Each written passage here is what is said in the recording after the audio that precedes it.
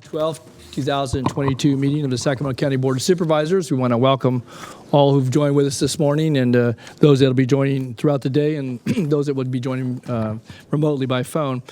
So as we get started, just want to again thank you. I know we've got a pretty full agenda, to say the least. Certainly the afternoon session I know is going to be a very full one. But we welcome you here, and we've got some presentations as we get into the agenda, and we'll get to those in just a moment. So with that, I'll go ahead and turn to our clerk, Flo Evans, to call the roll to establish a quorum, and then she'll make some announcements, and then we'll get started with our comments and action items. Good morning. Supervisor Cerna? Here. Kennedy? Here. Desmond? Here. Frost? Here. Natoli? Here. And you have a quorum. This meeting of the Sacramento County Board of Supervisors is cablecast live on Metro Cable 14, the local government affairs channel, on the Comcast, Consolidated Communications, and AT&T UVerse cable systems. The meeting is closed caption and is webcast at metro14live.saccounty.gov. Today's meeting will be repeated Friday, July 15th at 6 p.m. on Channel 14. The Board of Supervisors fosters public engagement during the meeting and encourages public participation, civility, and use of courteous language. The Board does not condone the use of profanity, vulgar language, gestures, or other inappropriate behavior, including personal attacks or threats directed towards any meeting participant. In compliance with the directives of the county, state, and Centers for Disease Control and Prevention, this meeting will be live streamed and open to public attendance pursuant to health and safety guidelines. The practice of social distancing and wearing of face coverings, mask, or shield is recommended for the health and safety of all persons participating in person during the meeting, although it is not required. Seating is limited and available on a first-come, first-served basis. Members of the public will be given 3 minutes to make a public comment and are limited to making one comment per agenda item or off-agenda matter. Please be mindful of the public comment procedures to avoid being interrupted or disconnected while making your comment. To make a comment in person, please fill out a speaker request form and hand it to clerk staff. The chairperson will open public comments for each agenda item or call for off-agenda items. When the chairperson calls your name, please go to the podium to make your comment. To make a comment by phone, dial 916-875-2500 and follow the prompts to be placed in queue for a specific agenda item or off-agenda matter. Please refer to the agenda or watch the meeting to follow along to determine when is the best time to call to be placed in queue to make your comment. Clerk staff will transfer calls into the meeting accordingly. Each agenda item queue will remain open until the public comment period is closed for that specific item. You may be on hold for up to an extended period of time, and your patience is appreciated. You may also send written comments by email to boardclerk@saccounty.gov. Your comment will be routed to the board and filed in the meeting record. If you need an accommodation pursuant to the Americans with Disabilities Act or for medical or other reasons, please see clerk staff for assistance or contact the clerk's office at 916-874-5451 or by email at boardclerk@saccounty.gov. Thank you in advance for your courtesy and understanding of the meeting procedures. Great. Well, thank you, Flo. Can we ask maybe adjust the volume just a bit? It seems just a bit muffled in here this morning. I don't. It's just a little quiet. We could hear you fine, but maybe that sounds. Somebody's adjusted the volume. That sounding better? Okay. All you need to do is ask. So, thank you to our technical crew. Okay. Well, with that, then we're going to go to our off-agenda comments, and we'll take those. Were there any continuing items that we want to take up? Let people know if they were here, but other than. Chairperson, Yeah. Would you like to do the Pledge of Allegiance first? I would. In fact, I'm going to invite our former supervisor, Roger Nilo, to lead us in the Pledge of Allegiance. Roger, would you stand and lead us in the Pledge of Allegiance, please? So. I pledge allegiance to the flag of the United States of America and to the republic for which it stands, one nation, under God, indivisible, with liberty and justice for all. Thank you, Flo, for the You're welcome. kind reminder. Okay. All right. So we've gotten our announcements, and we're going to then go to our comments. So we have a number of folks in chambers. Do we have some on the line as well? Currently, we do not have any callers. Okay. All right. So I'm going to go in the order these were handed to me. These are for off-agenda items that are not on the agenda. And so first I have Mr. Harris, Ryan Harris, and followed by Dan Adderholt, John Faulkner, I believe, and again, Dan's in here on another item. So, okay. Good morning, Mr. Harris. Good morning. I figured I'd grab this bright tie because I had all this black on. Get these up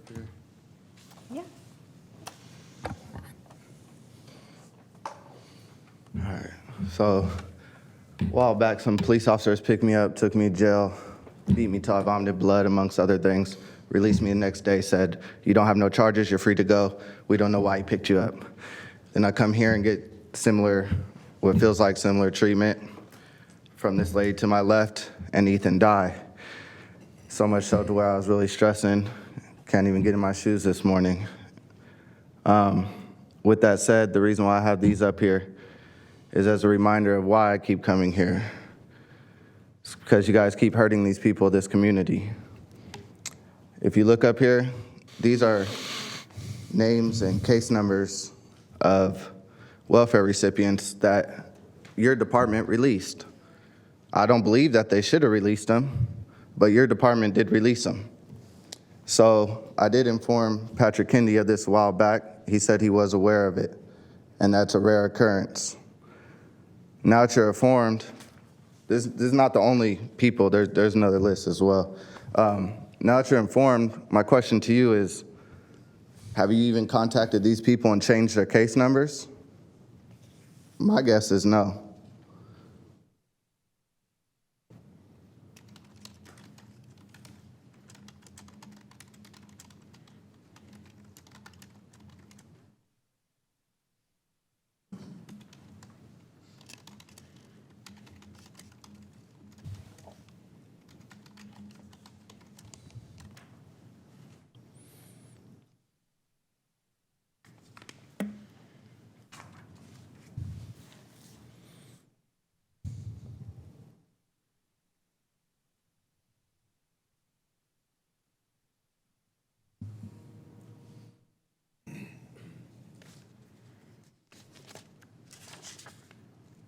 I don't mind if you answer that.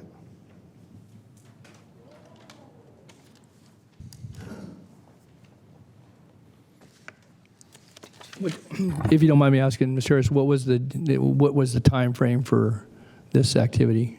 That was this year. Okay. That was actually when I was terminated from my job for bringing such situations to you guys. It was in that paperwork. Okay. February 23rd. Of this If year? you'd like it, yes, of this year. Okay. Thanks, Ron.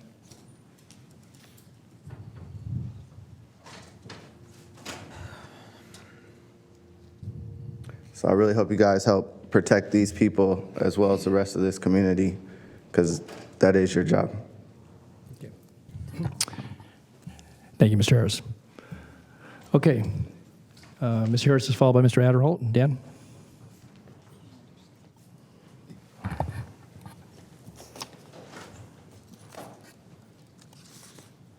Good morning, Dan. Board of Supervisors. I just want to came here to give you guys an update. We have been cleaning every day on the American River Parkway. We're averaging between 3 to 10 tons of trash a day, depending on the job and severity of the job. We have been going after hoarder camps. They've been on the American River Parkway and keeping the hoarders who are making the mess in check. We've been giving them trash bags and helping them help out. And if they don't, we just go around, we just clean it up anyways and get the trash out. Right now, I focus my crew on your area, Desmond. I got 2 groups working on your area on Watt Avenue on the American River Parkway. And also, there's a big, huge mess down there by Marconi and I believe Madison area down there, and Auburn Boulevard.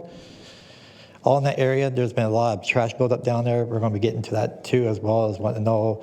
I talked to the homeless down there. They said they're not be giving trash bags down there at all. So I've been giving them trash bags down there to help try to keep their areas clean and safe. So I think the area would be a lot better off if you guys had given them trash bags, Desmond, down there in that area, because that's what they're complaining about. They don't have no trash bags. Nobody's coming around picking up the trash. When they do pick it up, that's what the homeless are saying over there. So I'm just bringing that to your attention. The Discovery Park area, this week there's been several crimes that happened over there. A person got beaten really bad down there and everything else. And my Metro Homeless crews, I found out who was doing it. We let the police know who was doing it. And I don't know what happened to that, but yeah, we never had crime like that before happen over here. All of a sudden down it happened. And we're not happy about it. But we're right now cleaning up Discovery Park every day out there. And with Park and Rec, we're out here cleaning every day out here. And we appreciate you guys' support. Just wanted to give you guys an update on that. Thank you. Great. Oh, wait a minute. Thank you, Dan. Also, you guys, porta potties, almost forgot. Porta potties and water. Somebody chained up the porta potties where nobody could use the porta potties out there in your area, Phil Cerna. They chained them up and there's no water, and Discovery Park water is not drinkable. The fountain out there, the water is, I don't know if you guys seen the park water over there, but something's wrong with the water over there, and the fountains is bad. So, but there actually is no water for our American River homeless crews out here, or porta potties for their pets or the homeless out here on American River Parkway. So I'm hoping we could do something about that with you guys. If you guys could email me, or if I could email you guys, work out something where we can get water out there for the homeless and their pets. That'd be great. Appreciate it. Thank you. Through the chair. Yes, sir, Mr. Dan, again, we're happy to help provide what you need, whether it's trash bags or, if we can, porta potties and other implements for your volunteers. We just need to have some email record of what the request is, so we can work with Liz Bellis, who's in the audience, to see that you get what you need. Okay, thank you. Great. Thanks, Dan. Okay, next I have, is it John Fechner? John? And then John will be followed by Nick White. And then Kim Pacini. Have it?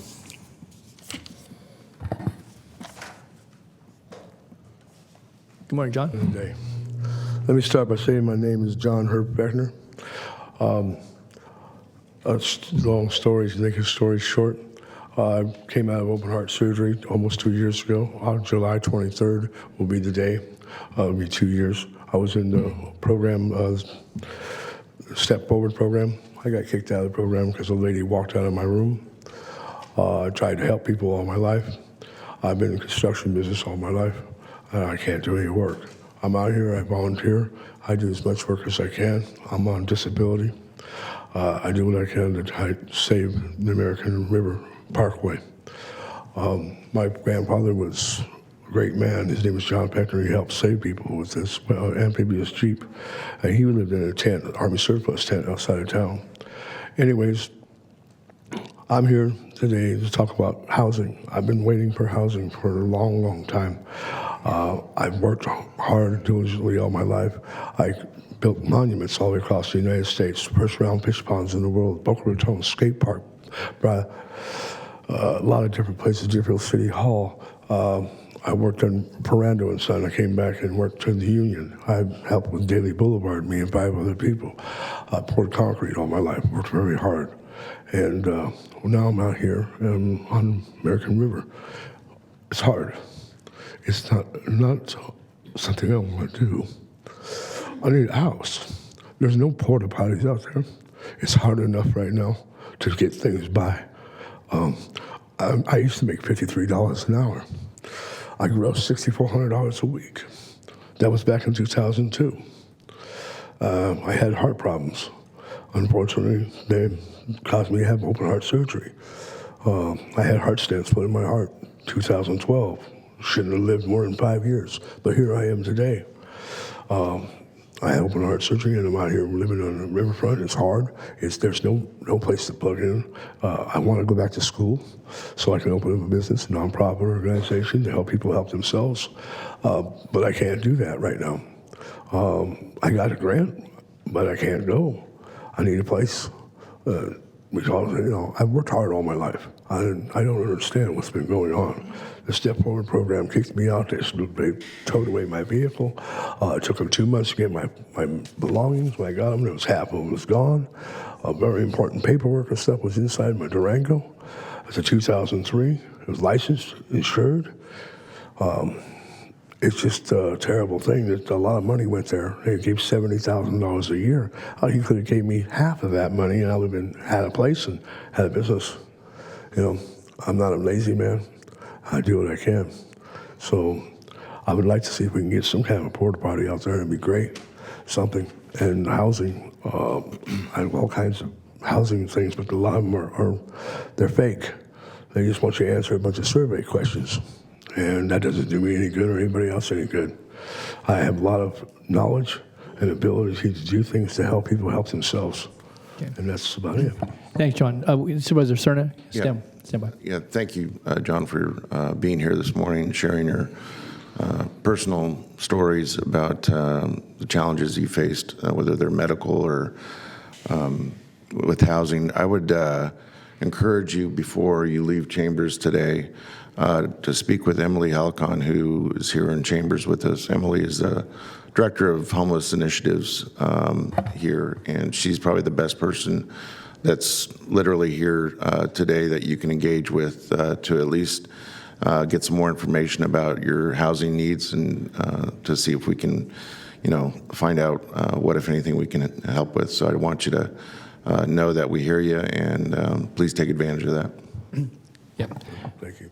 I would just follow on, John, before you leave, maybe through the county executive, that when we last met in mid-June, we had John was here, and certainly Dan and some others, and several of the folks indicated an interest in obtaining housing, and I don't know whether any casework was assigned to that, if there was any follow-up. I mean, John's here again this morning.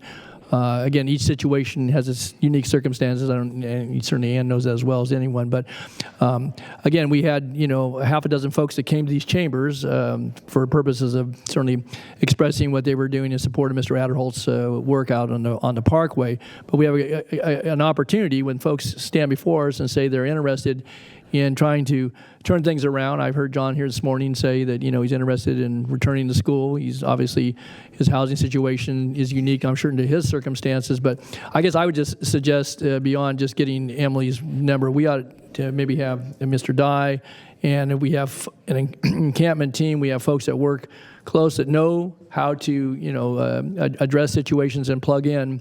And I guess I would just suggest, Ann, that we, with certainly Mr. Fechner being back here this morning, but we had several folks that spoke to us. I think I may have asked a question about whether there was any follow-up to the June meeting when we had people who were in these chambers and they came and went. I assume they're still out on the Parkway, or maybe their circumstances have changed for the better. But I think when we have folks that are willing, we need to do our utmost to try to assist folks in that regard, because we don't always see that expression of willingness to try to help themselves in addition to helping others. And I appreciate your comments, John. So, yes, we can do that. Okay, great. Thank you, John. We'll do what we can. Try to help you get resituated. So, okay, all right. With that, then next, Mr. White, Nick White, and then Nick will be followed by Kim Virginia. And Nick, you signed up on 2 items, so I don't know which items you want to address. Both of those at the same time, or you wanted to? We typically allot 3 minutes. If I could, I'd like to address both items. Okay, very good. So item number 1 is COVID-19 and the lack of response from the Board of Supervisors. Sacramento County has 1.5 million people, 3,272 of which nearly 1,500 people died in the last year. Last year, I was here in July, and at that time, there were 1,779 people dead. Today, there's 3,272 people dead. The vaccination rate is 69%. San Mateo has 0.76 million, 776 dead, and 85% vaccinated. Santa Clara, 1.9 million, 2,361 dead, 87% vaccinated.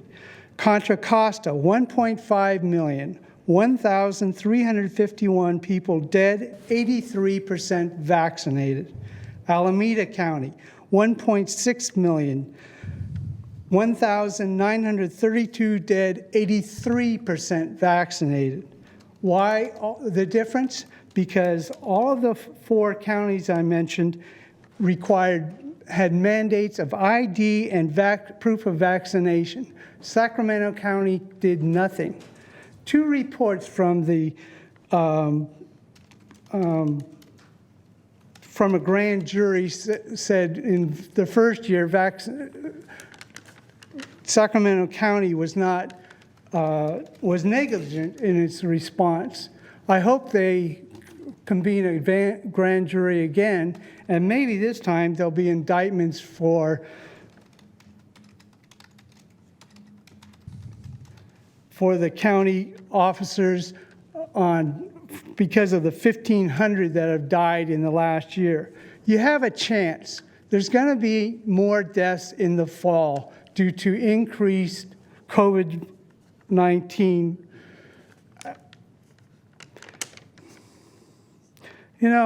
I've been doing this for a year now, and you guys just sit there and do nothing. I don't understand. Do you not care about people dying in your county? Why don't you take and institute a mandate of vaccination card and ID in bars, restaurants, salons, and barbershops? I'll talk about my next issue, homelessness. I live in Wilhagen, have lived there for 25 years. In there are 2 lots that have been open for all that time. They're now up for sale. You could put two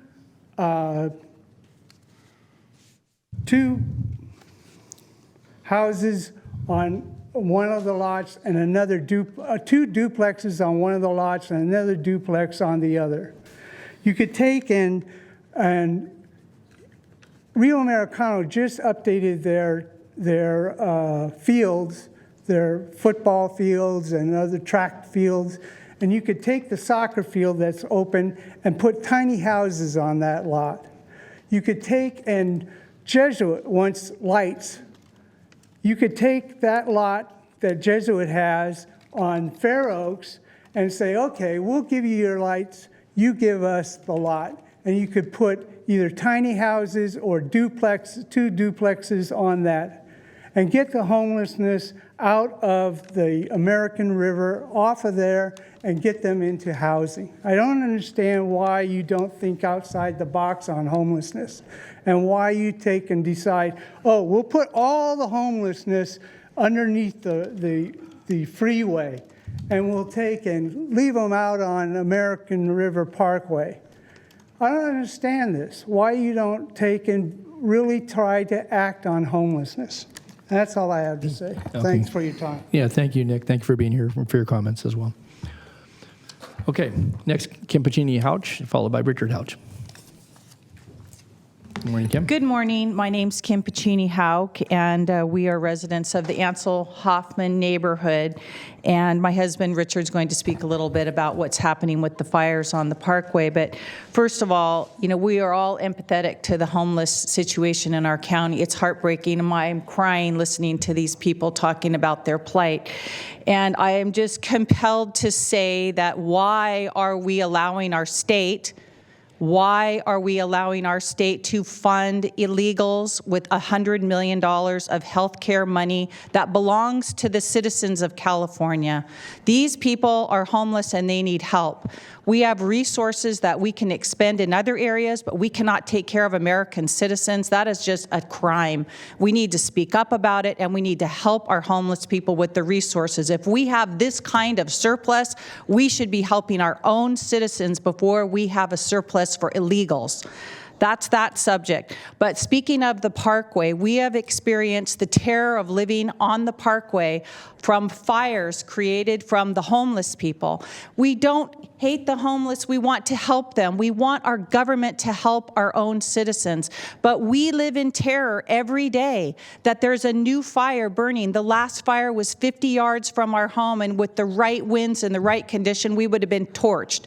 There are thousands of homes on the American River Parkway.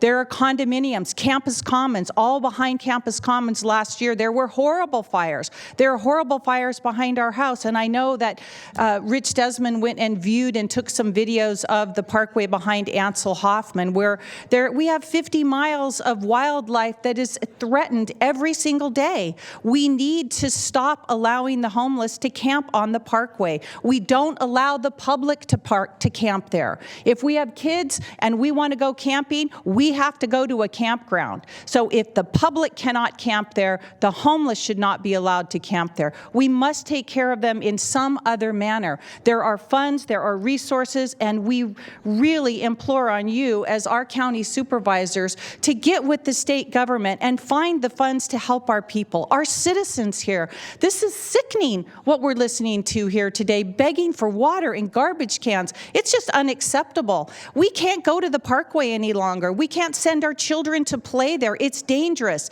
We all know what the effects of homelessness are. We know there's mental illness. We know there's drugs. And we know there's just inherent parent homeless due to being down on your luck.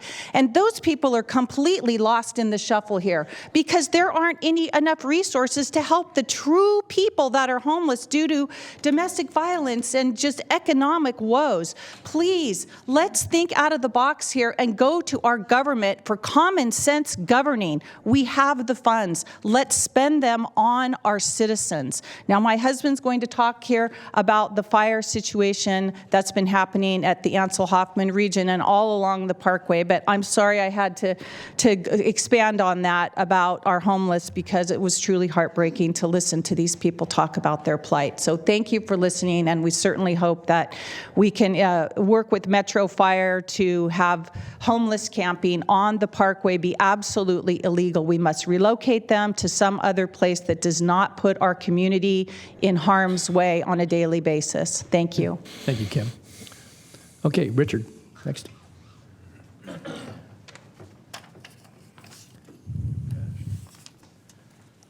Good morning. Good morning. I'm Richard Houck. We live basically along the Parkway, back up to Ansel Hoffman Park. And we're here this morning to voice our concerns regarding the homeless encampments along the American River Parkway, specifically that stretch from Sarah Court upstream to behind FEI Nature Center. There have been several seasonal fires in this area in the past, the most recent being Sunday, June 19th, Father's Day. This fire endangered people, wildlife, and property along the north side of the American River, as it was directly behind the houses and Ansel Hoffman Park. Now, fortunately, Metro Fire responded quickly and the fire was brought under control with the aid of helicopter water drops. Nevertheless, as Kim mentioned, this was a terrifying situation. Our concern is the possible role that the homeless encampments present to this area, increasing the fire danger. And we think that perhaps in this situation, this was part of that issue. The fact that they are even there is a health and safety hazard to the community and severely limits safe access to the Parkway and the river, denying those who are taxpaying residents the enjoyment of using the American River Parkway for recreational activities such as swimming, fishing, rafting, biking, and hiking safely. Those of us who have used the Parkway in the past for these activities no longer feel safe in the areas of the encampments. So why should this be so?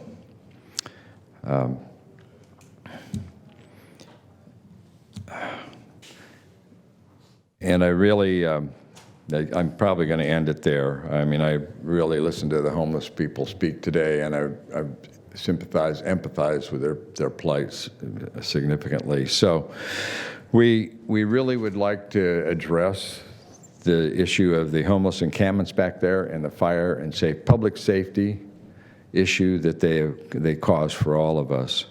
I really thank you very much for your time and attention to this matter going forward. Thank you, Richard. Thanks, both you and Kim. I know Supervisor Desmond is punched up.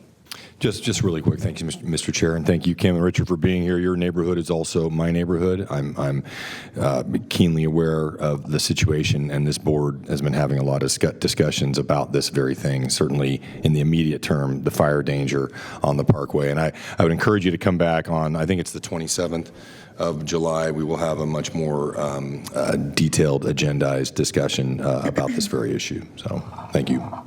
The item that's coming back is the ordinance? The ordinance discussion is that the 27th? Is that the 27th? Okay, because I didn't know that we... Oh, it's not. Okay, so it's not. Okay, I'm sorry. I thought we extended it. Yeah, I believe it's going to be August 9th. Okay, August 10th will be that. August But I'll 9th. follow up with you as well. Yeah, great. Okay, good. Yeah, August 9th. Okay. All right. Those are the off-agenda speakers I had in chambers. We have some on the phone. I don't know if we have anyone on the phone. Do we have any off-agenda speakers? We do not have anyone on the phone. Okay, so was there anyone else in the audience that wanted to speak on off-agenda? I have some folks that have signed up. Any other?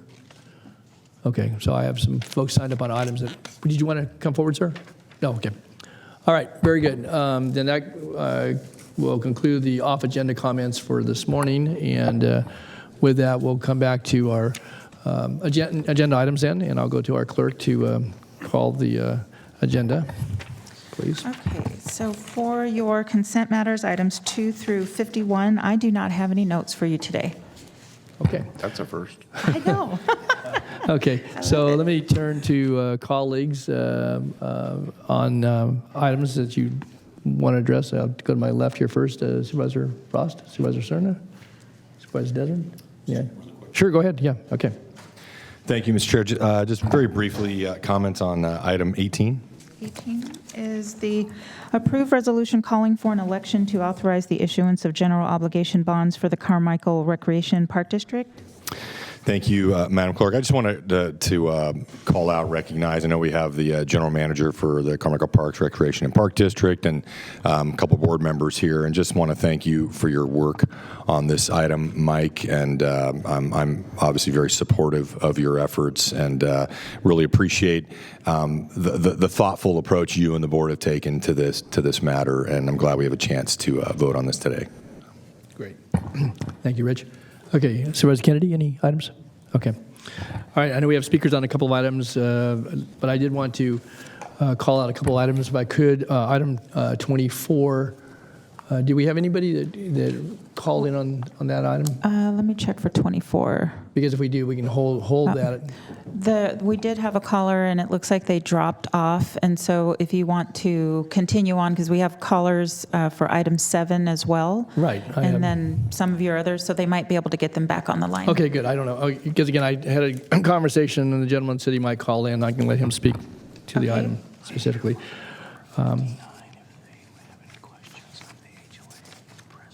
Okay, that's a timed item, so that's coming down. Okay. And then I had item 29, if you could call the item, please. Sure. Okay, for item 29, you're acting as the Sacramento County Water Agency. Adopt a resolution authorizing the Director of Water Resources to execute a wholesale water agreement between Sacramento County Water Agency and Lock Water Works Company. Okay.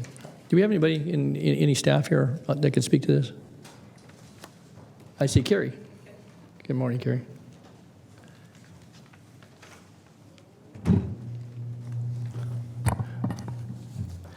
Good morning, Carrie Schmitz with Department of Water Resources. Okay. Good morning, Carrie. A couple of things. One, thanks. I know this has been in the works for quite a while. Two questions. One is that does the Lock Waterworks have sufficient funding to cover the buy-in of $132,000? It's a water system that supplies less than 70 customers, and I'm just curious as to where do they get the capital to do the buy-in? I believe the buy-in is being covered by the state of California. It is, okay. And then it goes to the second question. I know we've had arsenic levels that have exceeded thresholds now for a number of years, working with certainly Sacramento County Water Agency and Environmental Management Department, and I guess other state entities to actually bring the water, which Water Agency provides to folks in Walnut Grove, both East Walnut Grove and Clampett. But this is pretty open-ended as to when the improvements will be, and it puts it back to the Lock Water Works, and I know there's been discussions about trying to get that pipe across the cross channel and so forth. Where are we with that? What's the contemplated time? Because meanwhile, obviously, the water exceeds thresholds for, drinking water standards significantly with the arsenic levels. Lock Water Works is working with the state. The state will be funding the improvements to connect our system to the Lock system. And what this agreement does is it provides the state what they need to move forward with their funding of that project. So once we enter into this agreement, then the state will work on the funding agreements for that project. The project is in design right now. The design is close to being completed. And once the funding is worked out, they can construct the project, and it'll probably be about a year. Okay, when we say they, so are we assisting with processing permits? Are we going to leave it all to the Waterworks, which is it's a 3-member board made up of property owners in the town of Locke? Right. Where do they get the sophistication to run all the engineering, all the permitting? Because again, that's why I wanted to call the item. Is that again, I know you've assisted Carrie, and yours is spread pretty thin. You and the department. This is important to drinking water for people in that community. It's not necessarily our obligation. You have a private waterworks that has existed for many decades. But I guess I'm curious is that who's going to assist them? The state can provide the funding, you can do a design, but there is the permits, inspections, coming across the cross channel, which is, maintained by the state. I guess they're doing that unless they're going to come down the Levy Road. I think we need to offer some technical assistance, I guess. And I'm not saying you personally, but I think the county needs to be engaged. I mentioned this in my briefing yesterday, that I think we, beyond kind of standing back and saying, we've got an agreement, we're going to supply the water, wholesale it. I think there needs to be a little more assertiveness on behalf of the county, again, not getting out in front of the state or the waterworks who have the ultimate obligation. But I do think we need to provide assistance with regards to however this project is ultimately determined to be best constructed. So Sure. And I think from Sacramento County Water Agency perspective, we're looking out for our customers, for our system. And so we will absolutely be involved in connecting to our system. As far as I understand, the project that with Lock Waterworks is a partnership between EMD, who's the regulating entity for that water system, the state, and Lock Waterworks. okay, it still does.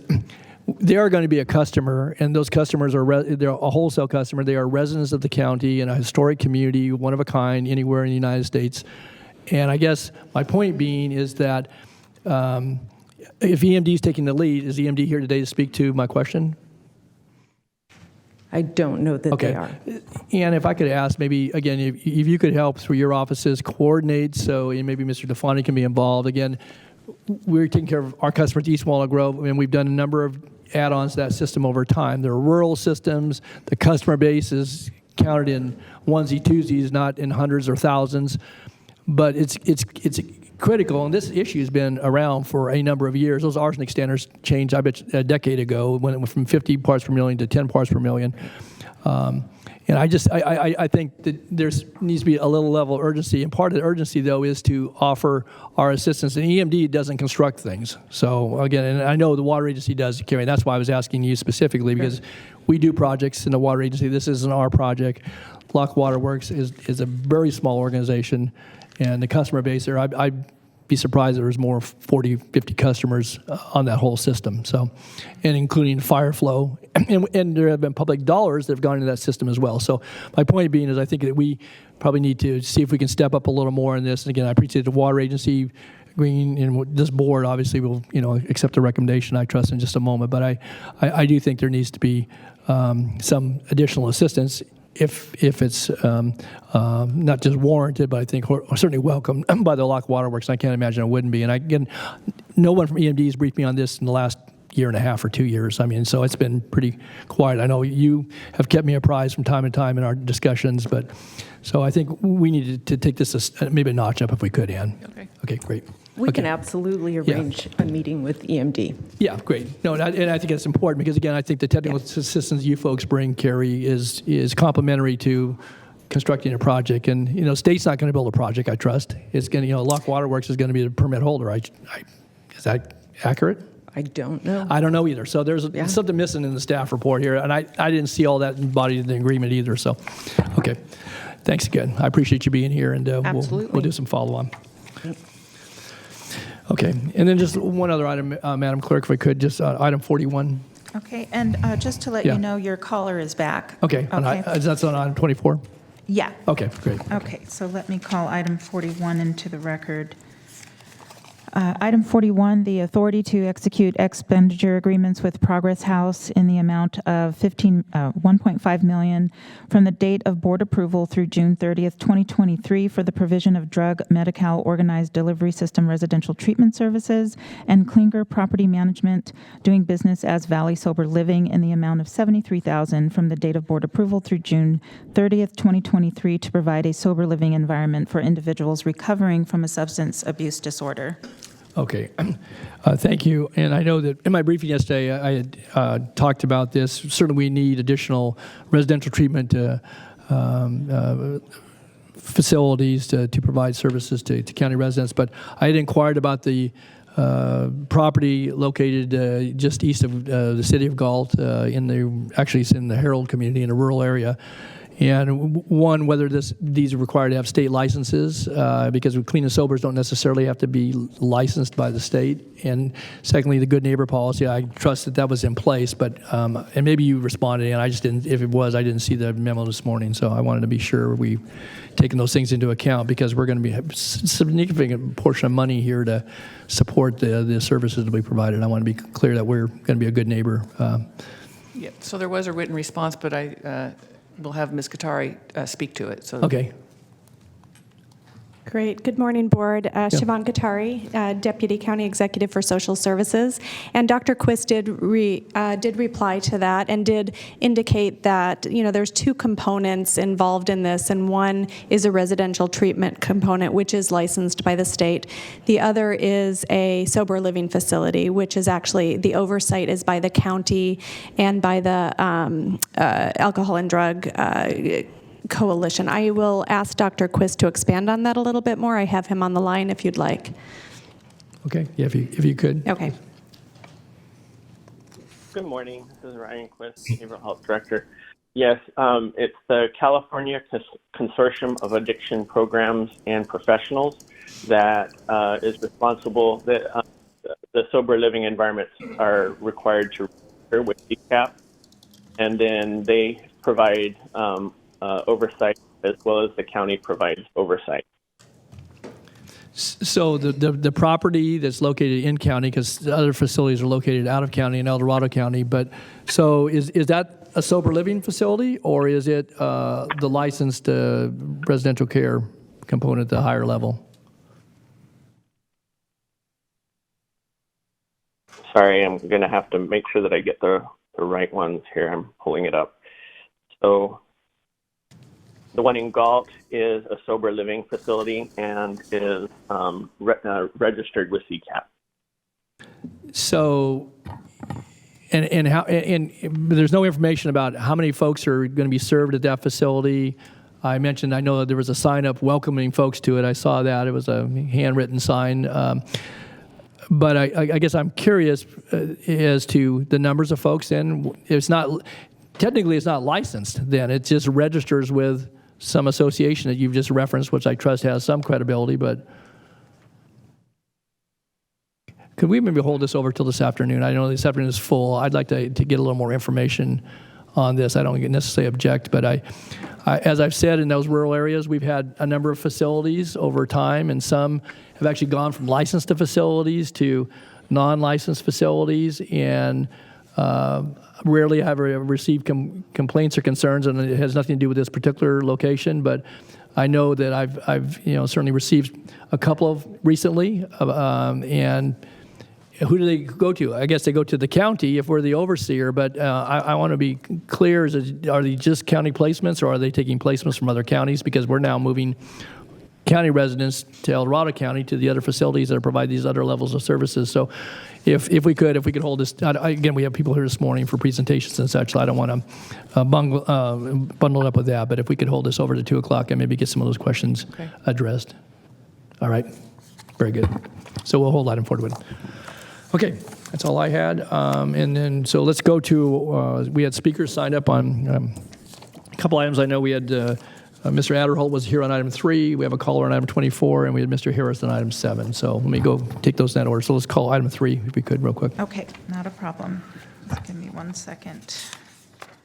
Okay, item 3, approve the American Rescue Plan Act district-directed funded allocations for District 2, adopt resolutions authorizing agreements associated with the implementation of approved funding allocations. Okay, Dan, you want to address this, Mr. Adderholt?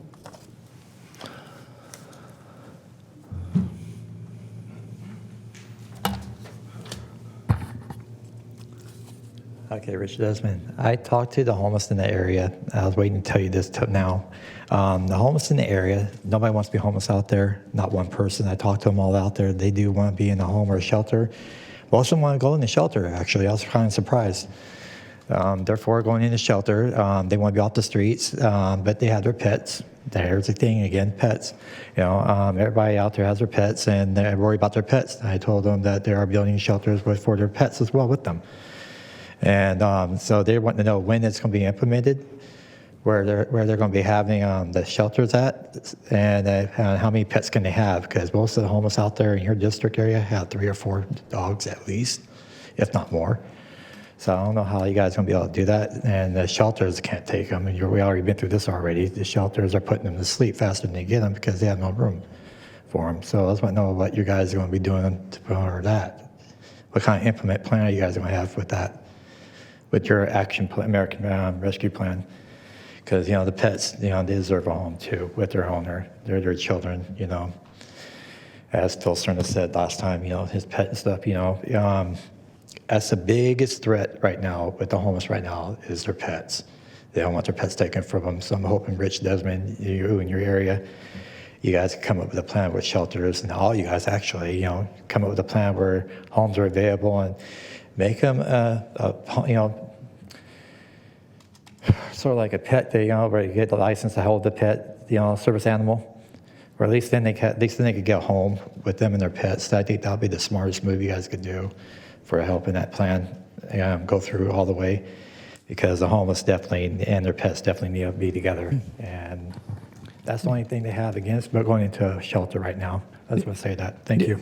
Yeah, thanks, Dan. I would just say that tomorrow we're going to have some conversation regarding additional ARPA allocations, and within that framework there is discussion about, certainly in our work to assist homeless individuals and families to actually have a component that would address the issue of the pets. So you may want to, again, take a look at tomorrow's agenda item. That's agenda item 4, I believe, but there is some discussion about that in the agenda item. But I also wanted to I think we need to dispel right from the get-go that we are not euthanizing people's pets as a condition of folks going into the shelters. And, and I think that if that's occurring, then one, I find it very objectionable, but I don't think it's occurring. I think we talked about this the last time. It may be a fear that that's what would happen, but, and unless there's some factual basis for that, and if there is, then we need to change that like yesterday, so. That is not happening. Okay, so. Can I say one thing? Sure, Dan. And Edwards, it is happening. I have talked to the pet control people. They're picking up the animals, and they're saying that there's no capacity right now. They're so full right now. They have no room for the homeless animals, so they're being euthanized. That's what they told us. Okay. So with the county shelter has a policy, that we do not euthanize animals due to capacity issues. It's not something we do. I don't know if it's a different shelter. It's just not something we do. Well, Dan, maybe you could, yeah, Dan, if the information you have and who gave that to you, you wouldn't need to do it over the dais here, but again, because obviously we have another provider of service. The city provides animal care and regulation services within, some portions of the parkway there in the city jurisdiction, and they also operate shelters. But if from the county's perspective, the shelters that we operate, and if you got information that's counter to that, then we need to get to the bottom of it quickly. And so if you could share that with Ann or with Emily, and we'll follow up immediately on that, okay? Okay, thank you, guys. Good, thanks, Dan. Okay, that's the only, that was Mr. Adel. Then for item number 7, I had Mr. Harris. Ryan, are you still here in the audience? Oh, he left? Okay. All right. We have a caller for and we item have a caller, 7. right. Yeah. I'm going to come to that. So that caller is, I think, calling item 24, so you may want to Yeah, call that they're out. all waiting. Okay, good. Please Go ahead. transfer the caller for item 7.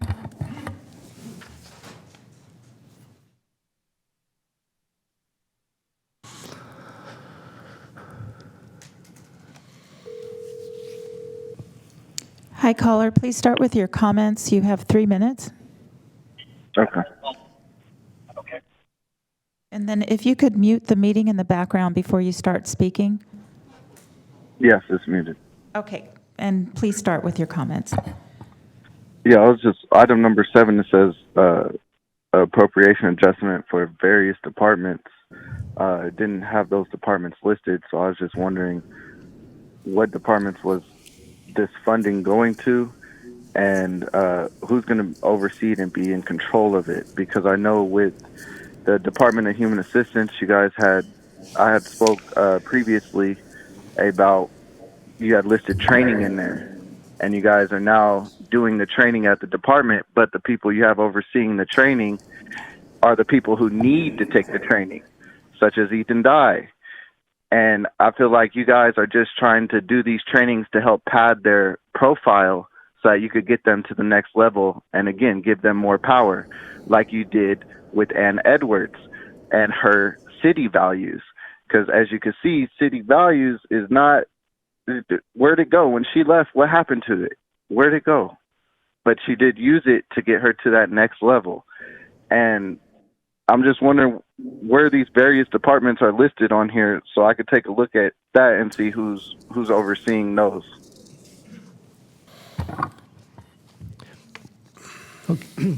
Okay, thanks, Ms. Harris. In the board letter that's outlined, but there's additional information to clarify that, but it does talk about the movement from certain departments to others to make the adjustments. So that is, I believe, explained there, but if it's not sufficient, we certainly can get more information to clarify any questions you might have. All right. Yeah, bro. Okay. I would like more information to clarify. Okay. All right. So how can I go about getting that? Okay. So the item, Mr. Harris, does have the departments, and it shows where the adjustments. The attachment does show that. So if there's some specific clarification, beyond what you just stated, then we can certainly try to get more information. But it talks about the various departments, including the cooperative extension, building and permit services, and so forth. So those are explained, and they are part of the agenda item. All right. Thank you. Okay. Thank you, Ryan. Okay. All right. Okay, are you ready Next for caller. item 24? Yes, next caller. Okay, please transfer the caller for item 24.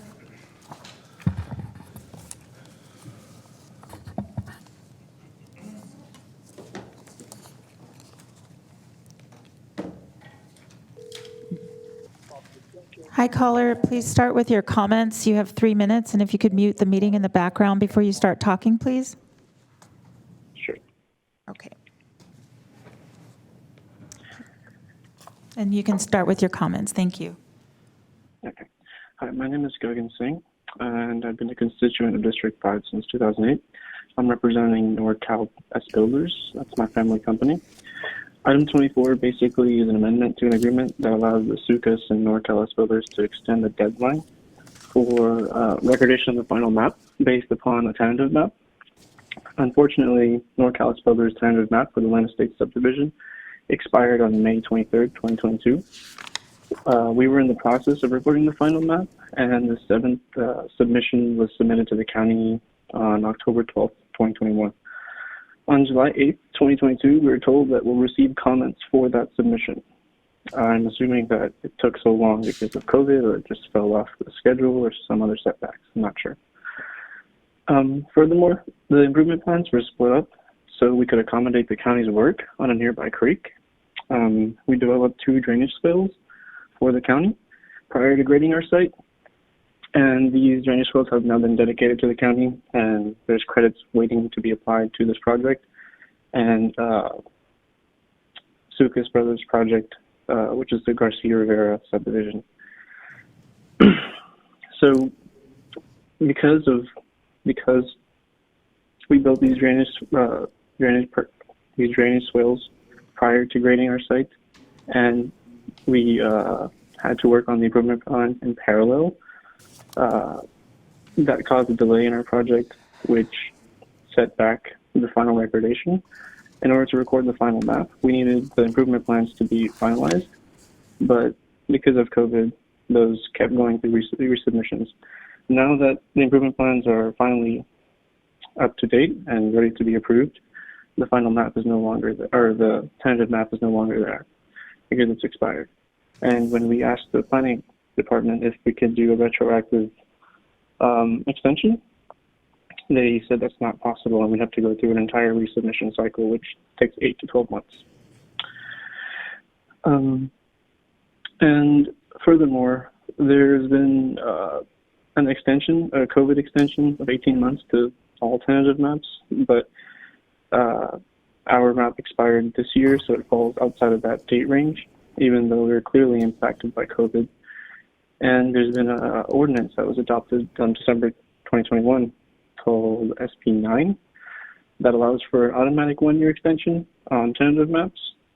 and if we had filed for those on time, I believe we would have been should have been applied to our project, or would have been.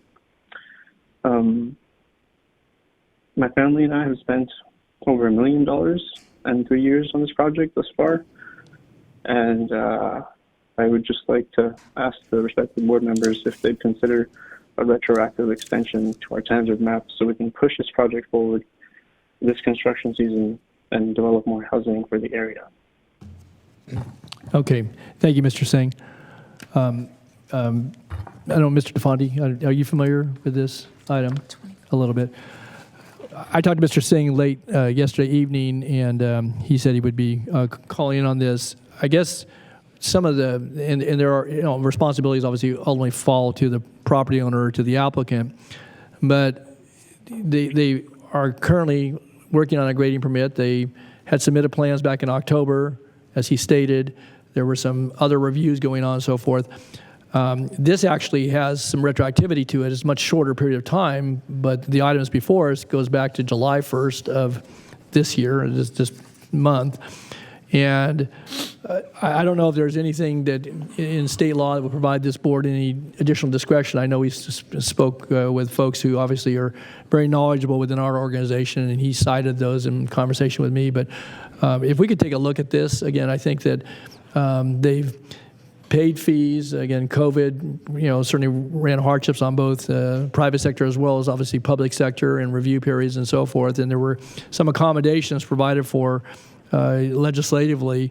They may have missed some of those opportunities, but it just seems like a potential waste of money and a delay for nothing but more than delay's sake on this one, where they actually work is underway out there. But now that all has to come to a screeching halt. Those permits, I guess, go invalid if there's no map that backs them up. So with that, could we hold this over till this afternoon? Again, I don't want to affect the item. The Sukas item is a related matter, but I think what they're talking about is there were two maps, the Lynn Estates and then this one as well, and there's a portion of the map that apparently has expired, if I understand it correctly. So, Dave, I don't mean to catch you off guard, and again, we've got folks in the audience, but I do think that in light of the situation that's been pointed out here, if there's a way that we could, if there's some discretion with this board, it may not be at the staff level, and maybe there's no discretion. Maybe state law says when it's done, it's done. Doesn't matter what the circumstances, so. Yeah, I'll work with planning and dig into that as soon as I can, and if we can hold it over to this afternoon, get back to you then. Okay, very good. So, Mr. Singh, we're going to hold this over till this afternoon. Again, I don't know that if it isn't properly noticed, whether we could do something that might require a separate action on your matter, but because it certainly is related in part to this item, we'll hold this over till 2 o'clock. So if you want to tune back in with us this afternoon, certainly you can make yourself available, or at least hear the conversation about what we might or might not be able to do in this case. So we will. Thank you so much. Thank you. Okay, so we'll hold this item until 2 o'clock. All right. That gets us through the consent calendar, and we don't have any other speakers. I have no one else signed up in the chambers on consent matters, and so. Okay. All right, so we have a motion. Moved and seconded then to move the consent calendar with sections of items 24 and 41 being held to this afternoon. And so if there's nothing further, please vote. Unanimous vote. Thank you. Okay, we'll go to our presentations. We're going to kind of mix the order up just a little bit. Okay, we're going to go to item 53. This is the presentation of resolution honoring the Nilo Company for 100 years of service. I know you waited a long time this morning, but you've been waiting for 100 years to get this presentation, so. Chair, I'd ask Roger and Rick Nielo to Sure. join me at the podium here. You bet.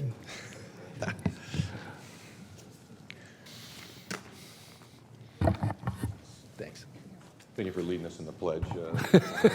Honorable. Don asked me to do that because he knows that I have a particularly strong talent for that. Oh, good. Well, you'll have a moment to tell us about that. So thank you, Mr. Chair and colleagues. It's really my pleasure today to honor the Nilo Company on their 100th anniversary. You can't drive too far in Sacramento County without seeing a Nilo dealership. For over 100 years, the Nilo Company has been committed to providing distinctive automotive products and exceptional services while treating their customers and employees with unyielding integrity. Since 1955, the company has been proud to call the Sacramento region its home, and now it is the largest privately owned auto dealer group in the region, consisting of 9 luxury automotive brands, including Acura, Audi, BMW, Jaguar, Land Rover, Mini, Porsche, Volvo, and Volkswagen. They have hundreds of employees across 11 dealerships, a collision center, and central management office.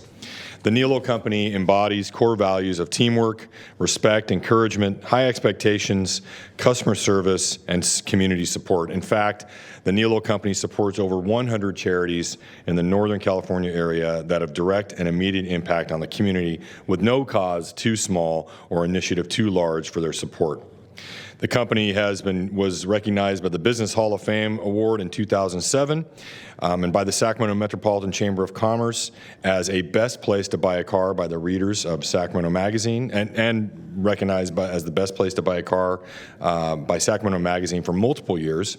They've also been recognized as one of the best places to work by Automotive News because of the company's strong dedication to its employees and providing an excellent working environment. Very, very good news. We are in the process right now of working with the Nilo Company to open a new Porsche dealership on Auburn Boulevard in District 3, an area that is much in need of economic investment and will be a great improvement to that community. So certainly thank you for continuing to invest in Sacramento County. And I'll give you a chance to talk, but it is my pleasure and honor to recognize the Nilo Company on their outstanding 100 years of service.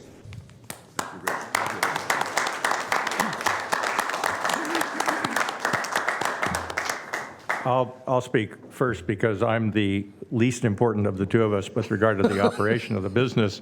I really want to thank you folks for offering me this deja vu experience of so many days that I spent here. But when I came onto this board, I left the day-to-day operations of the company, and my brother Rick is our CEO, and it's under his leadership that we've experienced the significant growth that Rich just described. We did reach 100 years as a company last year. I'm sure Rick will touch on this, but our father, Richard Nilo, passed just 10 days shy of his 100th birthday earlier last month, and we take this as a tribute really to him. So, Rick. Thank you. Thanks, Roger. Well, thank you, Roger, and thank you, Rich. And we certainly appreciate the support that the county's given us with our business. But it's pretty fun for me to be here because now I can see what Roger's been doing all these last few years. and he and I are both a little different, and it became very apparent to me that this is certainly not a position of strength for me. So it's just wonderful to be here, and I thank you very much. The Nilo Company is a huge fan of Sacramento. This is our center of the universe. All of our business is here in this region. We value the region, we contribute, and we will continue to do so. So thank you very much for your support. It means a lot to us, and we're certainly going to let all 650 of our employees know about today. We're very proud. Thank you. Thanks, Rick. Thanks, Roger.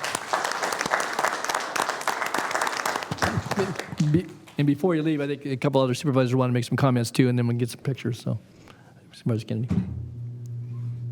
Thank you, Chair. I just wanted to really briefly, I can't add to the fantastic words in the resolution and what both Nilos have said today, except for to correct the agenda in one regard. And it says that your business is in Supervisor Desmond's district. And I will argue that this is as county-wide of a business as you're going to see in Sacramento. Just drive down the street and look at license plate frames, and that will tell the huge impact you've had, including my garage, by the way.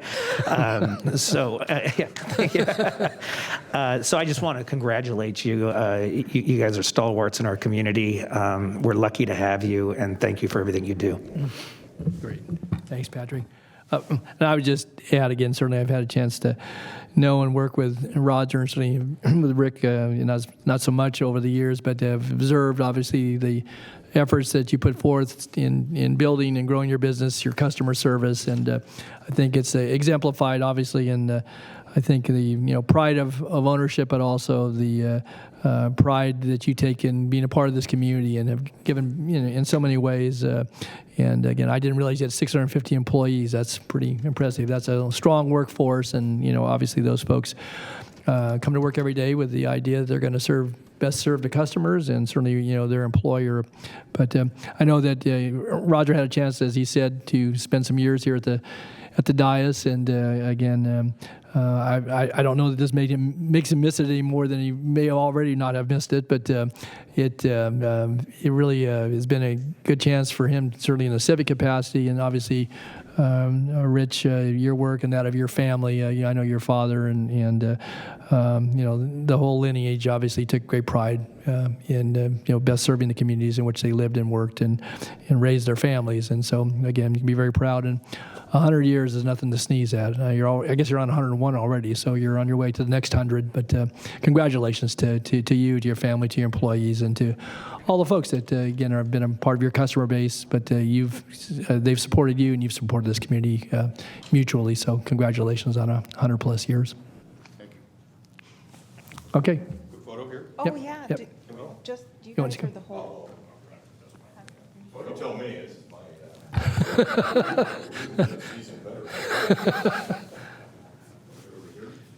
And Rick, you're welcome to watch Channel 14 at any time you like.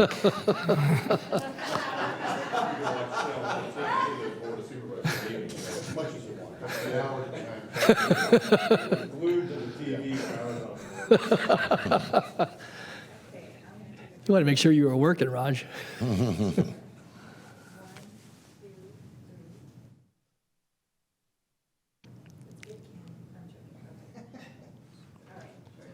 Great. Thanks again. Hey, Raj. Good. Thanks again. Thanks.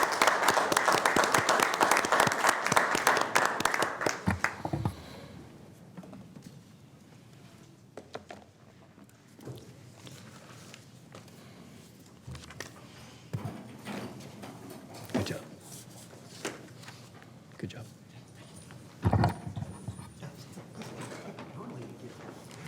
Okay, thanks. Okay, now we're going to go back to item 52. This is a presentation of resolution recognizing July 17th through the 23rd of 2022 as Probation Supervision Week for Sacramento County. Okay, and I may have Marlon, you want to come make some introductory comments? I have a presentation, so I didn't, give you a chance to kind of get things teed up, and then I know you have a group of representative employees here, folks that we're recognizing them and all their colleagues. So I'll let you make some comments. I'll come down and we'll have them join us for the presentation. Sure. Appreciate that, Mr. Chair. Good morning, and good morning to the rest of the board as well. Marlon Yarber, Chief Probation Officer. Tough act to follow. Mr. Nilo, the Nilo Company. Don't tell my wife that they were here. She's a customer herself, and she's a happy one at that. So yes, I'm happy to be joined today by members of our team from our adult court services, which includes our pretrial operations, our chief deputy, assistant chief deputy, and many of the officers who comprise that division. Really just want to say thank you to the entirety of our department, but more so thank you to this board, the county executive, Deputy County Executive Jones now as well, for your support over the years, and certainly with regards to the resolution in honor of Probation Services Week. The role of probation has expanded quite a bit over the years. We've been tasked with all sorts of efforts that go about implementing reforms in the county and really across the state as it relates to probation in California. And each time those challenges have been presented to us, we've done our best to really sort of problem solve and knock them out of the park. So, not the least of which is, our pretrial operations, but also now more recently with regards to juvenile justice realignment and the work that's currently taking place inside our youth detention facility. perhaps YDF, I should say, is maybe the best example of that in many ways. As as I think about now going on our third year of the pandemic, when I think about the team there, the managers there, the staff there, they were never allowed to work remotely. They continued, each day coming in, working, not just the officers, the managers, but also the kitchen, the laundry, all the folks that make it run. And so very much appreciative of also the allied partnerships with both health, behavioral health, SCOE, et cetera. And so in addition to that, they didn't sort of rest on their laurels or sort of, cry in their coffee with regards to the challenges. But we've essentially worked extra hard in standing up the Valley Oak Youth Academy, which I've been here and talked about a bit. We've implemented a newsletter for both our clients and the parents, the kids who are residents at YDF, and also this year, I don't think I had a chance to mention it at budget, but we're able to support SCOE and NCCT as kids who were in custody with us competed for the first time in the shed building competition that is, that occurs I think across the region with all the traditional high schools. And so really just want to give a nice shout out to them for the work that they've done and recognize their efforts, but also the efforts across the department, as I mentioned. Probation is the entity in law enforcement that has to balance both accountability with treatment and supervision and support. Just a couple tidbits. It's been a busy year for us. We seized over 150 firearms in 2021. We seized over 250 pounds of illegal drugs and continue to sort of, work at those efforts. So we're, greatly looking forward to the future and partnerships as it relates to gun and gang violence here in the county. But really just wanted to make sure I said thank you again to the board and to the troops back at the office.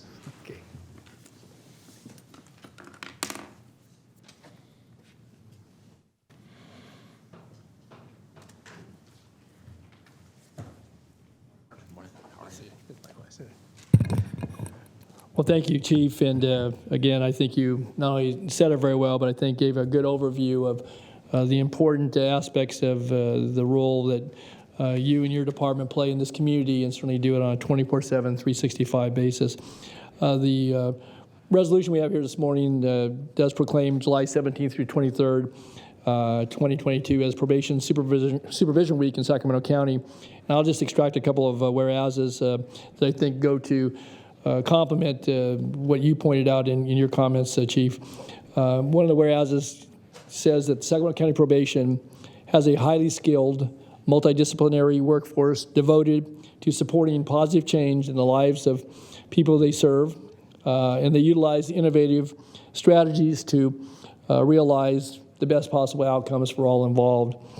And another whereas talks about the work that they do in fulfilling their responsibilities with dignity and humility, that they foster collaborations with other law enforcement and community agencies while supporting, and as I think Chief pointed out, the security of the folks they serve, but of families, victims, and communities throughout the county of Sacramento. So with that being said, it's my good fortune this morning on behalf of the board to present this to the chief and to the department, to those that are in the chambers, but those who serve both in our detention facilities, but also within the community framework for both young people as well as adults. And so this board, starting this Sunday, July 17th through the 23rd, recognizes the good work that the probation officers and personnel do on a daily basis, and we want to honor them and certainly recognize the numerous contributions in the community in which we all live, work, and play, and they help to make it a safer place for all of us. So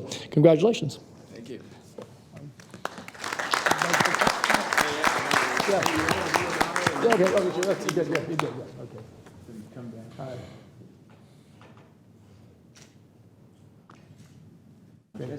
Yeah, come on down. We can invite the full board like to join us. We can all get in it well here. Right. I'd like to make a couple comments, if you don't mind, Mr. Chair. Just I just want to underscore some of the comments you've made, and something I want to just recognize. I mean, obviously the terrific work that you all do. I mean, we in Sacramento County have a lot to be proud of in our probation department. We really do. I mean, I think they really set the standard in terms of the balance that you mentioned, Chief. We're really striking, I think, a great balance in Sacramento County. And when I see your collaborative work with other criminal justice partners, but also within the Public Defender's Office and our behavioral health staff here in the county and our Director of Homeless Initiatives here, I mean, and that is due in no small part, certainly, to your leadership and the leadership of your predecessor, Lee, of course. I mean, I just think we're very blessed and fortunate to have such dedicated professionals in our probation department. So thank you all very, very much for the work you do. Any other comments? Okay, let's get it.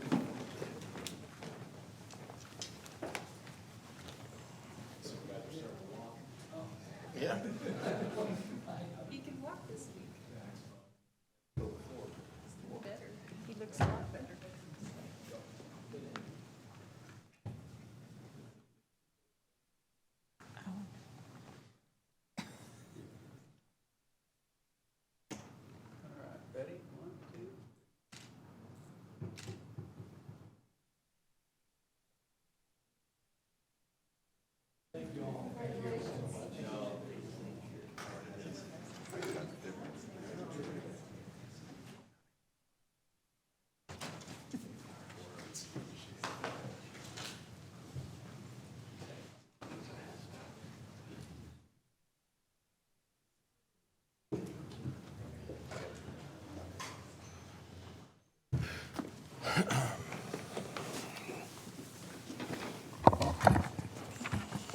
Ready? Okay. Okay. Item 54 is the presentation of resolution recognizing July as Parks and Recreation Month. And then we have our Parks Director, Liz Bellis, here. I'll let her make some comments. I think she actually has a short PowerPoint. I do have a short Okay, all right. PowerPoint because, we're Parks and Recreation and we're extra. We claim a whole month. I don't have Not just a week, non-project, not a day, so- a whole month. No, a whole month. Yes, I have a short PowerPoint for you. So July is Parks and Recreation Month. And this has been celebrated in the United States since 1985. Nationwide, there are 160,000 full-time park and recreation professionals. And then here's some local trivia for you guys, make you very popular at your next party. But there are 23 agencies in Sacramento that provide recreation and park services to our community. Those include county service areas, community services districts, our local dependent and independent park districts, our city park and recreation departments, and of course, your regional parks department. Our mission is to bring everyone together within Sacramento County to provide connections for trails and open space, but to also provide diverse programming for all of the members of our community, as well as form partnerships to bring that forward to our residents. There are a few things I want to highlight as far as the value of parks and recreation services. Conservation, resiliency, health and wellness, and economic development. Obviously, the protection of open space and natural resources. We provide increased physical and mental health, improved quality of life, and increased property values. For conservation and resiliency, obviously it's been heavy on our mind, the climate action plan for the county, but parks are a very key component to providing support to implementing the climate action plan. We lower the ground temperatures. There's several heat islands that have been recognized in Sacramento County, and the green spaces and open spaces in Sacramento County with our park system contribute to tree canopy, clean water, reduced flooding, and cleaner, healthier air for everyone. Our local parks also create essential stewardship, environmental stewardship members that bring forward and support our regional park systems and our precious public resources. For health and wellness, many, many people benefit from the public health and mental health benefits of having a green space, open space, and in being able to enjoy our public places. We encourage physical activity, because of our sports, hiking trails, swimming pools, and many other activities. We provide that connection to nature, which is vital to every human on this planet. And to just put some numbers on it, an Oregon State University found that almost somewhere between $735 million to $1.4 billion was saved for health insurers, providers, and participants by having the public health benefits of enjoying park spaces. Also, we bring economic development to the region. 4 out of 5 people say they're looking for a park space when they're choosing a place to live. We also contribute 1.8% of the U.S. economy for the gross domestic product because of the local park and recreation services that we provide.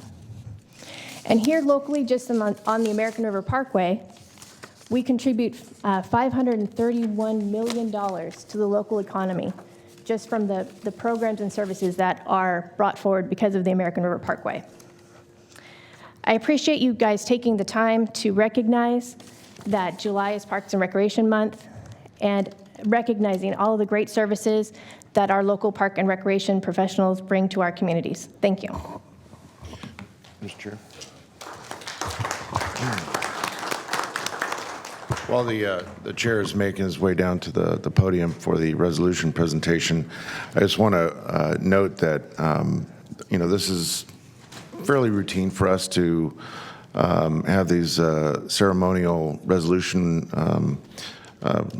events here in Chambers each year, and we're always very happy and enthused to do it. But this is unique this time because I don't know that I've, in my almost a dozen years now on the board, seen so much email traffic in support of a ceremonial resolution. So I think that speaks volumes to not just the great job that our Parks Department, Regional Parks Department does under the leadership of Liz Bellis, but really underscores the fact that our citizenry, our constituents take great pride and value our park assets, most notably, I think, the American River Parkway. So I just want to make sure that, especially Liz, understands that I don't know if you were behind the campaign to draw support, but it's not lost on the supervisor that we had a few dozen emails that really enthusiastically support this resolution. So you should know that. Thank you. Thank you, Chair. I'd also like to acknowledge Liz and thank you. The parks and the rivers are the jewel of our region, and you've done an amazing job in managing that. And you've reached out beyond the parks to help us with fire hardening. Is it called fire hardening? Or, fire prevention in our communities. You've actually reached beyond the parks to be of assistance to our communities, and I just want to thank you for your leadership. Thank you. I'll just pile on with a few words too. Thank you, Liz, for all of your efforts, certainly. And I think this is in the midst of all these discussions we're having about the Parkway and the immediate peril that it's facing as a result of fires. I mean, we have a chance to really put our money where our mouth is in terms of dedicating resources, attention, our energy towards protecting our regional parks. So hopefully this will help move those efforts forward. Thank you. Thank you. Okay. Liz, I would just note, as Supervisor Cerna did, I can't recall at any time. And that's really saying something. That's 28 years. where we received that number of, like it was going to be any question whether we were going to proclaim July as Parks and Recreation Month. But again, I think it does speak to the support, and I think the treasures that folks certainly see, not just the Parkway, but all of our parks, and whether it be pocket parks or community facilities of all types. We're really blessed, certainly in this community, and certainly your leadership on the county side of the house is key to a lot of the facilities that we operate. But again, as you mentioned, there are 23 agencies that offer those services, but as well as facilities. And they add tremendously to the quality of life. They certainly provide economic contributions in significant amounts on an annual basis. They encourage folks to visit, to come and stay, and certainly to be a part of our community in different ways. And so, and I think, as you also said too, the health and fitness, just the wholesome activities. And yes, we obviously have some big challenges, and we heard about them earlier this morning, and I know you live with them every day as it relates to safety, certainly the condition of our parkway, but just even with the usage, the peril that people find themselves in, and unfortunately we had some drownings in the river this past weekend. And so again, there's a multitude of opportunities and certainly a variety of challenges, but through all that, we want to recognize and did so with the resolution this morning that proclaims the entire month. We're now 12 days in, but we got 19 to go.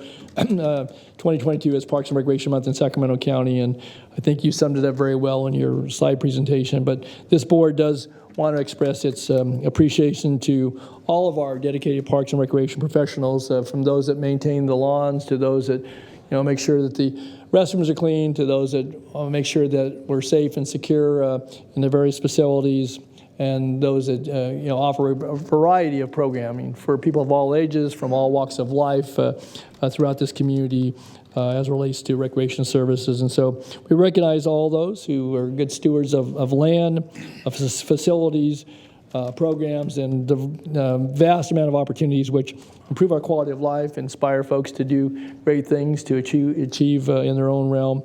And we want to also recognize that, as I noted earlier, and you did as well, that it certainly supports fitness, health, community involvement, and I think most of all, or at least on the top of the list, is enjoyment by residents and visitors to Sacramento County. And so we join with many other communities throughout the state and certainly throughout the nation in recognizing July 2022 as Parks and Recreation Month here in this county, but certainly we join with communities elsewhere, as I said, throughout our nation, and present this to you on behalf of those 23 agencies, but and all the many thousands, I'm sure, of folks who each day work to provide quality programs, but also make sure our facilities and our lands and parks are well tended to. So congratulations. Thank you. No picture? Okay. No picture. Okay, just get a memory. Okay, you get a memory. So. I have no entourage. I have no photographer. Sorry. Just All right. Thanks, Les. Thanks again.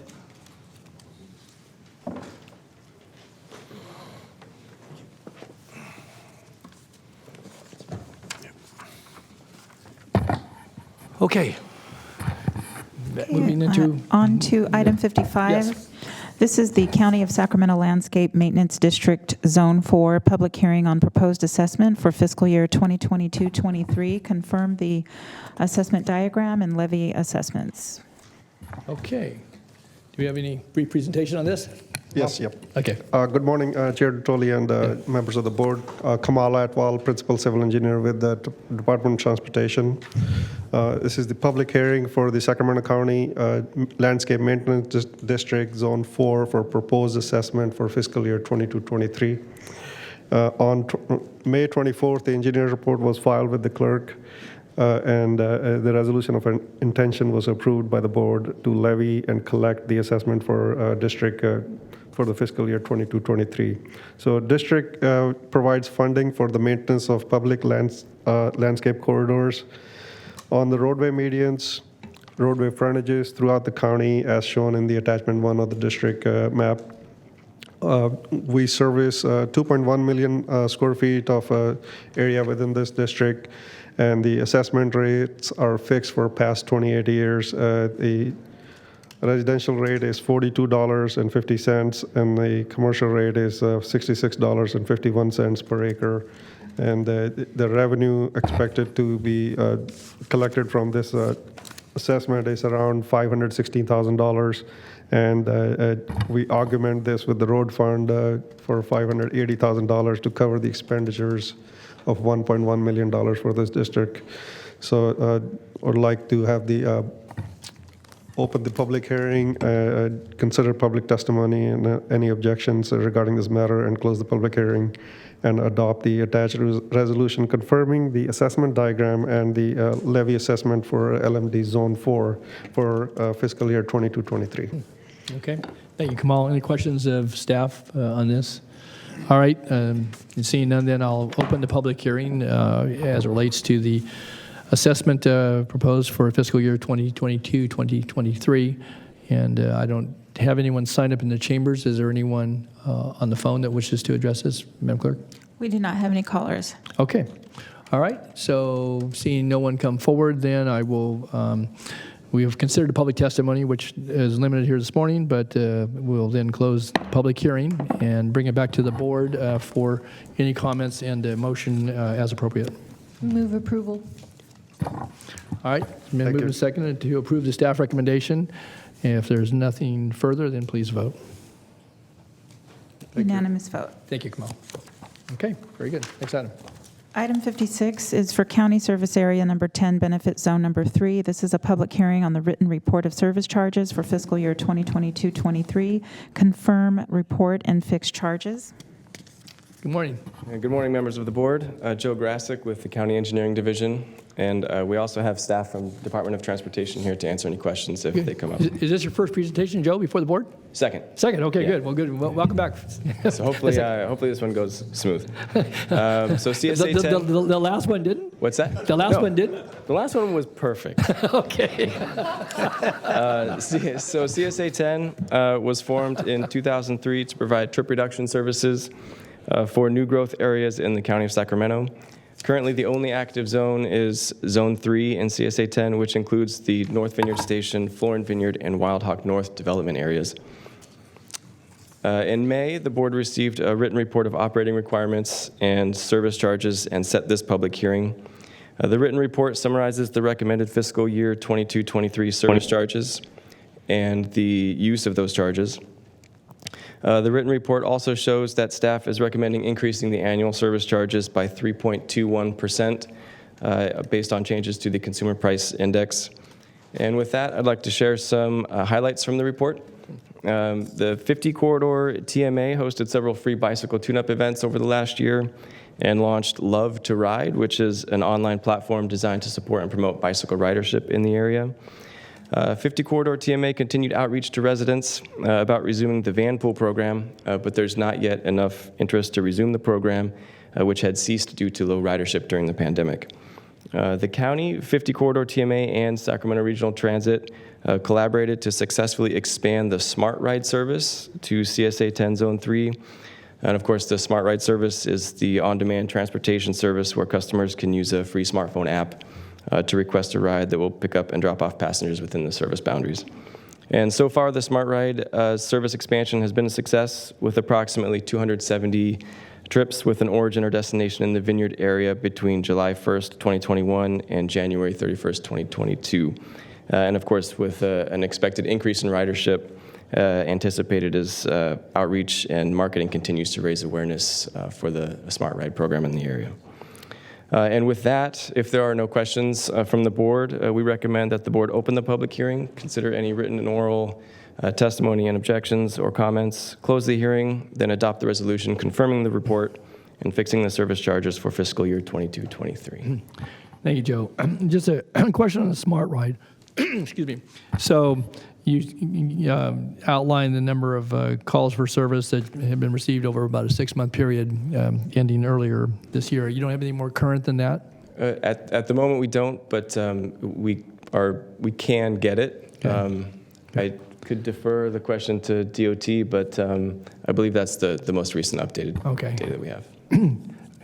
Because I know they keep monthly statistics, that's why I asked that. So again, having statistics that are, basically 6 months old doesn't really, I think, give the full picture that we should have as we're going into the ensuing year. So I would just maybe suggest for future purposes, when you come back the third time next year, that you have updated information. But the reason I wanted to ask that, though, is that I think it's important because of the Smart Ride program, because we don't have regularly scheduled transit service there, and as you mentioned, the van pool that had been operating pre-COVID had ceased because of again people's work and travel requirements and habits had changed significantly.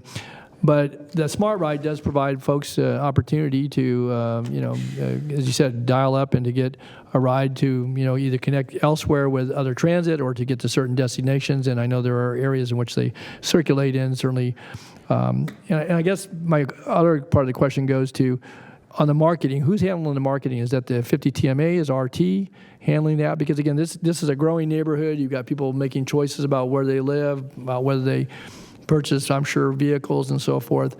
But knowing that Smart Ride's available, that's a pretty broad area. Some of it's still rural, but obviously developing very rapidly and is shared by 3 supervisors. So curious.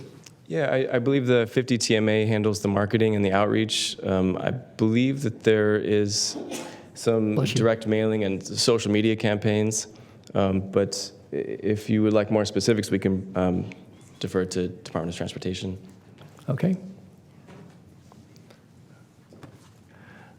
All right, Matt, you're up. Hey, I'm here, and I'm going to stand here, and then I'm going to quickly introduce Mickey, who's our alternative modes coordinator and a senior planner in our department, and she's got details for you if you want them. Okay. All right, thanks, Matt. Good morning, Mickey. Hello. Maybe we lower the...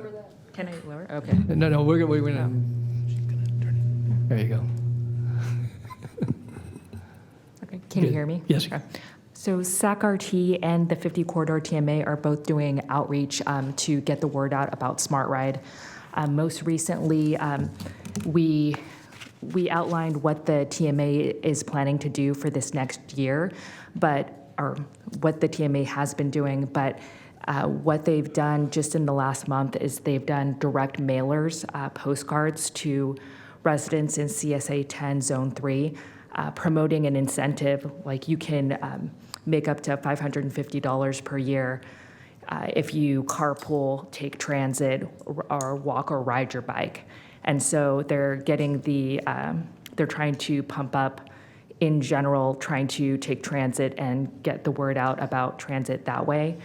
They are also reaching out to Walmart, and they have worked with supervisors to allow their employees to change their schedules so that they can link up and take alternative modes of transportation to work. Also, it's the same benefit, making up to $550 a year to take alternative modes. I'm curious, Mickey, has there been outreach to, there are any number of developers in the area, but Lennar obviously has been one of the probably built the largest number of homes over the last 10 years in the area, and there are others, as I said. Is there outreach from the get-go with the developers who obviously are builders who are building the homes, and so that folks, when they purchase, they know what's available? My understanding is that outreach from 50 Corridor TMA is still continuing with Lennar, but in general, there is another strategy that the executive director, Cheryl Crocher, came up with, which is when you change your address, when you move to the new place, you get a mailer. It's full of coupons and things like that. So you can actually buy into that pouch and advertise your business that way. And so she is looking into rolling out information about how to change your commute using 50 Corridor services in that new residential mailer. Because from what she has read from behavioral change, like the best time to get people to mode shift is when they're already thinking, okay, well, I just moved to this new place. How am I going to get to work now? Right. So that's so what the she's welcome doing. package at the U.S. Postal Service, I think certainly there's a way, as you said, to approach that. It would be included in that. Okay. But It hasn't been done yet, but she's planning to do that this year. And has Lennar been cooperative? I don't know those details. I have to ask. Okay. Again, I just think, again, maybe as they work through the county, the Department of Transportation obviously reviews those projects and so forth. And, and residents are paying on an annual basis to participate in the various activities that are available to folks. And as you said, I think that people make choices about, obviously, where they're going to live, proximity to schools, parks, and so forth, but also commute patterns and connectivity. And the Smart Ride, we've rolled out in many, many neighborhoods, but this is one of the, probably the more rapidly developing areas where Smart Ride has been introduced. And so I think, building ridership from the get-go is going to be important in this part of the, unincorporated area of the county. So again, I'm just encouraged, and again, you have 3 supervisors who represent portions of this area, and it's not just putting an assessment on, collecting and doing a few activities. I think if we can be of assistance, certainly reach out to. I would encourage you or I know that 50 TMA has been a long-standing partner in this regard. So, okay, good. I don't have seen other questions. Then thank you for being available, and I'll go ahead and open the public hearing. Do we have any? I don't have anybody signed up. No callers. Okay, no callers. So with that, then we'll consider the public testimony, which were none today, no objections regarding the matter. So I'll close the public hearing. And Joe's recommended that we adopt attached resolution. So it'll go perfect again for you today. So Batting 100. Okay. All right. Do we have a motion? So moved. Okay. Okay, so moved and seconded then to approve the staff recommendation, which includes the service charges for your CSA 10 Zone 3 for the fiscal year 2022-2023. And if nothing further, please vote. Unanimous vote. Very good. All right. Next item. For item 57, this is County Service Area Number 10, Benefit Zone Number 3, public hearing on the activation and levy of service charges on the Leilani Village Subdivision. Okay, Joe, go ahead. Good morning. Joe Grassick again. And DOT has not left, so they're still available for questions. Don't leave the room, Matt. So the Leilani Village subdivision is located approximately 2,000 feet north of Gerber Road, adjacent to and west of Elk Grove Florin Road, and proposes 62 residential lots. In response to a rezone condition of approval, a request was submitted to initiate the establishment of a service charge for County Service Area Number 10, which, as we just discussed, provides trip reduction services. And in response to that request, a notice and protest ballot were mailed to the property owner on May 27th, 2022. This item proposes the levy of an annual service charge of $116.42 per single-family residential lot. And if there are no additional questions from the board, we recommend that the board open the public hearing, consider written and oral testimony and objections and protests, and close the public hearing, and then direct the clerk to tabulate the returned protest ballot. Okay, thanks, Joe. Okay, I would open a public hearing on this matter on item 57, County Service Area 10, Benefit Zone 3, Leilani Village Subdivision. Is there any, I have no one signed up to speak. Anyone on the phone? We do not have any callers. Okay, all right. With that then, no one coming forward. I'll close the public hearing and go back to our clerk to tabulate the returned ballot. Okay.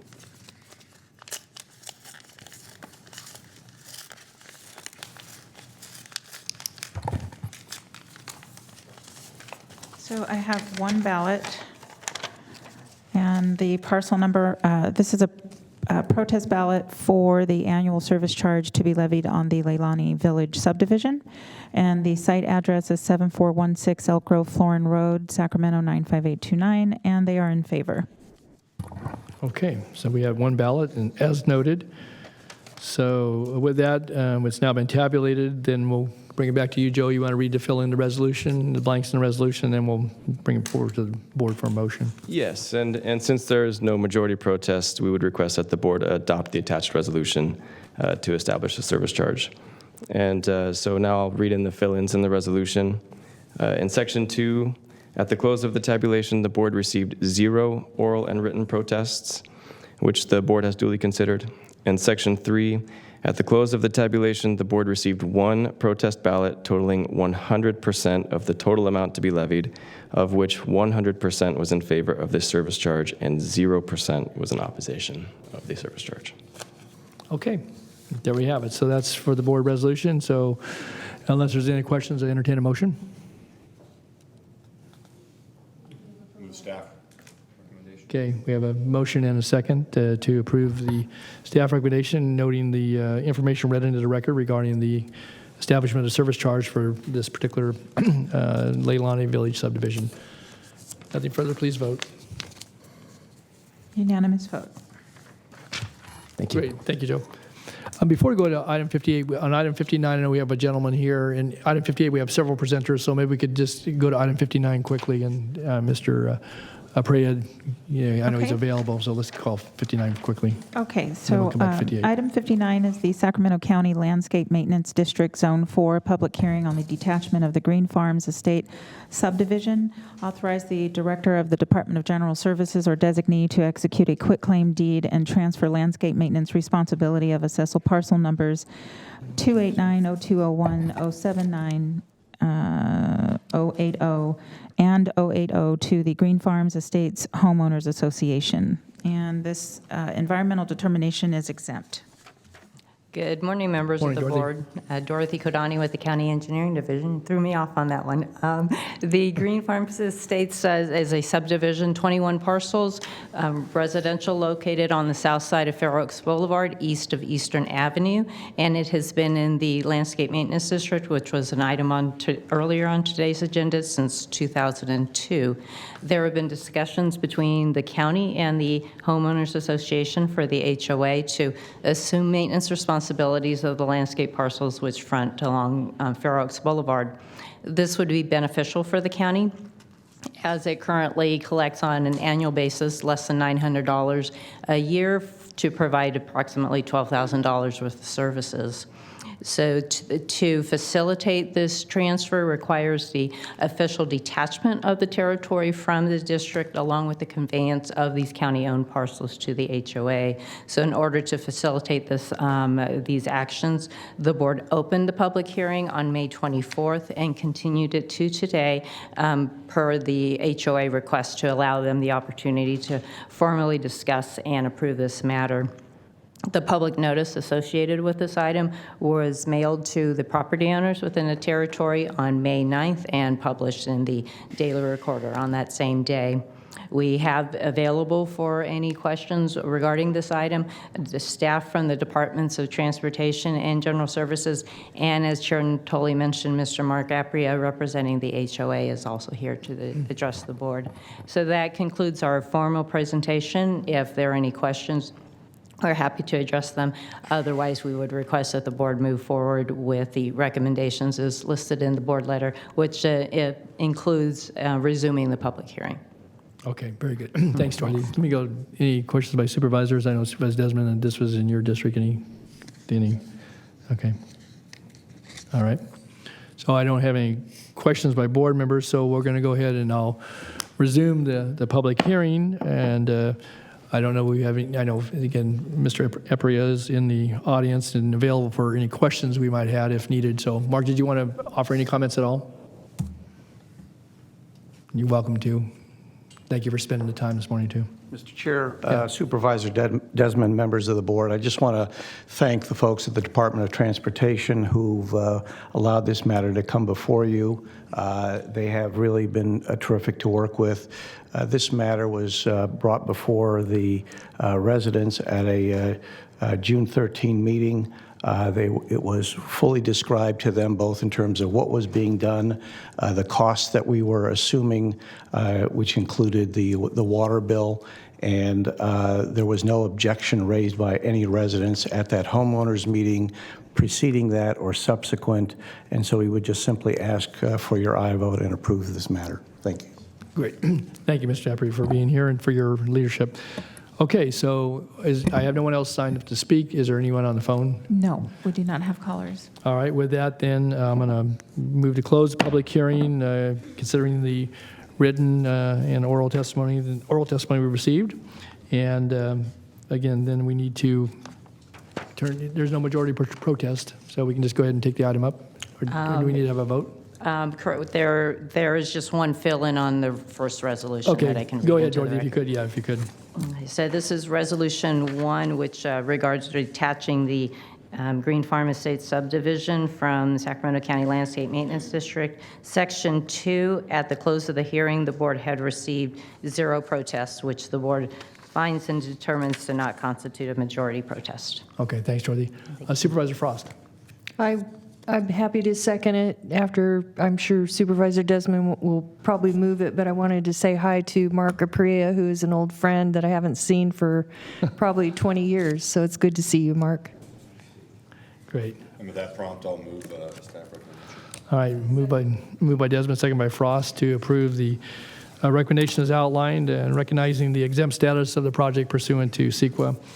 There's a notice of exemption attached to the report in addition to the resolution. So, all right, if there's nothing further, please vote. Unanimous vote. Okay, thank you, Dorothy. Thanks, Mark. Okay. All right, let's go back to item 58 then, please. We've got folks here in the audience. Item 58, approve the 2021 annual reports for the Antelope, Carmichael, Florin Road, Fulton Avenue, and Watt Avenue Property and Business Improvement Districts, and provide for the levy of assessments for fiscal year 2022-23. Good morning, Chairman Antoli, members of the board. I am Cheyenne Raymond with the County Engineering Division. The County of Sacramento administers 5 property and business improvement districts, also known as PBIDs.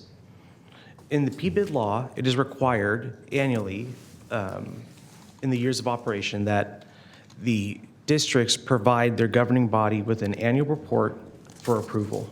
The 5 districts have prepared those reports, which captures the previous year's activities, accomplishments, and financial positions, and also projects into the upcoming fiscal year these same objectives. The executive directors have also come today to present to you the status of their districts. Those executive directors are Corey DeRue with the Florin PBID, Rebecca Evans with the Carmichael PBID, Chris Evans with the Antelope PBID, Melinda Michael with the Fulton PBID, and David Kunin and Jason Wint with the Watt PBID. Prior to their presentations, though, staff recommends that you approve the 5 2021 annual reports and adopt the 5 resolutions to levy assessments for fiscal year 2022 and 2023 for each district. With that, if you have any questions, I'm ready to take them. Okay, thanks, Cheyenne. Any questions? All right, no questions. And you're suggesting we take up the item before we hear from folks? Is that what you said? Wait. Well, no, we want to hear from folks first, I think. I think you want to hear from folks first. Yeah, I think first. we do. Okay. Absolutely. So Great. go ahead. There's a lot of writing on these presentations. I know there is. So No pressure. So Cheyenne, you took a particular order, so why don't we just do it in the order that you announced, folks? So I think let's start with Corey first, and then Corey DeRue. Yeah, Corey DeRue. Okay, great. All right, down the line. And thank you for the written reports as well. So.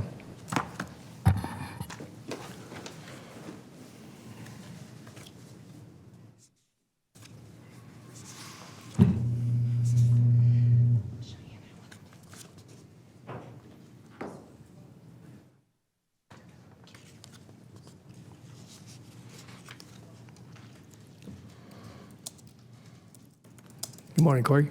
Hi, good morning. We have the annual reports coming your way. Make sure.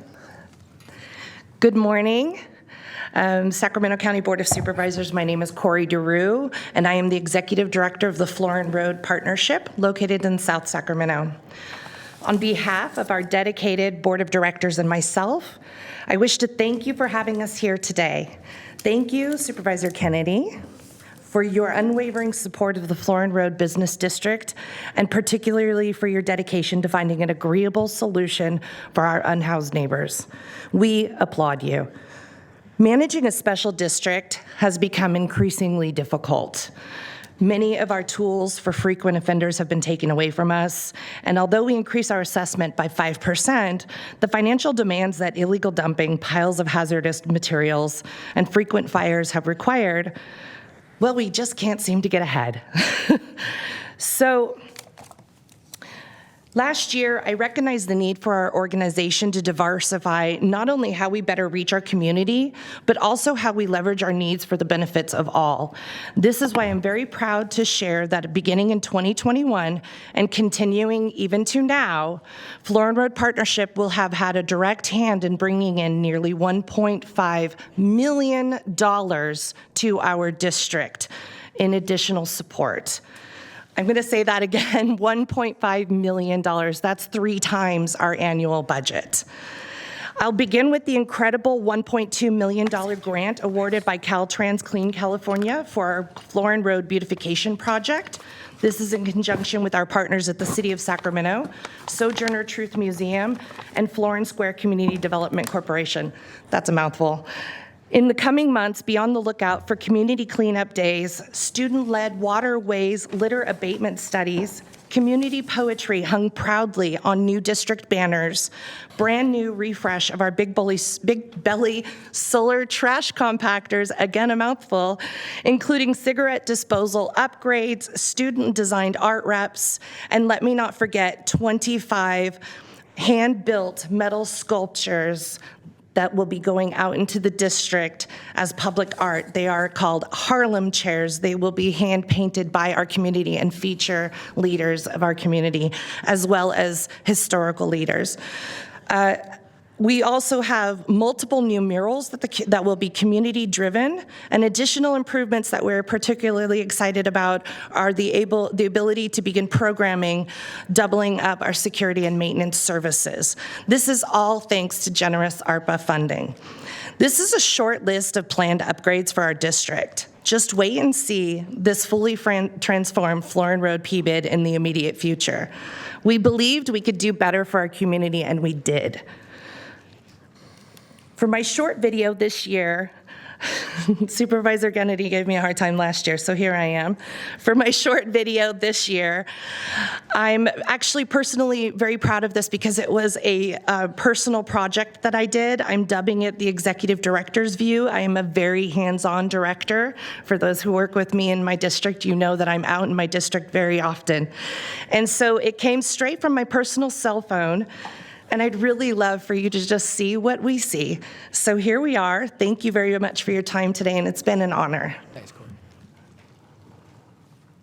Roll the film. Okay. Thank you for the goodie bag as well, too.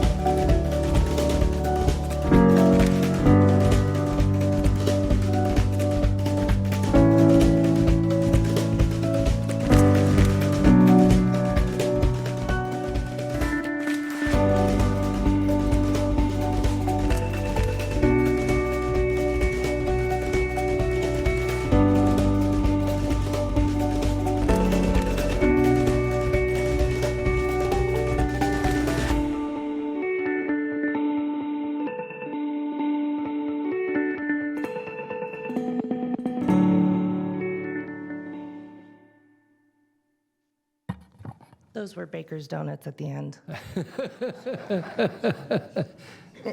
Can't beat them. You got to buy a dozen, so. Yes. Yeah. They're very good donuts. Yeah, they are. Okay.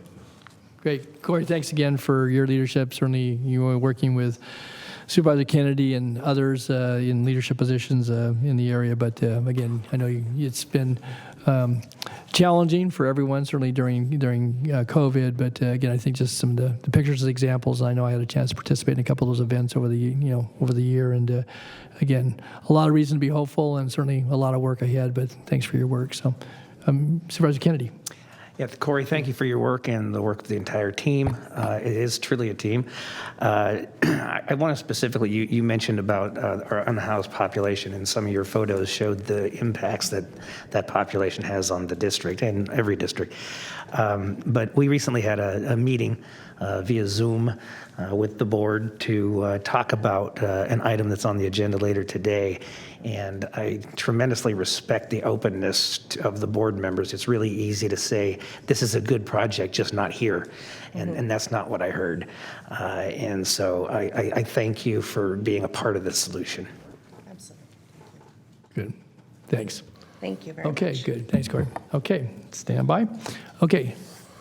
Next, I believe you had one of the Evanses, is that right? One of the Evanses, is that correct?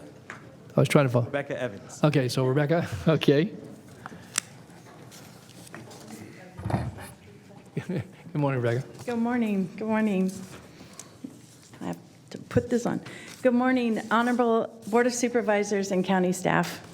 As you may know, my name is Rebecca Evans, and I'm the Executive Director for the Carmichael Improvement District PBID. I've had the opportunity to work for another PBID in Sacramento County, the 80-watt district, and stepped into the role of the Executive Director for Carmichael Improvement District in January of 2022. I'd like to personally thank the previous Executive Director, Rachel Taylor, who worked hard and consistently through 2020 and 2021 in the middle of a pandemic to support business, step up to safety and maintenance services, and finally worked with the renewal committee, to extend the PBID for another 10 years, bringing over $7 million back into the Carmichael community. While business was on lockdown and meeting virtually, the strength of the PBID was evident as the CID moved through 2021, the final first year of the term of the district. The staff, the board of directors worked diligently on that 10-year renewal and the boundary expansion. It almost doubled the business coverage. We added a boundary map of 250 properties to 433 and increasing business from 437 to 996. So it's a really big PBID. Under the direction of the board of directors, beneficial projects such as street enhancements like the street banners that always add a sense of place. And then I wanted to thank the county's approval of the Fair Oaks Boulevard Corridor Plan. This helped revitalize and has set up such a sense of place for this community and is allowing us to grow on top of that into a Main Street thought pattern. So it's giving back to Carmichael, and for that I very, very much thank you. I'm actually reaping all the benefits, so all your hard work. As the new executive director, my job is to continue to expand the outreach and support to those who are part of the PBID while strengthening the services for all our stakeholders. We have had a lot of issues in the last 6 months, and you can tell when you talk to Corey with our homelessness, with our theft and burglary and different things like that has happened. And we don't want to pass it by without having you acknowledge that we're in a battle for our lives right now and our quality of life and our quality of business. So anything you can do to help our collaboration with the Hot and Pop teams. I want to thank the CHP who definitely jumps in and helps me in all kinds of ways. The Sacramento County District Attorney's Office is always there for us, for our PBIDs, along with our personal private security and our maintenance teams. Finally, the Board of Directors would like to thank the supervisors for the ARPA funding and give a special thanks to Supervisor Rich Desmond for the funding addition, which will help expand our services into the next phase. So thank you, Rich, very, very much. It's a joy to work for a Sacramento PBID. I find it challenging and delightful to work for. And we will work really hard towards our stakeholders in turning another quality of life and quality of business to Carmichael. And for that, I thank you. I gave you our annual report is in the bag. In the bag, that's pretty good. It's in the bag. And I have a video that I'd love to share. Great, thanks, Rebecca. Okay, we'll turn to the video.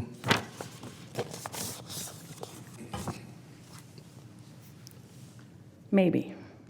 No, it's coming.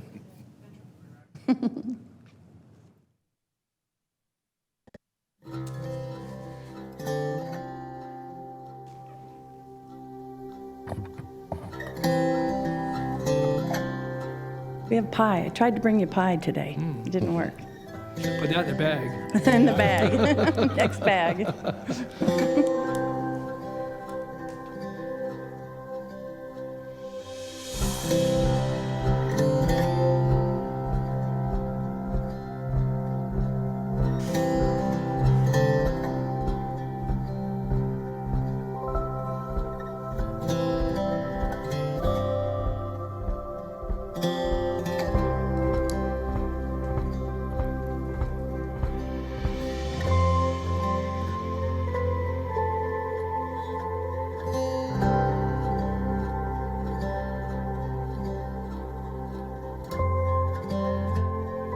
Incredible speakers there. That was on purpose. She wants funding. Got it earlier today. She already got it.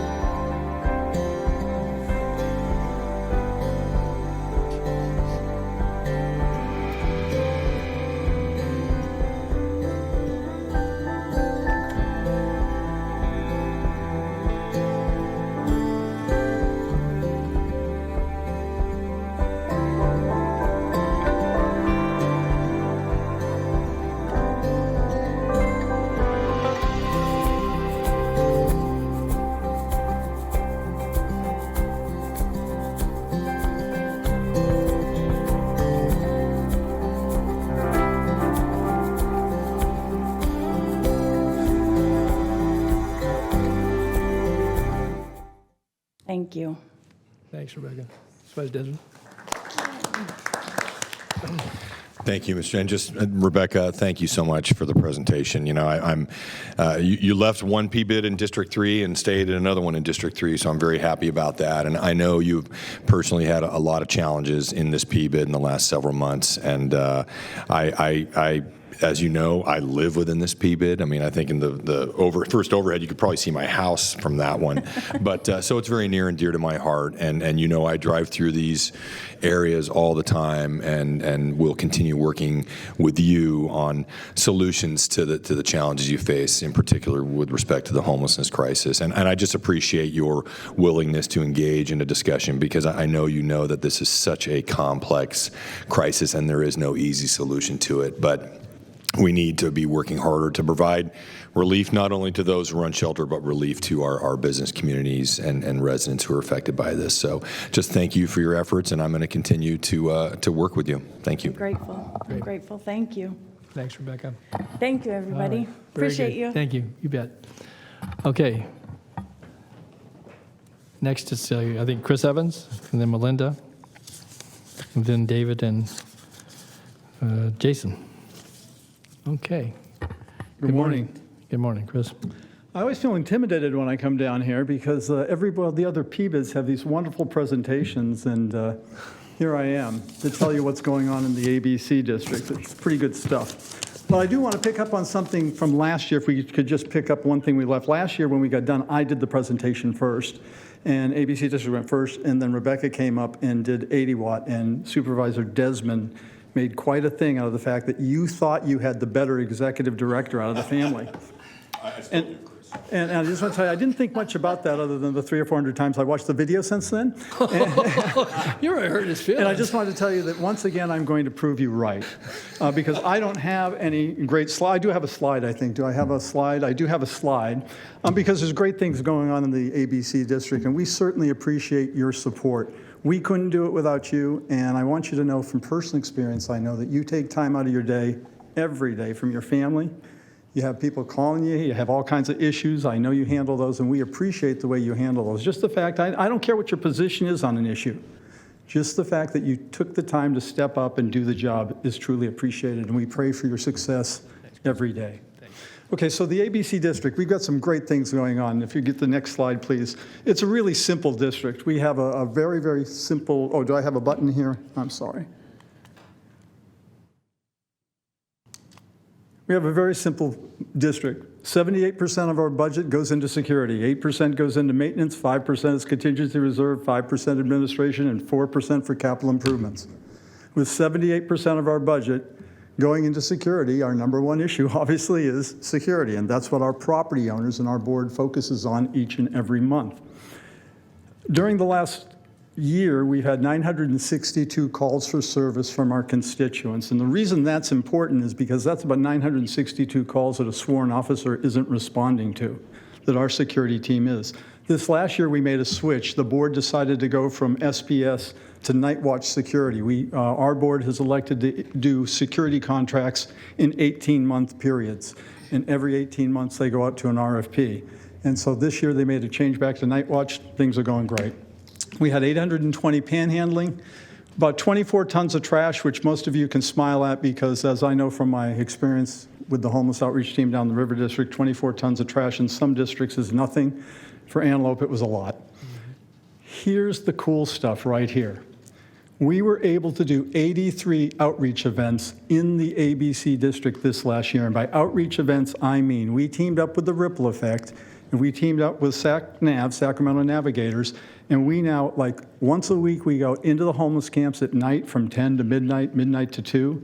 Every single Thursday from 9 a.m. to noon, we set up where Ripple Effect comes in, and our security teams and everybody in our district knows anybody in need, if anybody needs something, we have a time and a place where they can come and get services and get information. So what we did is we basically formed a partnership. We've got the ABC district with the Ripple Effect. Then there's Sacramento Navigators. And just so you know, SacNav is a 501c3 nonprofit, completely and totally funded privately by Rebecca and myself. We basically saw that there were no navigators coming into the ABC district. And it's not, I'm not complaining. I'm just saying nobody was reaching out. Everybody was overloaded. We were in the middle of COVID. Nobody was coming out, and we needed to have navigators in the district. So we created a nonprofit, and we started putting navigators who could help people in the district. One of the programs we created is now going on in the River District as well. It's called Brooms for Bags, and it's really, really simple. Just because somebody's homeless doesn't mean they want to live in squalor.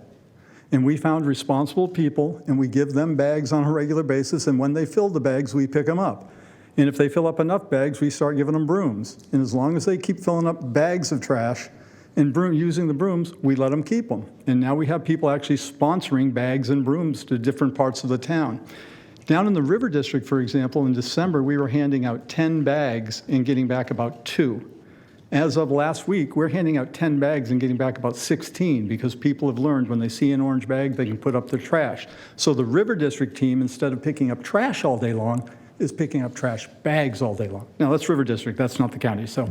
But the ABC district has implemented that program, and that's a program we started, and we're trying to help people to take and have a little bit of pride.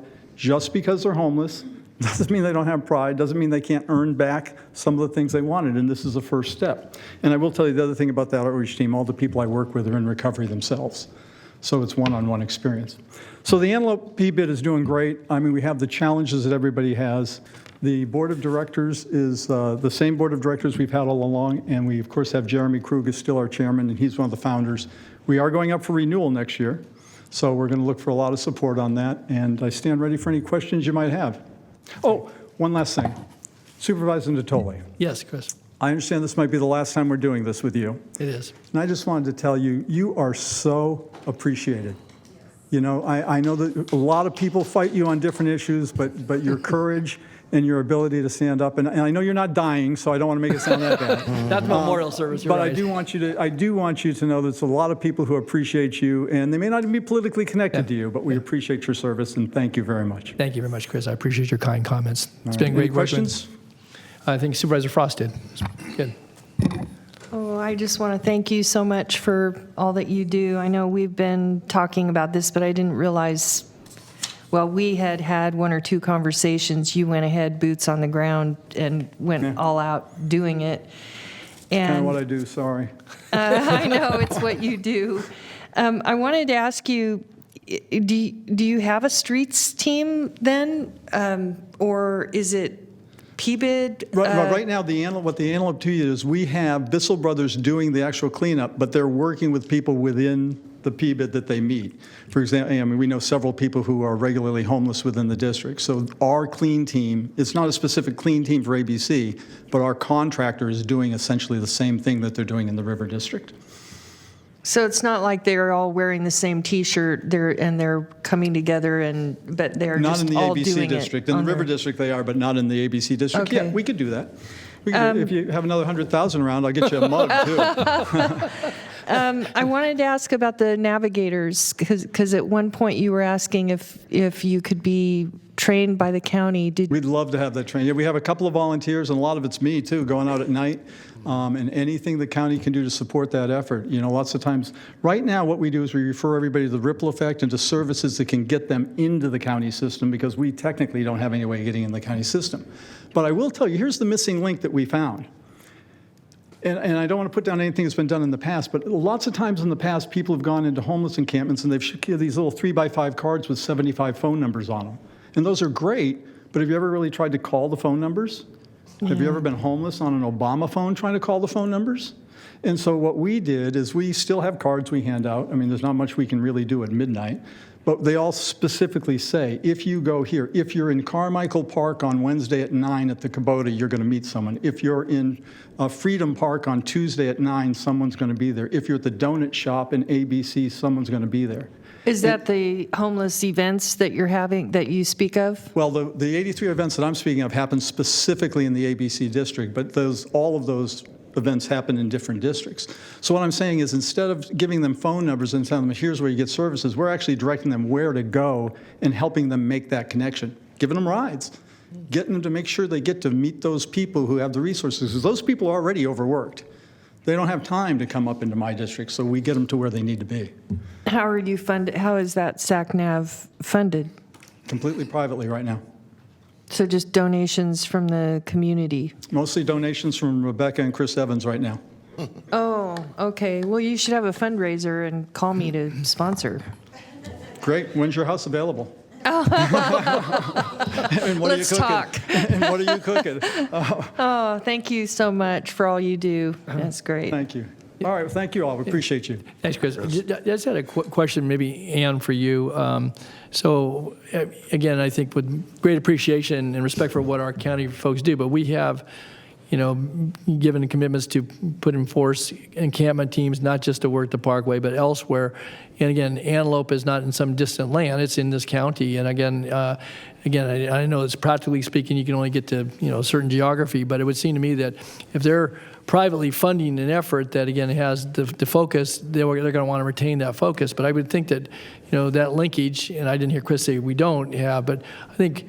Again, as we've funded this with county general funds and efforts, we need to be sure that geographically, and whether it's in Antelope or anywhere else, that we've got the ability to, be supportive to the degree that, we have the resources to do that. Because we weren't limited in our geography, and I think that being supportive of what... County staff has been amazing. Yeah. County staff has been very supportive in every way. And you got some ARPA funds also, right?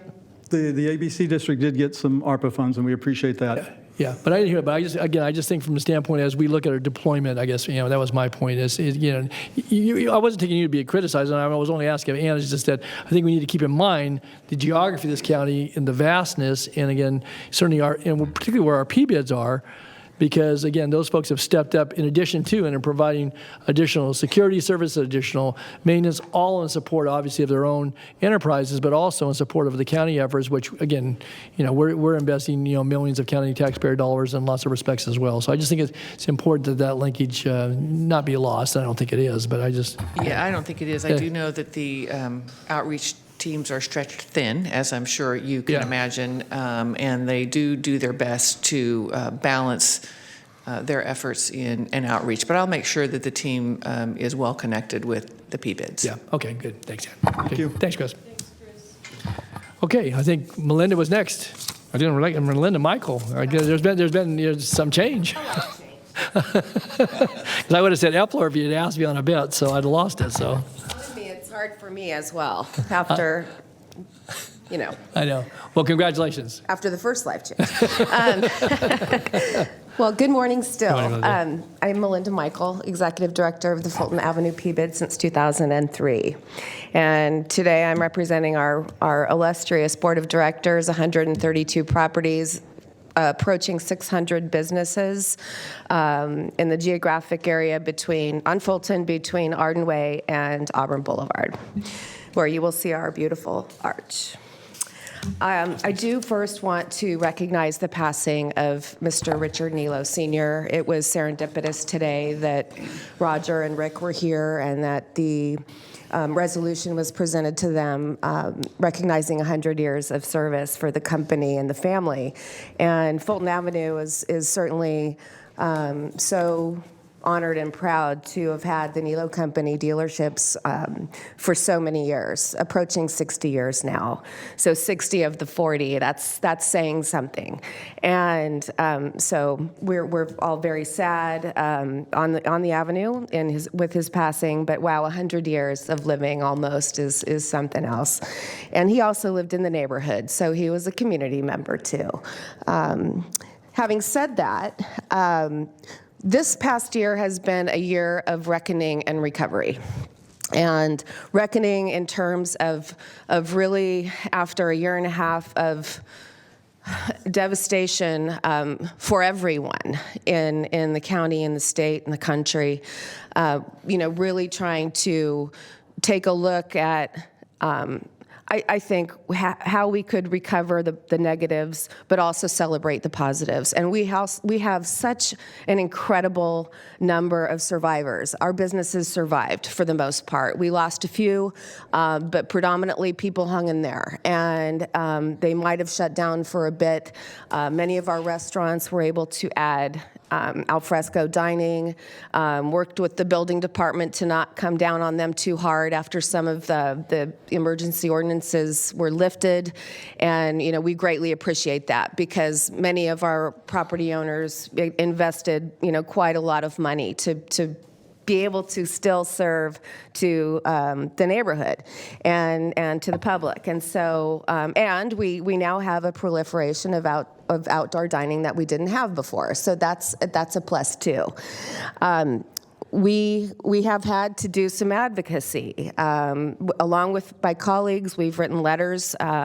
Zero bail is a problem for us as we all are experiencing a high amount of crime in our districts. For the most part, I'll speak for myself, we have a small group of folks who need to be incarcerated, and they're not. And so they're causing property damage, they're scaring people.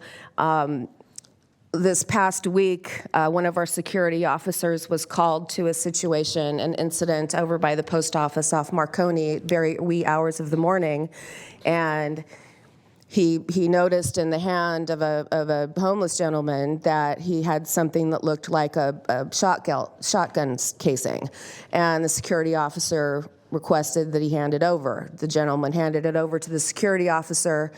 He put it in his car, backup arrived. The security officer went to show it to the backup. When he took it out of the car, it exploded in his hand. Oh, and he was taken to UC Davis. I just got an update on him yesterday. He's going to be all right and hopes to be back to work in a couple of weeks. But that's an example of some of the things that are happening. We have people that walk around wielding sword-like pipes and sticks and things, and throwing items into the roadway. Fulton Avenue is quite a busy street, and we don't need to be endangering our commuters. We don't need to be endangering our neighbors, our customers. We want to bring people in. We're in the process also of repairing some damage, some significant damage that the homeless have created. One of the pillars for our archway was vandalized, and the repair is $16,000. And is it possible that that's going to happen again? It is. And are we prepared to pay another $16,000 when that repair is needed? Well, I guess we are. But this is something that we hadn't really anticipated when we put together some of our monumentation, et cetera. You might know that the large monument, the very first monument that had the F on the freeway, it's in Caltrans property, and I understand it was very difficult to get it permitted, is so gravely damaged that it needs to be demolished. And it's in the county's hands to do that. We struck a deal. So we're going to take care of the repair of the archway pillar. The county is going to take care of the demolish of the large monument at the freeway. But we're losing it, and that's a sad, sad state of affairs. We've had to build up significantly our cleanup program and our security program. We increased our budget by 25 to 50% for both. We're also very grateful for the ARPA funding. That's going to help us tremendously. So, thank you for distributing that to the business districts, because we can certainly make good use of those monies. I'd like to recognize Hillary Gould, who takes care of our daily cleanup with his team, but also he goes above and beyond. Last week we had a homeless camp remediation project that we've pulled together, and being that the HOT team is suspended for the next 8 weeks and there's no staffing, we didn't have anyone to call on to come remove the campers while the landscaper came in to trim the tree and lay rock down in the bed where folks were sleeping and enjoying themselves all day. This site is in between Honey Baked Ham and Thai Chef's House, two very popular restaurant sites in the district, and right at the intersection of Marconi and Fulton, which is an extremely important intersection for us. We just can't have that happening. So again, we stepped in, hired our landscaper to come in. We were able to move those folks off. Hillary's team loaded 4 truckloads worth of trash. It was just trash. It wasn't, even sleeping items, et cetera, just an accumulation of things that had been taken from various dumpsters or what have you. And so we've taken care of that.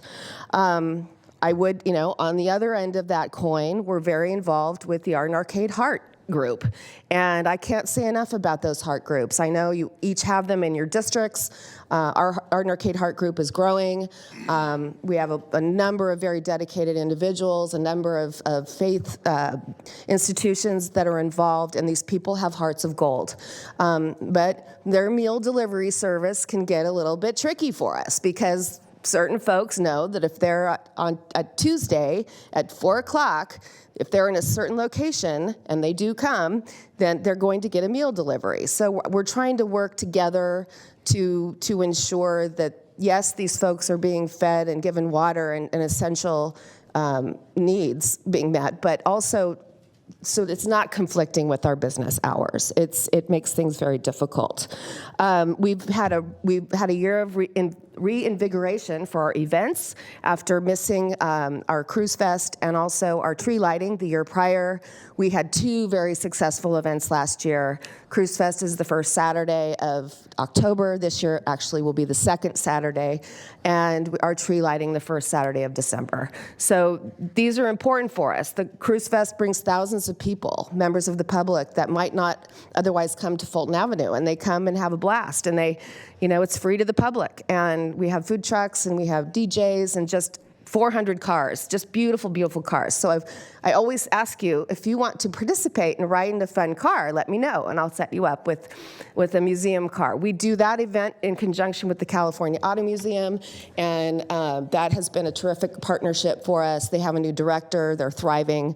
We want to keep that museum open. We want to promote them, and we want to continue to bring that car energy to Fulton Avenue because it's so important to our history. The tree lighting, we work with the Fulton El Camino Rec and Park District. They are amazing. They just work their bones off to provide recreational programs for children and families. And they're in recovery mode too. So we support them at 4th of July with a pool party, and Chick-fil-A donates sandwiches, and this year we had over 100 families there at Cottage Park. So that was a wonderful way to bring some joy and some sustenance to the neighborhood on a very important day in our community. We are entering into our 5th renewal in 2023, and for the first time, we are going to ask our owners to have a 10-year term, not a 5-year term. We're the last of the pack so far that's just stuck in with those 5 years because we just felt that being conservative and continually showing our owners what we can do with the assessment monies that we collect from them, we want them to know that we're doing a good job and that it's worth it for them. And I think we've proven that. This piece that I passed out to you is not our annual report. It was a piece that we put together just so that we could send out to all of the property and business owners to remind them not just what we're doing now, but what we have done and what we plan to do in the future. So, with that, I would like to say it's just a joy to work with you, Supervisor Desmond. Thank you for all your support. I enjoy our breakfast. Did you see that Flapjacks just got #1 best breakfast in Sacramento? Wow. Yep. So that's a plus. And I just thank you all for everything you do each day. I know your job is very, very difficult. Ms. Edwards, I applaud you for what you're doing and the experience that you bring to your job. And you have a lot of work to do, and so do all of us. And I just want to thank my colleagues for all of the hard work they do. And it's just wonderful to work with such terrific people. Great. Are there any questions? Rich. No questions, just a comment. Thank you, Melinda, for the presentation, and thank you for your friendship. I do, your friendship and your leadership. I love our meetings at Flapjacks, and we cover a lot of ground. They know it well. And I do appreciate your involvement in the Arden Arcade Heart. You certainly are seeing these challenges with the homelessness crisis from both sides, and you understand the tension that's there and the difficulties that we all experience collectively to try to solve this. So we will continue having those meetings, and we will continue trying to get the county to do more to support your efforts. Something that you talked about that I was going to say at the end, but I'll kind of dovetail with what Supervisor Natoli had mentioned. But at our last time we met, we talked about the unincorporated PBIDs, really getting together with county staff. We have a lot of one-off conversations, a lot of fragmented, I think, conversations, but really formalizing a little bit where the unincorporated PBIDs sit down with county leadership and talk about what the county is doing with respect to homelessness, what additional supports we can provide to support the PBIDs. But I really think it's important to have those conversations, all of us together. So that's something I will certainly be following up on. I know the city PBIDs city of Sacramento PBIDs seem to be a lot more organized in that regard. So we need to do a better job of communicating and collaborating together, not just one PBID here, one PBID there. Let's get everybody seated at the table together and have these discussions. So I will be following up on that. Great. Thank you. Melinda, before you leave, I just want to thank you again for your long-standing leadership and work, and it's been a pleasure to work with you. And I recall, obviously, when Fulton was in its advent, along with Florin Road, about not quite simultaneous, but Muriel Johnson and certainly those that have succeeded her, Susan, and obviously Rich most recently. I think I've worked very closely, but again, you've been a real tremendous strength, you personally, but certainly your directors and your membership. And I guess I'm curious about the status of the freeway monument. So there's no salvaging that, is in the sense, was it burned or what was it? It has. Parts of it have been burned, yes. There over time, and it's been about 4 years now of dilapidation. But the first incident was a fire. Because someone wanted to get in there, and there were people living inside of it. It's hollow. And then came the graffiti, and then the touch-up, and the weeds around it, and then another fire. So it would cost much more to replace it than it would to demolish it, in my opinion. I don't know specifically because, again, the county's taken responsibility for that. So was the maintenance given over to Caltrans, or did that still rest with Fulton, or was that just? I checked in with Brett Krieger a few weeks ago about that before my last board meeting, and he indicated that Kamal was working on that, and he thought that there was some negotiation going on, but I don't know anything further. Yeah, I just was curious, but who was, we don't know who was. Oh, I don't know, whether it's going to be county or Caltrans. Who was responsible for the maintenance when all those things occurred? Was that a Caltrans, or did that still rest with? It depended on what needed to be done. If it was graffiti repair, we usually did it. If it cover up, I mean. If it was landscaping, I honestly would just send my landscaper over to do some weed eating because I knew it would just be easier to do that. Okay. Is there any interest or intent to maybe do something that's still iconic but would be less susceptible to vandalism, or is it just? I would love a piece of metal sculpture. I was wondering, something like that. It would be. It's a prime area for something like that because it's right in between the exit and the on ramp. Yeah, well, and it's very visible. And again, and whether you're familiar with the area or not, I mean, it's certainly if your eyes are taken to that side of the freeway, particularly if you're headed east, northeasterly.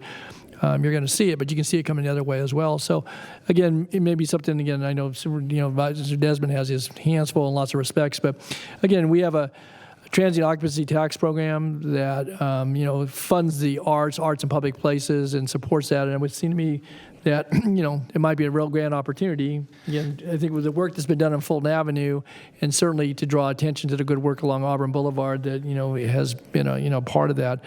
To look at, maybe sponsoring an art and public places project that would complement certainly the artistry, but also the area. I mean, that's a great idea, Mr. Chair. I had a conversation with our DOT director yesterday about this very thing, and it is in the Caltrans right-of-way. And they need to get approval from Caltrans before they can demolish it, which is, it's ridiculous that it's taken this long. And I also had a conversation actually with the Nilo company representatives yesterday as well about, hey, you're working on this project right there. It sure would be nice to rebuild this to call more attention to the area. So I think that's a terrific suggestion about the art and public places, and I will have follow-up conversations with you about this, Melinda. Wonderful. And thank you. This is so much what you raised it, and it certainly was underlying some of the, I think, references in the previous presentations. And I know we have one yet to go, but this goes to the suspension of the hot teams and the pop teams, and we had this conversation, and again, it's going to be ongoing. I understand some of the staffing challenges, but I would just say that, as far as our commitment as a county to the communities that we serve and the folks that have stepped up to get private security or hire off-duty, police services, it seems to me that, in 8 weeks' time, you can have a lot of things happen that aren't so good. And I raised it the last, and I know it's being looked at, maybe we need to contract with our sheriff's department so that we can be assured under at least some contractual arrangement that we're going to have those positions. One, we fund them as a board, as a county, and it's just, again, we're faces. I know Ann's aware of it, and again, I don't want to beat it over the head, but to me, it's just, I don't know how we in good faith continue to, face the community and say we're doing all these things, and then we can't respond, except for with, your regular patrol services and whatever they're able to patch over. And again, folks are doing, super work, but those relationships are so very, very important to the success not only of the PBIS, but the businesses and to the whole aura of safety in those communities. And again, I don't see 8 weeks can be an interminably long time. And, I guess I'll be interested to know, as we all will, whether those positions actually get, filled and reassigned in that short amount of time. But I mean, the things we've heard described here by Melinda and her colleagues, again, in addition to all the positives, that's a critical and key piece, and I don't see how we can go bare on that, very frankly. So I'll leave it at that. I don't expect you to respond, Melinda or Ann. I had a conversation. I'll just thank you for saying that. Yeah. No, I couldn't agree more. You know that, and that has really been devastating. Not just these 6 weeks we're talking about now, but the decreased staffing over the last year and a half. Been understaffed for right. a couple of years, and the impact it has on our effort. we're unable to follow through on the efforts of our homeless engagement teams and other county staff, because at the end of the day, if we can't move individuals or have some kind of intervention through law enforcement with really problematic actors, and like you said, it's a very small minority of them, then that causes bigger problems and it causes the existing problems to grow. So. And word gets out there on the street. Don't think people don't know that. On top of everything else, I would just suggest that we got our final budget discussion coming back forward, and it seems to me if we don't have the opportunity to talk to it before then, I think it needs to be right on top of the list for us to have a conversation about positions that this board has supported, certainly to support efforts in the Parkway, in our neighborhoods, in our business districts, and we have. Again, funded them with the intent, and certainly I think the intent is to keep them filled, but when other things draw upon them as being a higher priority, I don't know that community safety is any lesser priority than some of the other things that our law enforcement officials are charged with. So I think we need to have a very frank discussion, and I know you're working on it internally, so I don't want to gum up any conversations you're having, Am, but to me, I don't think we can continue to ride that roller coaster as a county and try to have sustained efforts that are going to make a difference long term and actually be sustainable to support people who are unhoused and have need for certain services, but also to support the efforts that this board has endorsed wholeheartedly and has funded consistently over many years. And this isn't the first time that this has happened. So I'll just, to me, if history is any teacher on this, we need to figure out a way that we can make sure that the intent of this board is followed through on to the best of our ability. And I know Lisa's been charged with taking a look at this as well. So I'll leave it at that. But it just concerns me because, again, all that good work can, be offset with some very bad things in a very short amount of time. So yeah. Anyway, Thank you. Thanks, Melinda. I'd also just, I prematurely, if you remember last year, congratulated you on your retirement. And you said, excuse me, I have another year. So now that we are at that point, I would like to tell you I have always had a tremendous amount of respect for you. Thank you for all of your service to not just your district, but the entire county. And I just hope you really enjoy your retirement. Thank you, Melinda. Thank you very much. Thanks, Melinda. Okay, thank you, Melinda. And now we have David Keenan and Jason Witt, who, again, have waited very patiently, and we get to hear from our folks up on the WAD 80. And David's going to do an introduction. Thanks for being with us, Dave. Chairman Natoli and members of the Board of Supervisors, it's an honor to be in front of you again. And Supervisor Natoli, I remember when I got out of college in 1996 and came to the Power Inn area, and there was you over there with the Power Inn BTA and the days, and golly, it's been an honor to see you over the years. And, thanks. Likewise. And yeah, I'm going to miss you. I'm going to miss your objectivity, your fairness, and you just have a general good way about yourself, and I think all of us learn from you Thanks, over David. the years. I learned from all of you too. And like my PBID colleagues and stuff, the thing that rings in my head is this. One of my mentors taught me this. One person can tear a house down, but it takes 50 to build one. And that's what we're trying to do in the PBIDs. And you're part of that. You're part of that 50. We're part of the 50 that's trying to build it. And in a short, tiny little period, one person could just rip up what they did at Fulton, and it's very little. So with that, I don't have much more to say other than we're just going to go as fun as we can approach. And if you'll indulge me, we've kind of put together like a little theme song, for our new executive director. His name's Jason Witt, and I don't need to explain much about him because he's like our own security. Look how tall he is. He's huge. But let's this is my little stint, and I'm going to be taking some pictures. So Jason went, and here it is. I got my little.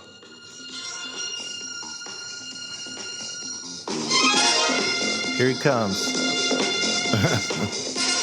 Ready? You got the strut down. All right. All right. You know, when I first started my CHP career, Yeah. I used to play that over the microphone on patrol. It's Chip's theme song for those of you too young to remember. Awesome. No, I don't have any gift bags or goodies or whatever, but I did take extra time on my hair to make sure that we're presentable and good to go. So, Mr. Chairman, the members of the board, those present and those watching online, I'm honored to be here. Thank you. Thank you for your time. This is amazing. I'm super excited. Thank you for that. Appreciate that. I look forward to the most exciting thing about this, to take my experiences as a Marine Corps platoon sergeant, my experiences as an executive leader, experiences and as an entrepreneur, and take those and condense those down to do a great good. That's what this is about, to serve, right? I can't imagine any other honor than to wake up, help people do better, be better, live better. So I'm excited. This is an honor. And I feel that. I'm listening to the stories. I'm hearing the passion. I'm thinking, wow, this is big. This is huge. And I know that I'm not going to do it alone. And wow, I mean, I show up and you're leaving? What's going on? I mean, I want a piece of that juice. This is great. I'm hearing this, you know, so I'm very excited about that. You got 4 others to be just fine. You're in good hands. You're in good hands. Obviously, I've only been in the role for just a couple, 2-3 weeks here, but I do want you to know who I am. So I did prepare something very briefly. I think we got it going. We got it working. Possibly, maybe the PowerPoint. Did that work out? If not, I can just go. It will. Give it a second. All right. There it is. Hey, there we go. So we're going to talk real quick about the executive director, Jason Went, and who we are and what we're trying to do here. How does the team rise to success? Here's a thought. So you can think of what no one else does, do what no one else does, better than anyone else does, innovation, dedication, execution, that's all great. But the most important part is that we do it together as a team. So I came up with kind of this mission statement. I looked online, I was trying to say, what is the mission statement? What do I see? What do I feel? What do I dream about when I think about what are we doing here? We endeavor to enhance the safety, financial success, and overall experiential quality of the patrons of our members by offering innovative services, strategies, and support, all the while treating every member like family, right? Mm-hmm. It's very important. Where does it start? So you got the big boss, hey, go do it, and you got the leader that's out there in the trenches. I'm always an in the trenches kind of guy. I am the guy that's going to be out there at night, whether in my car or on my motorcycle, so I can really get in there and see what's going on. Talk to the guy at 7-Eleven at 12 a.m. and say, hey, how you doing? What's going on here? Hey, has it always been that dark over there? Talk to me about what's really happening. So here's my commitment. I'm going to value the needs of obviously the community at large, what the board needs, and I'm going to look at you guys to get that support. I'm going to listen. I'm going to support those whom I am serving. Furthermore, you can trust and expect that I'm going to challenge you. I'm going to have all these ideas, and I'm going to throw them out there, and I'm going to see, hey, look, Jason, did you think about this? Did you think about that? I am a pie-in-the-sky thinker. I'm going to tell you right now. I work very well with type A, literal people that says, that sounds great, but you might have missed these little details. Give me those people so that I don't float away too far, but make sure we can get the pragmatics done so that we can actually accomplish what we're trying to do. At the end of the day, it's about delivering something to the people we serve, right? So I want to involve you, and of course, we're going to grow together. As a Marine, I had to put that in there. Mm-hmm. Together equals results. Teamwork divides the task and multiplies the success. Here's something I came up with. PBID pride, passion, P-R-I-D-E, passion. We love what we do, and we show it with intensity. Reliability, we're here for our communities and each other. Integrity, we do what is right always. D for dedication. We choose to make it happen. We can, we do. And excellence, I love this. Our quality of work reflects the respect we have for ourselves, one another, and our communities. What others recognize as the extra mile, we just do regularly every day. Why? It's just who we are. So here's the call of action as I close this presentation. Believe in yourselves. I say that for a reason. We've all had stuff that we've hit our heads against the wall. Man, I'm trying this, I tried that, I tried this, I tried that. Do I need to keep trying? Yes. Yes, you do. If there's any amount of skepticism, any amount of jadedness in you, brush that off for me. Give me that fresh new look that I have on my face right now. Remember when you were new one day, and then tap into that, and let's go drive together. Believe in the team. Have each other's back. Think big. Dream big. After all, this is a celebration of you. When I say you, I mean, again, you, the board, those here, and our communities at large. It's a celebration. I want to thank you guys for your time. And I'll close with this quote, one of my favorites. Like the great thought leader Napoleon Hill, just remember, whatever the mind can conceive and believe, it absolutely can achieve. Thank you. Very good, Jason. All right. Mr. Chair. All right. Yes, Mr. Cerny, go ahead. I just have one question. What did you have for breakfast? Because I You want want to know what I some. had for breakfast? Here it comes. Drive and determination and hope in my heart. That's it. All right. I just love life. Thank you, guys. Thank you. Okay, thanks. Supervisor Desmond. Go. Well, thank you, Jason. I've heard a little bit about you, and now I know why I've heard what I heard. You're a very captivating, charismatic speaker. And where do you live? You should look at running for public office, frankly. But so thank you and welcome to 80 Watt. I know that's a district that is mostly in District 3, but bleeds over, I believe, into our District 1 as well with Supervisor Cerna. And we'd probably both be very interested in coming and talking with you very soon, and to welcome you and to discuss some of the things that the county is doing to support certainly 80 Watt and the unique challenges that you face there. So I really look forward to getting to know you. You certainly have some big shoes to fill after Rebecca's departure for Carmichael Improvement District. So and David, I assure you, you do still have 4 supervisors up here who are fair and objective. Not quite to the level of Supervisor Natoli, of course, but yeah, it's good to see you as well, David. Yeah. Great. Well, thank you for comments. I know Cheyenne's going to come back to the podium, but I want to thank Corey, Rebecca, Chris, Melinda, and obviously David and Jason, and certainly welcome to Jason. I think we can just tell by this morning's presentation, certainly the level of commitment and dedication, certainly they as executive directors, but I think their boards, their business districts, and folks that we all mutually serve. I think we have some real treasures in our executive directors, people who are very committed to making a difference and are doing just that. So I know we're in good hands. And I think your suggestion, Supervisor Desmond, is to maybe coalescing that and maybe getting a summit of the PBIDs together and seeing where certainly the county can plug in to be of greater assist is a good idea. So with that, unless do we have any public comments on this item? We do not have any comments. Jason just took all the air out of the room, I know. Yep. So in a positive way. So okay. With that, then, all right, Cheyenne, come back to you. Your recommendation, and you're asking, I guess, that we adopt the annual reports. Yeah. So back to the staff's recommendation is to approve the 5 annual reports and also adopt the 5 resolutions, the levy assessments for fiscal year 2022 and 2023 for the PBIDs. Okay. Very good. Okay, that's we've opened the public hearing and haven't had any additional comments besides our presentations. So we have no one on the phone. So with that, a motion would be in order. I'm proud to move approval of the staff recommendation. Thank you all. Okay, so moved and seconded and approved the staff recommendation, and with our grateful thanks to all those they're working so hard. Please vote. Unanimous vote. There you go. Thank you all. Take care. Bye, Melinda. Bye, Melinda. Bye, Jason. David. Okay, we have one more item before the morning break or noon break. So let's go to that item, please. Item 60 is the public hearing to proceed with projects and levy assessments in Zone 13 of the Sacramento County Water Agency for fiscal year 2022-23. Great. All right. Well, now it's good afternoon, but thanks for being with us. Well, thank you. Thank you, Chair and Supervisors, for your time. My name is Mike Grinstead. I'm a Principal Civil Engineer with the Department of Water Resources. And today I'm here to talk to you about the levying of assessments for Zone 13. In 1987, the board approved the formulation of Zone 13 and levying of assessments in the zone. The purpose of the zone is to fund long-range planning studies related to water supply, drainage, and flood control, which benefit properties within the zone. Assessments are levied per parcel based on land use, and the assessment methodology and cost allocation are the same as has been approved since 1995. If approved, the 22-23 assessment will generate approximately $2.34 million for the zone.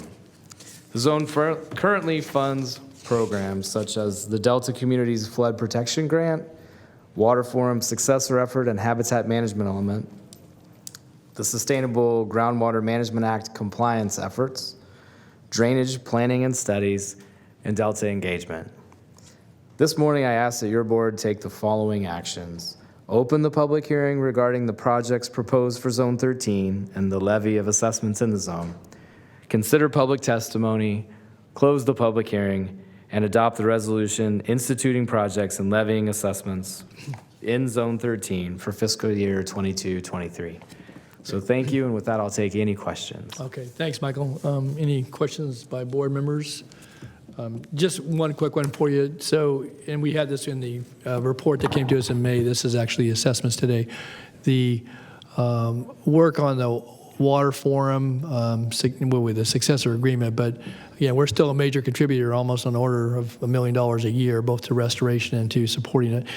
Is there progress being made on that as it relates to, the shared costs of what's a very worthwhile and very important effort? But how is progress being made on that?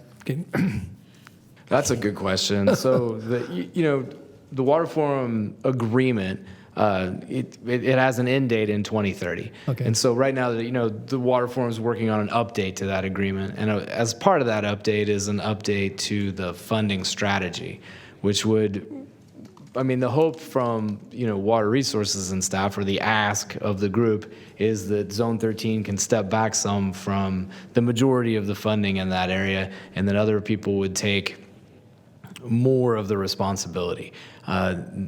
Those talks are ongoing, as you could expect, as the update kind of continues. But it's definitely one of the things that water resources and SCWA staff, including myself, brings to the kind of the update as an ask of the group. And I appreciate that, Michael. I just think it's important to point out, I know that, in fact, there's funding in here, again, additional contribution towards some of that work, I think, is part of the effort here. But we've borne, I think, a fair share, with quotes around the fair share. We really have, I think, over the years. And again, with, I think, benefits that have accrued both to our work with the groundwater sustainability programs, and certainly to work that's benefited, this county, but its waterways, the American River in particular, but certainly our riverine habitats. And I think it's really important, though, that, that the responsibility not always be borne by the unincorporated area ratepayers that pay this assessment, and there are, I guess, Ranch Cordova and portions of Elk Grove have been a part of this over the years as well, Citrus Heights. But I just think it's really important that there be a little broader look, and that I know staff hasn't lost sight of focus, but I would just say to our board, because again, we've done our fair share over the years, and it has benefited this community and county. But I think there needs to be some calibration of that annual contribution, because again, some of the work that we've done in our certainly in the Cosumnes subbasin, but with the groundwater sustainability programming, have taken significant funding, and I think will require some ongoing support in other ways as well. I think that while we carve out $1 million a year, it's not unimportant, and we might continue to carve out half of that on an annual basis for some of the restoration. I do think that supporting all that underlying effort just solely on the with Zone 13 becomes a pretty heavy burden over time. So I call that out. So, but all right. Do we have any callers on this? I have no one signed up to speak. We do not have any callers. Okay, so I'm opening the public hearing. There are no callers. There's no one signed up to speak. With that, then, if there's no public testimony, I'll close public hearing and bring it back to the board for the motion on the resolution as outlined in the staff report. Have a motion? I would move. Okay, I move. I would second. Mr. Chair would second it. If there's nothing further, then please vote. Unanimous vote. Great. Thanks, Michael. Thanks, Carrie. Thank you, Chair. Thank you, Supervisors. Okay, that concludes the morning's order of business. I know we have a significant amount of work in the afternoon session, so Flo, anything before any announcements before we? I do not have any announcements. You have your 2 items that will be coming back. Mm-hmm. Right. Those 2 consent items held over. Okay, with that then, we're going to stand, and we have no closed session today. That's tomorrow? Closed session tomorrow. Okay, we'll stand in recess till 2 o'clock.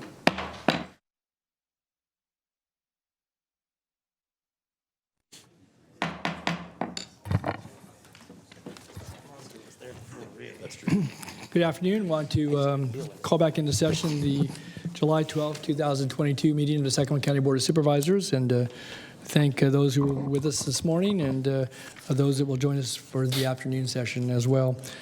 So with that, we'll go ahead and ask Florence Evans, our clerk, to call the roll. Establish a quorum, please, Flo. That was very official. Ms. Florence Evans. Supervisor Cerna. Here. Kennedy. Here. Desmond. Here. Frost. Here. Natoli. Aye. And Here. you have a quorum. How's that's official? Aye. How's that? I am here. Okay, very good. All right, we had a couple of items held over from the morning, and we'll go to those, and then I know we have a very full afternoon, so again, we'll jump right into it. Okay, so do you want to start with item 24? Sure. All right, that's to approve the retroactive Fourth Amendment to the North Vineyard Station Improvement Implementation Agreement with SI Real Estate, Florin Bradshaw Investors, and NorCal S Builders to extend the final map recordation deadline to May 15, 2023. Okay, very good. And I see Mr. Smith has gotten the assignment to report back on this, so.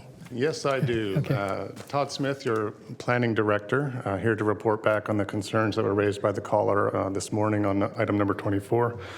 Staff has done some research on this. The map in question, Sings Estates, was approved for a 5-year extension May 23rd, 2017. And so that went to May 23rd of this year.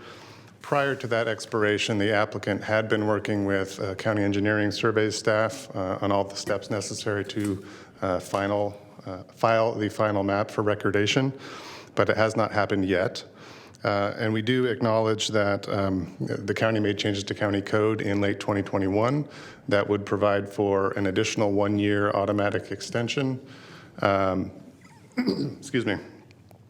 There was some confusion about that provision of automatic extension. Applicants were supposed to have applied for that. It wasn't a granted countywide to all the maps in process. But because of that confusion and because of the fact that the applicant has been working with county surveys to address all the necessary conditions on the map, we feel that a reasonable solution here is to offer the applicant the opportunity to go through that simple administrative extension of 1 year. He can apply for that within the next 30 days, and we can proceed on that path. And it's my understanding, based on conversations with DOT staff and their counsel, that that is a separate matter from this item 24, which is the implementation agreement. Okay. So basically, there's a window of opportunity here, as you just outlined, Todd, that would allow the gentleman who called in, who I guess is partly connected to what the item is before us, but as you said, not directly impacted by item 24. That's correct. To go through that process. So who would he reach out to? He can contact me directly, and I can actually have his email contact information, thanks to the clerk of the board, and I can communicate this to him as well. Okay, good. I don't know, did he call back in by any chance? No, and I've left the public comments open for both 24 and 41. Okay, well, we can get the good news to him, and thank you again to our staff on short notice to follow up, and it sounds like a very reasonable way to allow the applicant to pursue this. So, again, thanks for the extra effort. Todd, let me ask you, just before you leave, though, were there any other folks that may have been caught in a similar, I mean, circumstances may differ, but similarly, where this extension was automatic, but it required at least some acknowledgement by those that were carrying tentative maps? Are there others that might be in this? Yes, so our current planning staff works collaboratively with the survey section, Bob Davison's group, to identify those maps that have upcoming expiration dates. And we do try to provide some advance warning, obviously, to applicants so that they know if they're not tracking it on their own, that their expirations are coming up and they can obviously apply. Okay, but what about that? What about that blanket extension? Are you applying that because of the confusion, or they still have to actually? They could, like, this party could come in and make an application even if they didn't meet the December deadline, if they're still within that year window? More generally? Yeah, more generally, I think we could research that and report back to you. I think for the circumstances here, we were isolating the unique set of circumstances because they've been working proactively with the county. We think there's a reasonable solution here to go forward. Which with is the fine. I don't want to muddy it too much, but again, I think you've offered, an alternative here that could work for others, assuming they had circumstances that would apply. So, okay, thank you very much, and thanks to our staff for the quick workup. So we'll communicate that to Mr. Singh, And with that, I have nothing further. I just would move item 24. Second. Okay. Please vote. That you're voting up.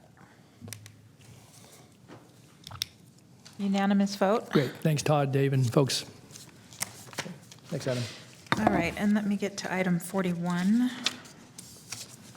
Okay, item 41 is the authority to execute expenditure agreements with Progress House in the amount of $1.5 million from the date of board approval through June 30th, 2023 for the provision of drug Medi-Cal organized delivery system, residential treatment services, and clinker property management, doing business as Valley Sober Living in the amount of $73,000 from date of board approval through June 30th, 2023 to provide a sober living environment for individuals recovering from a substance abuse disorder. Okay, great. Thanks, Flo. Thanks. Mr. Quist, I see is here in person this afternoon, and thanks for being on the phone. I did have a chance to look at the response to some of the initial inquiries.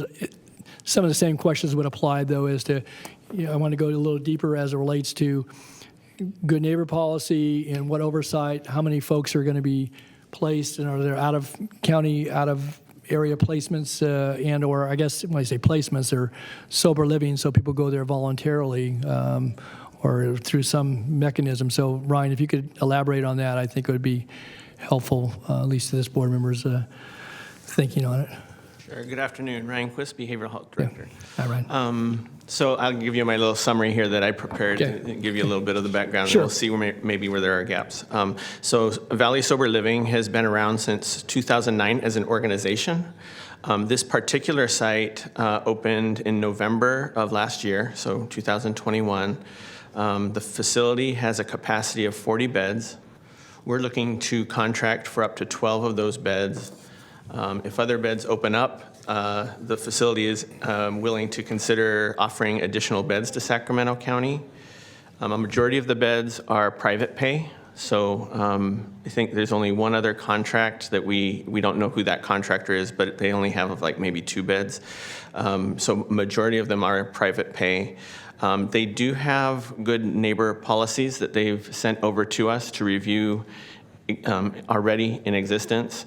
They include in their packet for residents that come and stay there, their ground rules, things like, it's nighttime at 9 o'clock and don't park your car in somebody else's driveway, things like this.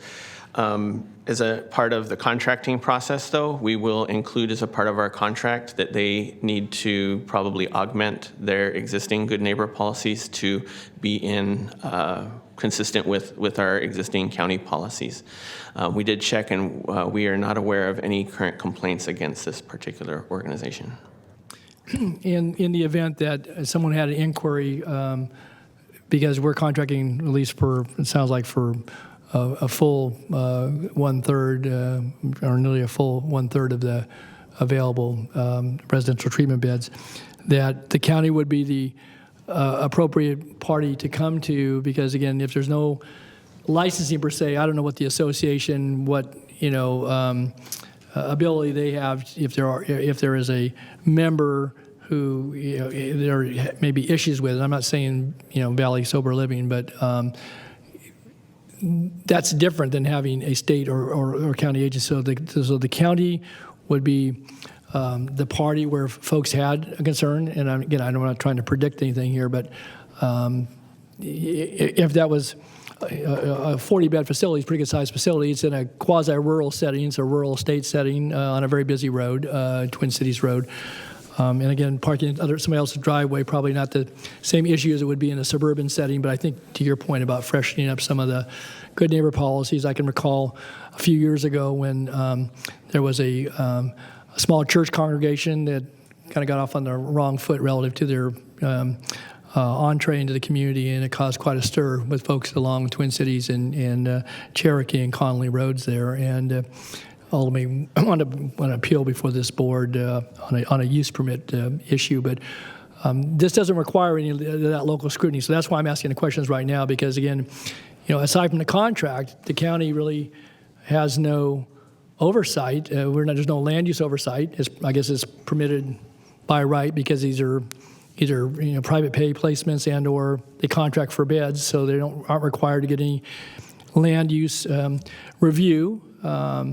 and they're not licensed by the state. They're part of an association. So again, back to my point is from my take on this, the county is probably, and again, if there were an issue on this or other locations, I guess hopefully our answer wouldn't be, well, we're not the overseeing entity. We didn't permit it. They're there. We're just contracting for beds. I'm not saying we take that position, but I've enough experience in this organization over time that, well, it's really not us. They can operate whether they rent, make space available to our clientele or not, or county residents. So I just think if this is the way we're going with clean and sober living, trying to get additional treatment capacity, I'm all for the additional capacity. I know we need it, very gravely, but I also want to be sure that facilities that might have been previously licensed under the state now join an association. And again, I saw the brief reference. I don't know what control. They don't have any control over folks, right? You join an association, you get the benefits of legislative representation, and hopefully have training in other attributes that are available to you through your organization. Does that organization have any authority if there's a bad operator somewhere in the state? Do they have any authority?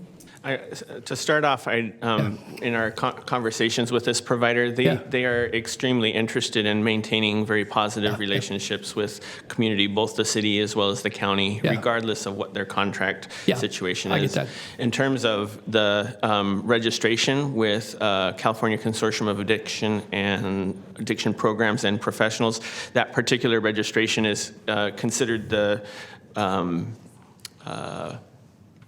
best practice, or that's not the right word. The gold standard? The gold standard, the expectation for a sober living facility. So they will want to maintain that and keep their facility in good standing. Okay. And again, I'm not casting aspersions on this operator by any means. We've had, over the years, historically, probably 20 or 25 board and care facilities. Some of them were licensed by the state, others were not. Some of those have transitioned into other situations. And again, if we can take advantage, obviously, of an in-county operator who desires to be a good neighbor and is, then that's fine. I just wanted to have some assurances because, again, there is no overseeing body. The only control, I guess, we have is if we're purchasing beds and there's some issue, then, we don't have to do placements there. But again, it sounds like we've got a good operator, and I trust they are. Again, I'm drawing off some experience here over time, and Supervisor, if I could just add, we will work with our planning and environmental review department to ensure that they received the necessary permits and that did the necessary noticing before we move forward with the contracting process. That's important because a 40-bed facility, and again, if it's kind of this, Siobhan, to your point, if it's people can choose to go there, then it may be different than having a licensed facility, but a 40-bed facility under our zoning code would require some sort of a use permit, some sort of a discretionary permitting where you get a chance to look at the issues if there are any and apply appropriate conditions as it might be applicable in those situations. So I think that's important, and again, just for future reference, because again, if the direction is that rather than licensed facilities, we have organizations like this and others who are doing this under the sober living arrangement, but it doesn't require a land use review, then it might,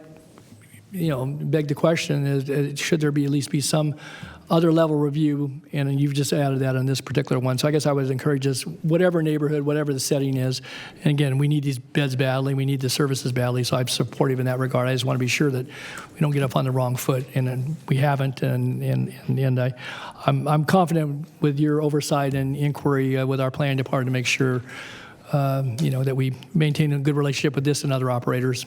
So, okay, that's good. That's all I had. Then I'm prepared to support the item. I would move the item. Please vote. Unanimous vote. Okay, that takes care of the morning. Now we're into the afternoon part. Okay, item 61. This is the Grant Line Easement Use Permit Amendment, a use permit amendment to revise condition number 37 from a prior use permit to extend the term of mining for an additional 25 years to July 15th, 2046. Is that high enough for you? Yeah, it's good. Thank you. And I would also like to say, if we do have anyone in here, members of the public, I do need to take their oath. Okay. So if there's anyone planning to speak on this beyond the staff presentation, this would be a time to take the oath. You want to administer the oath? Okay, so is there anyone here on this item that you might be called forward? I don't think they intend to make a presentation, but just in the event that, okay, go ahead, Flo. You have Justin and Michael. Okay. Please raise your right hand and the appropriate response as I do. Do you swear that the testimony you're about to give this board is the truth, so help you God? If you do not swear, do you so affirm? Good. Okay, and when you come to the podium, please state your name for the record and the statement I have been sworn. Okay, thanks, Flo. Thank you, gentlemen. Okay, Mr. McElhaney. Mark. All right, good afternoon. Good afternoon. There is a presentation or PowerPoint. PowerPoint, okay. Hopefully. All right. All right, good afternoon. I'm Mark McElhaney with Planning and Environmental Review, and I'm going to present the Grant Line East Use Permit Amendment. Next slide, please. Oh, I'm sorry. There we go. Okay, the location. The site is directly south of the California Prairie City Off-Road Highway Vehicle Park, approximately 3,000 feet east of Grant Line Road in the Cosumnes community. The request is a use permit amendment to revise condition number 37 of the Grant Line East use permit. The amendment shall have the use permit expire on July 15th, 2046. The project site is located, I guess I don't know, in the red square there. And here's some of the project history. So on March 5th, 1995, the original use permit was approved to allow mining on 445 acres with the expiration date of March 5th, 2009. On July 15th, 2009, the use permit renewal was approved that added 12 additional years with the expiration date July 15th, 2021. And as of March 28th, 2021, the use permit application was submitted. Okay, the final hearing body is the Board of Supervisors. There are no changes to the approved project other than the time extension. There's no increase in the total amount of material to be mined from the site. The environmental coordinator has determined that the environmental impact report as prepared for the original use permit is still adequate and appropriate for the current project. The cents per ton payment has been added as a condition of approval with 10% to the Cosumnes Area Fund and 90% to the American River Parkway Foundation. A note on this, at the Planning Commission, it originally was all 100% went to the American River Parkway Foundation. One of the planning commissioners asked a question about that, what spurred on county council to take another look, and it was determined that there is an excess, so 10% of the cents per ton fees will go to the Cosumnes area, and the remaining 90% will go to the American River Parkway Foundation. Mark, if I could on that point, but the conversation actually started at the Cosumnes Planning Advisory Council where they talked about the nexus or the condition and had asked for actually a larger amount. And then I guess the initial take was that there wasn't a nexus, and then based upon what the commission took into account, then it was determined, and obviously with the recommendation here today. So is that an accurate recital of what occurred? So it's my understanding that at the CPAC meeting, there was some miscommunication and confusion about where the funds would go. Okay. Staff thought that they were suggesting the funds go directly to the CPAC itself. Yeah. And when they came to me with that inquiry, I said, no, Right. that's not appropriate, and there's no nexus for that. Right. But then when they went back and reviewed the information from the hearing, they learned that the CPAC was in fact talking about it going to the Cosumnes Area Fund, and there is a nexus for that, and so that's how we kind of got to where we are today. Right.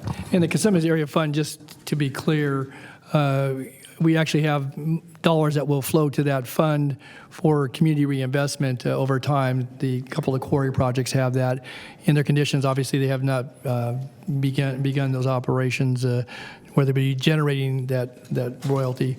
But the whole idea behind it was, and it's an outgrowth of some of the conversations we had a number of years ago now, to support agriculture, ranching, maybe FFA, 4-H programs, activities that would then finally rest with this board making those decisions, but they would serve in an advisory capacity once funds are actually deposited there. So there hasn't been any money going to those accounts, but this board reserved the right to make those determinations, but would have the community weigh in at some future juncture. So I know that it's been a ways, along that we've come thus far with no dollars, and the prospects here maybe still a bit of time. But I would hope that at some point in time, this board will get a chance to look at some of the items that were on that list. But thanks for looking at that, June, and appreciate the considerations being given to today's recommendation.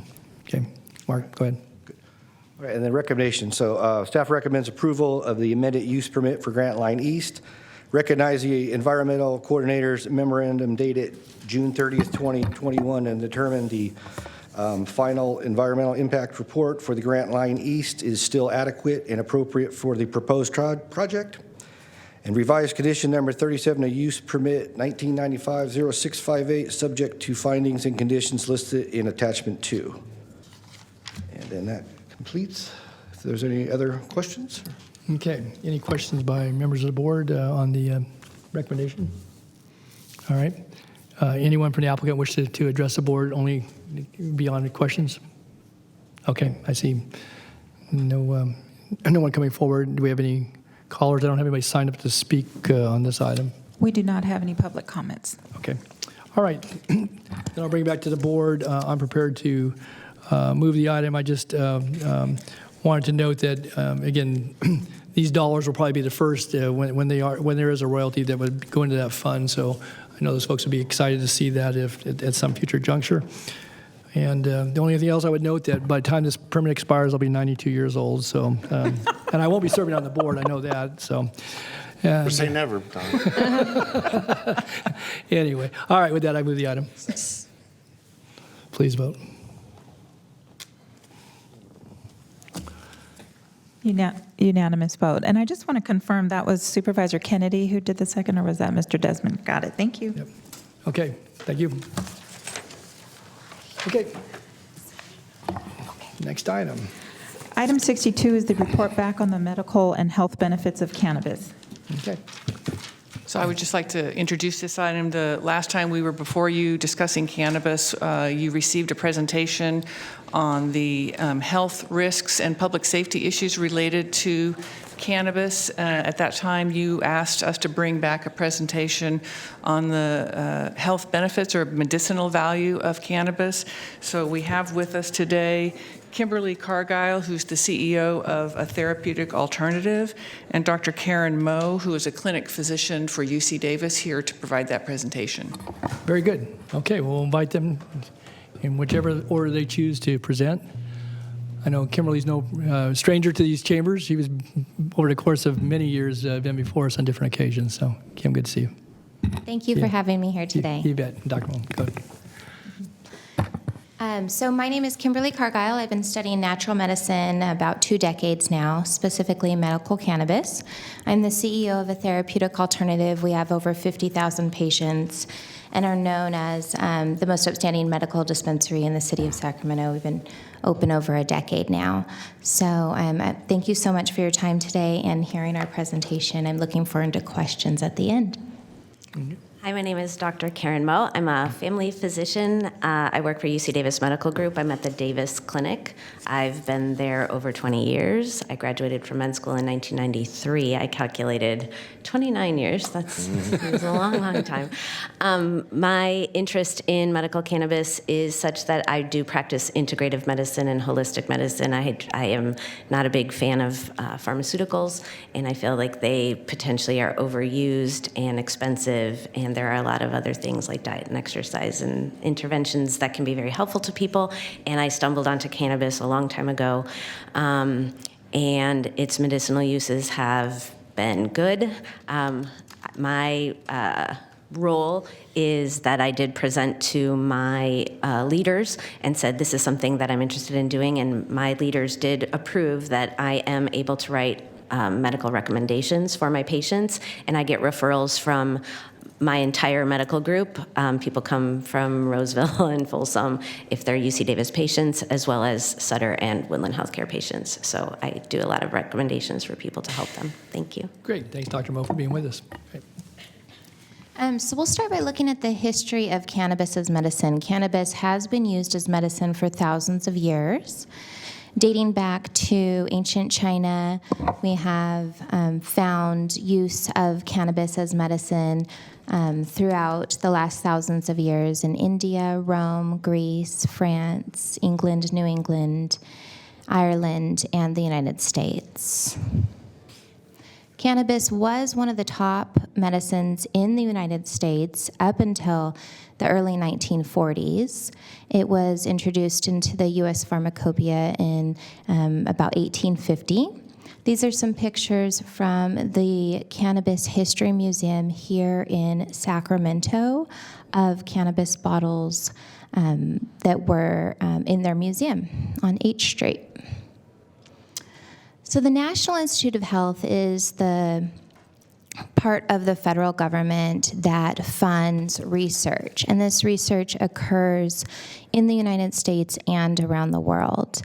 And the reason I have this slide here today is to show that the National Institute of Health, even though it is a federal arm, it does support cannabinoid and cannabis research for a multiple of illnesses and disorders.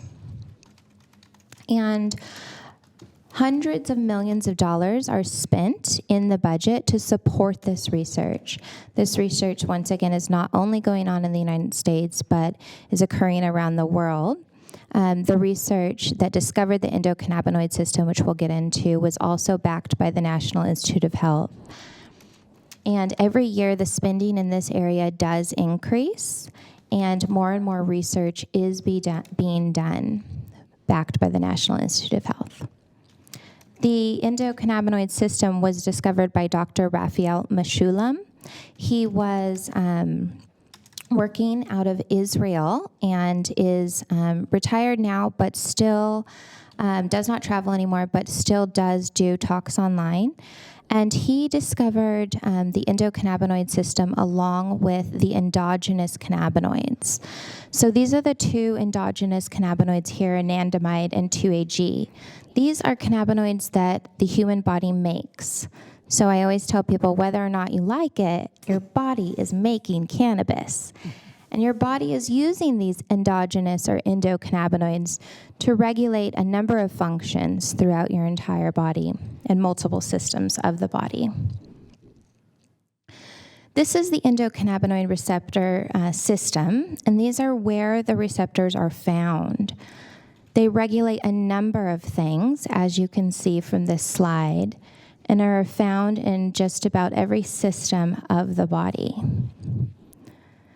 The endocannabinoids, the endogenous cannabinoids that are created by the body, work on this system, as well as phyto or plant cannabinoids that are found in plants.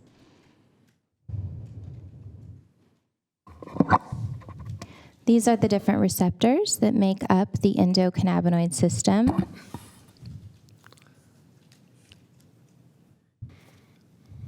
And regulate different functions. Yes? If we just pause, I think Supervisor Stern had a question. Yes. Thank you, Mr. Chair. I just want to be clear. Kimberly, first of all, thank you for being here, both of you. I just want to make sure that at this point in the presentation, when you're speaking to cannabinoids and the systemic context for them, is this separate from what is commonly understood to be the THC components that get people That's high? a great question. So THC is a phyto or plant cannabinoid. It's a cannabinoid, same type of molecule that's made by the plant.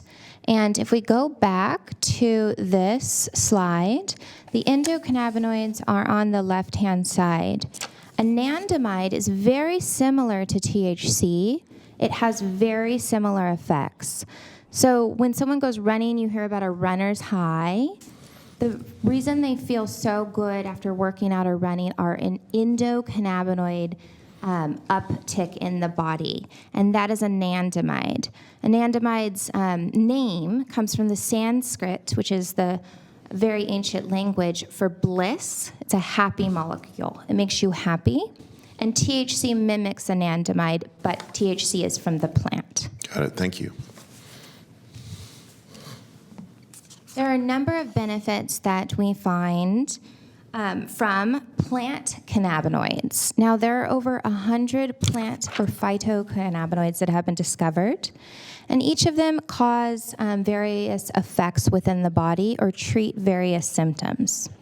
Now, when it comes to lab-tested, state-regulated products on the market that you find in a state-licensed dispensary, there's only about 8 cannabinoids on the market due to the way that the plants have been bred over the years or have naturally been bred, the 8 cannabinoids listed up here are in high enough amounts in the plant to extract and make into products. So when you go into a dispensary, these will be the main cannabinoids you see on the shelves. Depending upon the patient's symptom level, the patient will require a different dosage. Dosage is in milligrams of the cannabinoids, along with a different ratio of the different cannabinoids. So depending upon if the patient has pain, trouble sleeping, nausea, needs mood elevation or anxiety reduction, we will recommend different cannabinoids, different cannabinoid profiles, and different dosages. There are a long list, over 200 illnesses and disorders that have been studied that have shown to be useful in using cannabis as medicine. I recently did a survey and found that these are the top reasons why people are using cannabis here in Sacramento at my dispensary.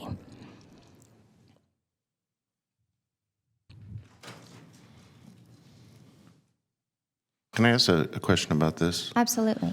Oh, there it is. I see chronic pain. I just wanted to understand if kind of chronic pain is kind of the umbrella part to many of these maladies. There is an umbrella. So the next slide kind of goes over it, right? So those illnesses and disorders, just like most illnesses and disorders, have, a top 5 or 6 symptoms that they all share. And therefore, that is one reason why medical cannabis can be useful for so many different illnesses and disorders, because the patient is treating their symptoms. And so pain, reducing pain is absolutely at the top of the list. Increasing appetite, reducing nausea, reducing anxiety, improving sleep, and improving mood are the top reasons or the top symptoms that people are using cannabis for. Excuse me. This industry has become highly regulated in the last 5 years. There's hundreds of pages of regulations. I was a strong proponent of the regulations and was an advocate of the regulations and legislation. I've given over 100 government tours at my dispensary to every department you can imagine. And with the goal to provide regulations, because regulations protect the environment, they protect consumers, they protect children, I'm a mother, and they protect, they enable public safety. So regulations are extremely important, and that is why we advocate for regulations. A main part of regulations and consumer safety is mandatory third-party testing. So every product you find on the market in a licensed dispensary has to go through third-party laboratory testing. That laboratory is completely separate, and laboratories are not allowed to hold ownership in any other type of business. Has to be completely separate.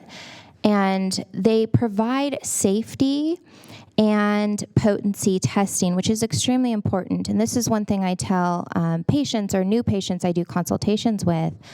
It's very important to buy from a state licensed dispensary.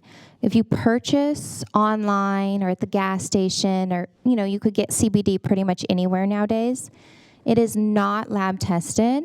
So number one, you don't know that it's free from solvents, pesticides, heavy metals, microbials, mycotoxins, and foreign matter, but you also don't know that what is on the bottle is actually in the bottle. And so that's one thing that state regulations brought into place, ensuring that the active ingredients, the cannabinoids and the terpenes, the ingredients that cause pharmacological effects on the body, are testing at the same level that is on the packaging. and that these products are free from contaminants and safe for patients' use. The next thing that was very important in regulations for consumer safety was regulated packaging and labeling, and this is what it looks like. So all packaging and labeling is regulated by the Department of Cannabis Control, and it ensures that the products are child-resistant, tamper-evident, opaque, also that they provide accurate information, including dosage, how many milligrams are in the bottle, how many milligrams are in the dose, and a caution sign to ensure that the packaging shows the cannabis symbol on there, the cannabis caution symbol. So, as you know, I've been advocating for regulations in the county. That's no surprise. And I do advocate, based on the fact that consumers are using cannabis here in the county, and regulations will only ensure that rules are followed and the cannabis is provided to people in a safe and secure manner. But more importantly, as a medical cannabis patients' rights advocate, it's that a patient can find in a regulated dispensary the correct product for them, and they're not left doing this guessing game. Many patients that come to us, our demographic is over the age of 75. That's our largest demographic. So they will call and they will want to use cannabis because they've heard about it, and they can find it anywhere, but they don't know what type to use, what administrative technique, meaning edible, topical, inhaled method, what cannabinoid profile, meaning is it a 18-to-1 THC to CBD, THCV, CBG, all these different cannabinoids, and how many milligrams, the dosage. And so an educated staff will be able to provide information to help that patient find the product that's going to actually help their symptoms. Hi. I wanted to go back to something that I said at the beginning in my introduction. I am a general practitioner that prescribes a lot of pharmaceuticals, but I would say that in the main scheme of things, most recently that got me interested even more so in providing medical cannabis that was touched on is chronic pain. And as I'm sure you're all aware of, we are in an opioid epidemic, and there is a lot of issues, and a lot of guidelines came down from the state and the federal government for us as practitioners to cut us off at the knees as far as providing pain relief to patients. And it's been very challenging when there isn't a lot of alternatives. So that really is probably the most important thing that has brought me to doing this.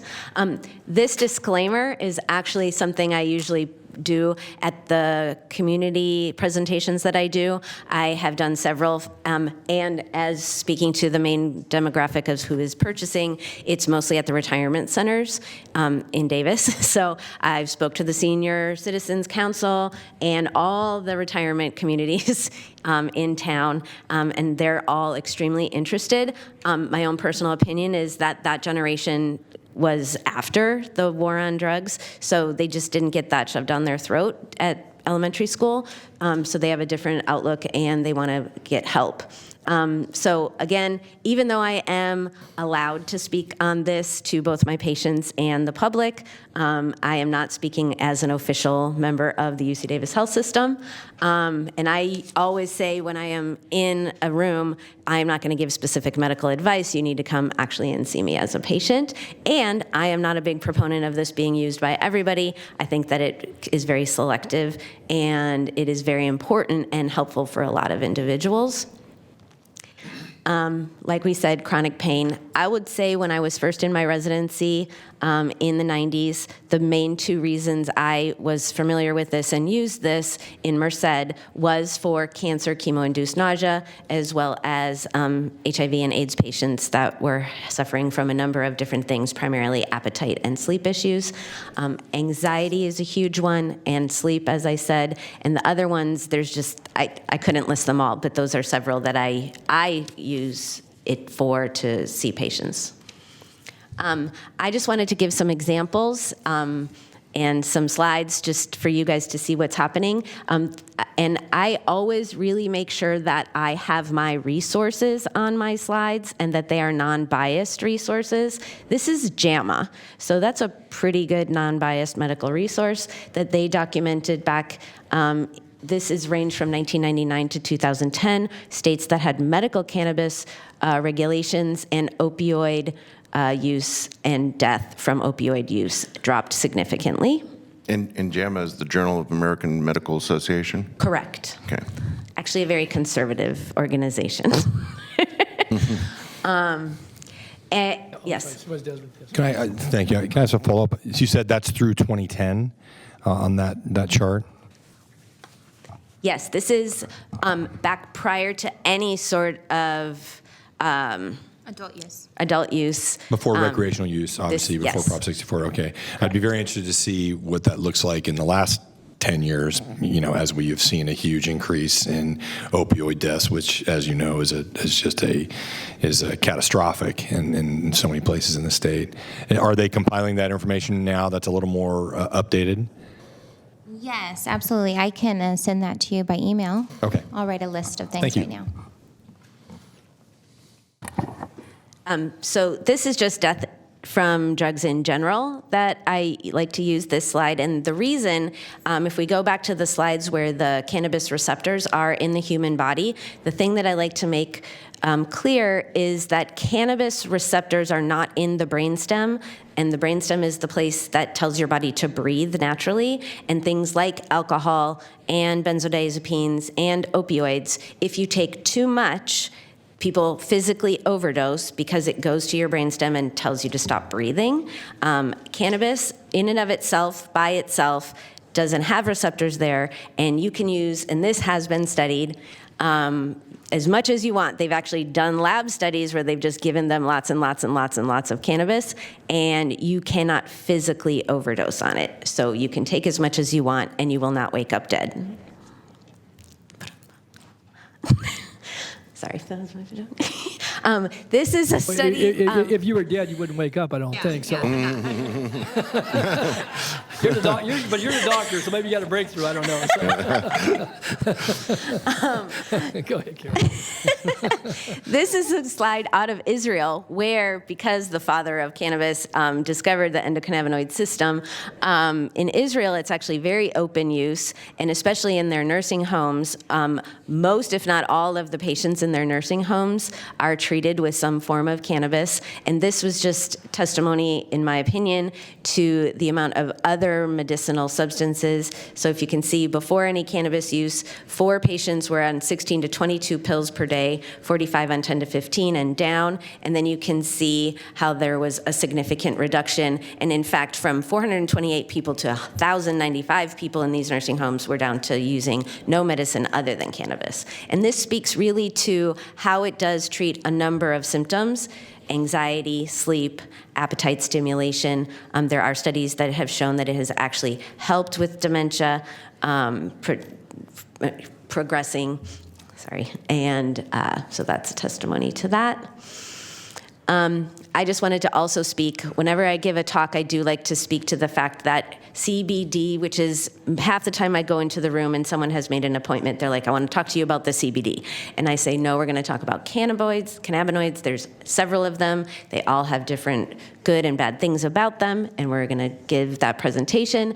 And then we talk about safety of medicine. So just like Kimberly spoke to, if you purchase from a licensed dispensary in the state of California, you are for sure getting a tested product. If you buy it at the gas station, if you buy it at the food co-op, if you buy it on Amazon online, you have no idea what's in it. Sadly, I hate to tell people this, but that's the case for all supplements in our world. None of them are third-party tested. And so in the same way, it's really important to get your medicine from a properly licensed place that's tested, both for safety, that what it says on the label it actually has, and that it doesn't have things in it that are unsafe. This is just another slide to the effect.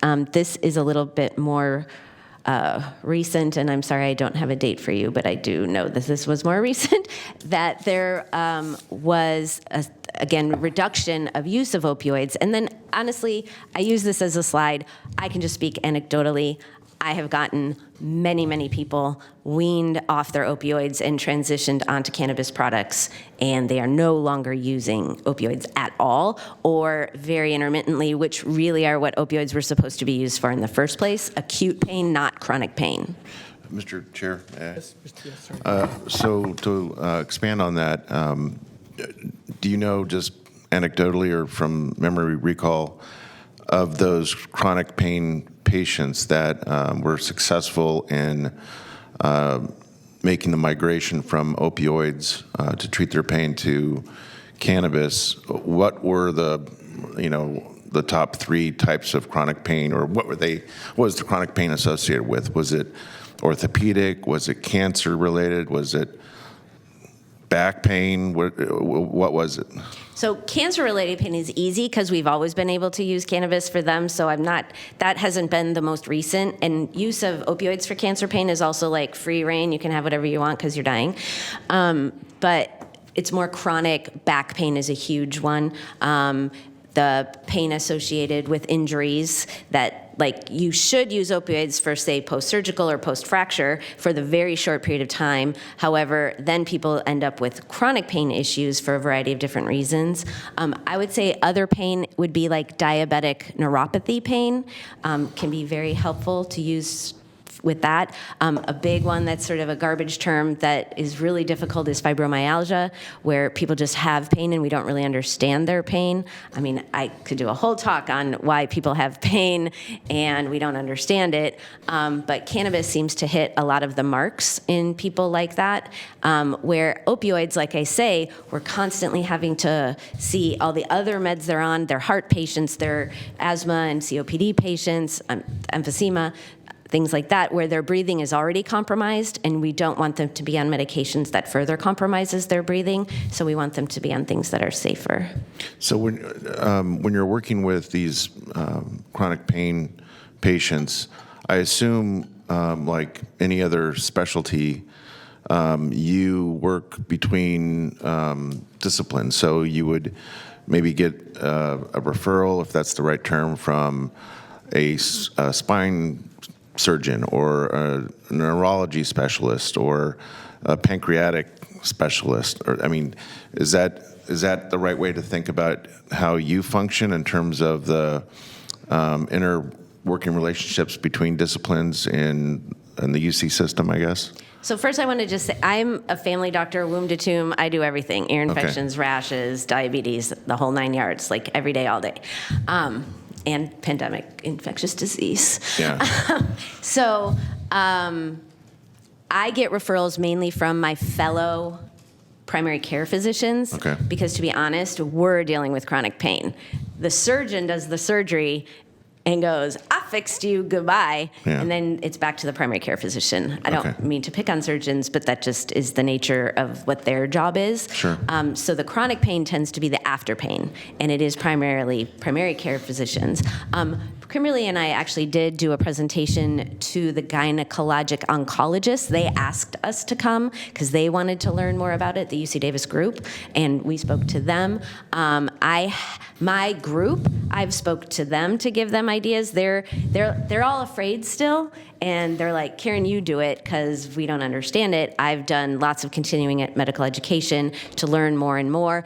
Every time I speak, every patient I prescribe, I learn more and more. I mean, that's practice. That's what being a general practice doctor is. So because you're UC Davis affiliated, and I totally get the disclaimer, but I think we all understand that the UC Davis system is a little different than other systems because it's inextricably linked to medical education too.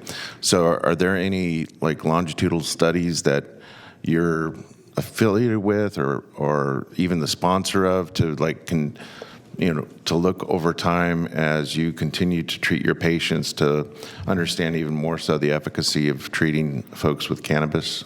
So I dream of the day that I have time to actually put into organizing and making a study. I've asked actually at the level, and I haven't gotten assistance. I mean, I work 12 to 15-hour days, and in the last couple of years longer, and I just don't have it in me. So I really honestly use my gut, and I feel like I am helping people. So I personally am not affiliated with studies.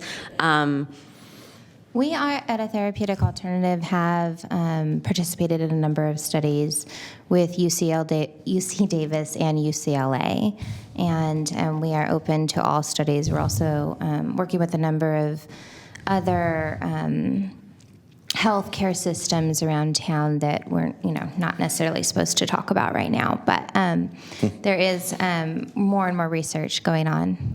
Great, thank you. I will say, just as far as education, because this is something that wasn't discovered when I was in med school, so it couldn't have been taught to me because it was very new still. But there are fourth-year med student classes that I have done I do a case presentation to them. It's an anesthesiologist who actually teaches all the basics. It's a fourth-year class that they can sign up for as an elective. And the first year we had 4 people. The next year we had 9 people. And we then had 20 people. So, I mean, it's obviously something that young med students are starting to investigate and want to learn more about. So, I mean, I think our future is bright for that. Yeah, and I apologize, but I didn't put the date for Dr. Mashulam. He was discovering the endocannabinoid system in the 1980s and 90s, so it is fairly new science. Great, thanks, Kim. Dr. Moe, we had a question from Supervisor Frost. Thank you. Yeah. Thank you for being here, Dr. Moe and Kimberly. I'm intensely interested in your conversation. I wanted to ask you a couple of questions. Earlier, you made a comment that it should be, you intimated maybe or made a comment that it should be used medicinally, but not other ways. Did I hear that wrong? In other words, well, let me just ask you before I don't want to back you into I'm not trying to back you into a corner. I wanted to ask you about that because it seems like you have expertise, and I've been hearing a lot about the medical benefits of cannabis from friends and physicians. And you made the comment around you cannot overdose from cannabis. Can you be medically impaired in a way that could have an impact on your safety, even if you're not overdosed in a respiratory Sure. loss of respirations or Sure, I was suppression? speaking to death alone. Pardon so me? I just was speaking to death, that it doesn't cause death in that particular Well, slide. I didn't know that, so that's good to know. Yeah. And so to answer your original question, I mean, I have a lot of opinions. I'm a mother as well. I have 20-somethings, so this is actually something I'm more intimately familiar with at this time, and they attend UC Santa Cruz, so I'll leave it at that. But I will speak to that. Actually, I had conducted a podcast for a period of time, and I did a podcast that was entitled Harm Reduction. And I'm just going to give you a couple examples. The key is that young people are going to do things that they're going to do. And I feel on the spectrum of other things that teens are going to do, like alcohol and benzodiazepine pills. These kids have these parties where they just dump pills in bowls and they just take things that they don't even know what they are. There's all kinds of different things that kids are doing out there. And on that spectrum, I personally, as a medical physician who have treated teens and 20-somethings and all the way up, that cannabis on that spectrum is much, much lower harm than any of those other things that are out there that kids are getting into. So am I a proponent of recreational use? I'm not going to say that I am, but I will also say that I have teenagers who come to me and are open to me and tell me about their use, and that makes me feel good because I know they're going to use it, and I can give them ideas of that they need to curtail their use and how it could affect them, and that if they start losing motivation and different things like that, that they need to watch, just like they need to watch their calories from McDonald's and things like that. So I could conclude that you're not really a proponent for recreational use. You're really a proponent for medical use. And that I'm here to speak as a proponent for medical use. Yeah, and I wonder, so mental impairment, I want to go back to that. Would you say it can mentally impair a person if they use too much, like if they use it and then go drive? Would you say if they use it, they shouldn't be able to drive? Or the policy framework should address There actually that? are some studies of people using various amounts of THC and doing driving tests, and I don't have them on the tip of my fingers, but it is much less than alcohol. And the thing that stands in the way is the ability to test and no impairment, and there's a humongous spectrum of who's using it and how much and how often and how it can potentially in the moment impair you or not. So I can answer a few of your questions also from my perspective. So Proposition 64 collects a great deal of tax, millions, billions of dollars, and a great portion of that does go to the CHP. They are currently actively doing research. I've actually presented at the CHP before also, doing research to come up with tests that test impairment. So there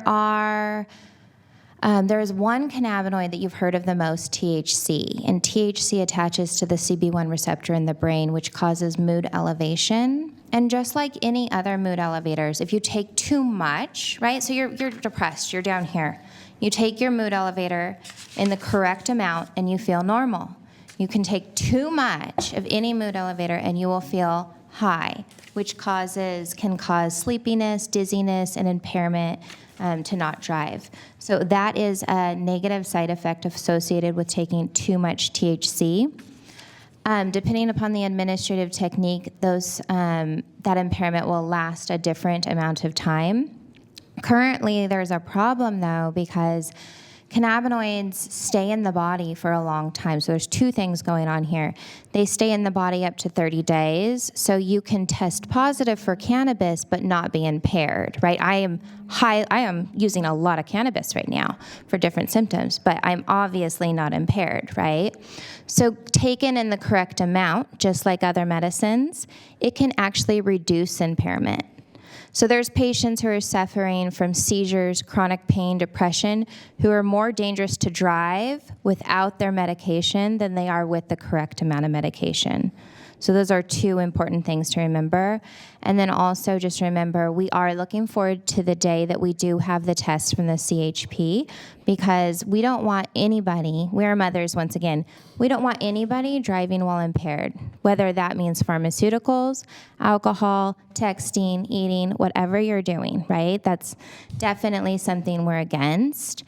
And to talk to the question about medical use versus recreational or adult use. So first of all, I am a medical proponent. I've been studying, I was pre-med prior to studying psychology and social justice. I changed my major to become an advocate for medical cannabis once I found out about the repression of medical cannabis when I was in college, and studied a variety of natural medicines the last 20 years. And I wouldn't have dedicated my entire life to helping people, have fun on Friday night, right?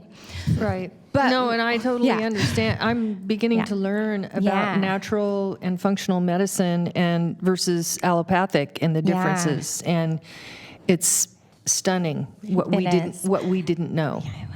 And but there's one flip side, is that when patients come to us, or members as we call them now, a lot of them are coming to us, even though they don't have a recommendation, they're still using it for medical reasons, whether it's mood elevation, anxiety relief, sleep, stimulating their appetite or pain, right? And then when it comes to harm reduction, like Dr. Mo said, we see a lot of patients who are really trying to stop drinking alcohol, because alcohol does negatively affect the kidneys, liver, and other organ systems that cannabis does not, right? Cannabis is a non-toxic alternative to alcohol. So even though someone is using cannabis as an adult and is using it recreationally, it still is healthier and safer than the alternatives. Would you say that, this is my last question, that cannabis is compounding? You said it stays in the body for 30 days. So is there a compounding impact or? So the metabolites stay in the body, but the active effects of the cannabis wear off. So the effects wear off, but the metabolites and the cannabinoids, you would still, if you had a test, if someone used cannabis 30 days ago, the effects might only last for an hour if they smoked a joint. But 30 days later, they might still test positive for cannabis because the metabolites are in the system, and that's what's being tested currently because we need to find a new test. Do the metabolites have a negative impact as they build up in the body if someone just keeps using it for like a year or two? No, it basically is just like the endocannabinoids. I mean, they're very similar molecular structure. They act on the same system in the same way. And so that's like, someone who runs every day, they have high levels of endocannabinoids. They typically need less phyto or plant cannabinoids if they are using cannabis, but we haven't found any research that shows that using cannabis over time is building up or causing a negative long-term effect. The effects of impairment are short-term. Thank you.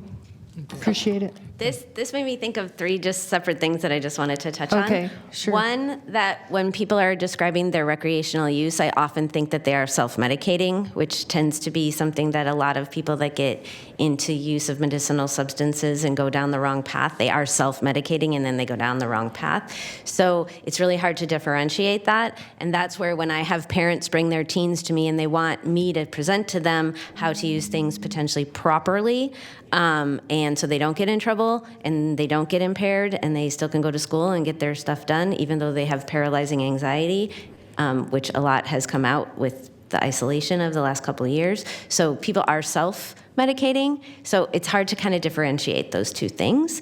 The second thing is I like to speak to the effect of cannabis and the speaking of addiction. So cannabis, in the same way, it doesn't lead to physiologic death. It also doesn't lead to physiologic addiction. So like when people say, I have a high tolerance, that's not exactly medically accurate. And there are no places in the world that are doing medical cannabis detoxification. Like when you have to go, for alcoholism, you go into detox and then you go into a facility to get over your addiction. You don't need a physiologic detoxification of cannabis. You just potentially have an addiction in the same way people are addicted to video games or online shopping. So it builds dopamine and endorphins and other biochemicals in your body that you get from using the substance. It is an addiction, but not in the same way. It's not a physical. So it's not a receptor that a thing binds to, and then multiple more receptors need it to bind to it, and then you withdraw because now you have all these open receptors and you no longer have the drug. Then you need to downregulate the receptors. That's detox. So people detoxing off alcohol and benzodiazepines can die as they're going through a withdrawal. I've witnessed and treated people through that process. I've never, and it doesn't happen because there isn't the same physiological buildup of receptors for the medicine to bind to, because they're natural receptors that are there anyway that are collecting your natural cannabinoids that are there. So that same process doesn't happen, so you don't have a physical addiction. You have addiction because there's all kinds of addictions we know of that people have to go into rehabilitation facilities, but they don't go through detox. I hope I'm saying that. Yeah, you said it really well. I'm wondering about what we've heard about those teenagers between the age of 18 and 25 who have a propensity to flip into a psychosis with the strong THC, I think that's called, of today's marijuana. Could you please speak to that, or do you? Yeah, absolutely. So what that stems from is high levels of THC. And THC has negative side effects associated with it, which when you use too much, it can cause anxiety and temporary mental impairment, right, for not driving, trouble with speech, trouble with balance, all those things that go into it. And so that is temporary. It is unfortunate, and it is something that we need to talk to our children about alcohol, cannabis, and every drug out there. I'm not looking forward to the teenage years. That's not going to be fine, but we need to talk about it, and we need to focus on education. We also need to talk about the fact that 10% of the population does have a psychologically addictive personality and can be easily addicted to a number of things. And these are all conversations that we need to have so that our children are aware. The only, the good news and why I am a proponent is it's not killing our children, right? Like Dr. Mo said, alcohol is killing them. Pharmaceutical parties are killing them. At least the cannabis isn't killing them, but I'm not saying that they should be using it.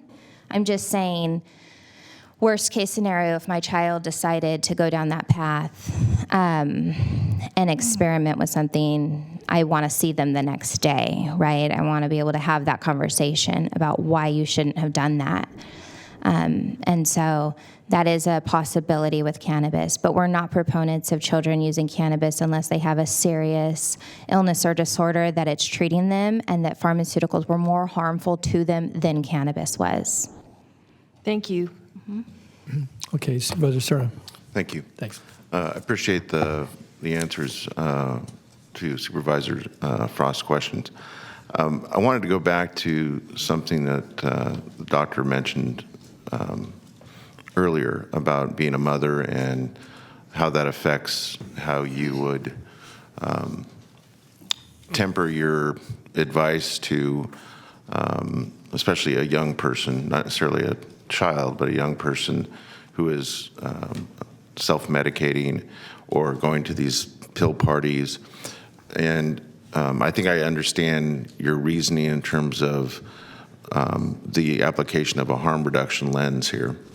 Would you say the same thing about, and possibly give the similar advice to minimize harm as it relates to black market cannabis versus sanctioned cannabis in the state? And this kind of goes back to the fact that you mentioned that sanctioned cannabis is lab tested. You know what's in the product. You don't, as far as I know, you don't know what's in cannabis that would be purchased outside of what's regulated and permitted and lab tested. So I don't know if that question makes any sense or not, but I'd like to hear your thoughts about that. It makes a lot of sense. I would like for the world to not have all kinds of yucky stuff out there that kills our children, because unfortunately it just exists. So to speak to that, I'm not sure how far out I want to go here, but that is why I'm here, because I'm hoping that we have legally accessible ability for people to have access to safe product. So I guess that's kind of why I'm here, is to reduce that possibility. On the spectrum of people out there doing whatever they're doing, I know people can get third-party tested and can present. So I actually do have patients come to me with their little bottles of cannabis CBD that they've bought online, and I will regularly go look up their company and see if they, and some of them actually do have, on their own accord, have purchased third-party testing and posted on their sites. Sometimes it's BS because it's from 5 years ago, and I'm like, that's not the product you're currently selling, because you sell this year's product. So some people do it, but I research that for people, because there are some outside of the dispensary products that people do third-party test. And I don't know, I think if you want to sell something, you want it to be good. It's like you have pharmacies, right, in Sacramento County. Just because people are having overdose associated with pharmaceuticals doesn't mean you're going to shut down all the pharmacies and make them get their medications from the black market, right, or the unregulated market. You want to ensure that your consumers, your residents, have a safe way to access something that they've already are getting, right? So your, intention is to increase public safety and consumer protections, because they have already voted that they want cannabis. They're already finding it other places. And so the goal of regulations is to ensure that that cannabis that the consumers, the residents of Sacramento County are using is safe. And so a follow-up for you, Kimberly. What can you share about your members' experiences as they've been shared to you and your staff about especially newer members post, well, I guess it doesn't even matter if it's post Prop 64 or not, but members that used to habitually buy from the black market, but because it became more accessible in a sanctioned context, have come to a dispensary like yours to get presumably, safer product. Do you hear anecdotally many stories about that occurring? Is that a common understanding by you and your staff? Absolutely. So not only am I the CEO of a therapeutic alternative, but I have opened dispensaries and owned dispensaries in Davis, Dixon, Napa, Modesto, Placerville. And when we open in a new city that did not have access before, the citizens are so thankful. I always love working the first week because that's when they say, thank you so much. I now can get the education I need to get a product that's going to help me. Because that's why we're there, is to help people. And so when we can give them the education to help them find the specific cannabinoid, the specific dosage, and the specific administrative technique that actually relieves their symptoms, they are so thankful when we open in a new city that has previously had no safe, regulated access. And then one last question, then I'm curious to certainly hear the balance of the presentation. If you took your membership before Prop 64 passed and combine it with those new members post 64 that indicate to you either formally by way of continuing to seek the cards for medical cannabis, or at least openly share verbally or otherwise that their interest is medically driven, what percentage of that total clientele or membership is still kind of medical versus 64 recreational? I would say probably about 80% of our clientele at a therapeutic alternative is specifically medical. They don't get their recommendations anymore. And it was actually a presentation I did at Sun City out in Lincoln that made me get our adult use license. So we were going to just stay medical, and one of the senior citizens who was listening to the presentation said, well, I'm not going to go to your dispensary. I don't want to have to get my recommendation. That costs me money. That's an extra doctor's appointment. And I thought, wow, okay, so maybe we should get our adult use license. And then I was afraid that our demographic would change because, like I said, I'm dedicated to the medical benefits of cannabis and I want to help people. And so, but I was pleasantly surprised that our demographics did not change and people are still coming to us for medical cannabis, whether or not they get their recommendation. Great, thank you. Okay, go ahead.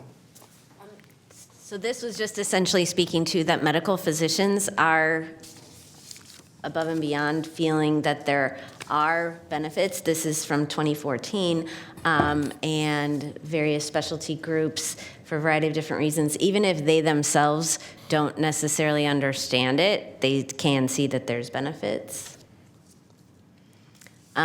Yeah, so this was just my summary slide. So there's a lot of different things that we use cannabis for to treat. I personally, this is just my medical background, is a lot of doctor people want to isolate it and put it in a pill so it's more controllable. But I personally think whole plant medicine is a better option with having an arrangement of cannabinoids and terpenes, which we didn't even get into that, but it just shifts it to a better medicinal use. Obviously, we need more research and education. Like I have done, I've sought education on my own, but the new students are coming up and learning. I think I touched on all those other things. Okay. I just wanted to end with one quick thing just from 2 events that I participated in. One was in Davis, and it was a presentation prior to dispensaries opening in Davis. It was an open forum where everyone was just sort of getting together if they had as a stakeholder. I sat at the table with one of our law enforcement officers in Davis, and I'm not going to name names, but he said, personally, I'd rather have picnic day with cannabis than alcohol. So that was a statement from a Davis law enforcement person.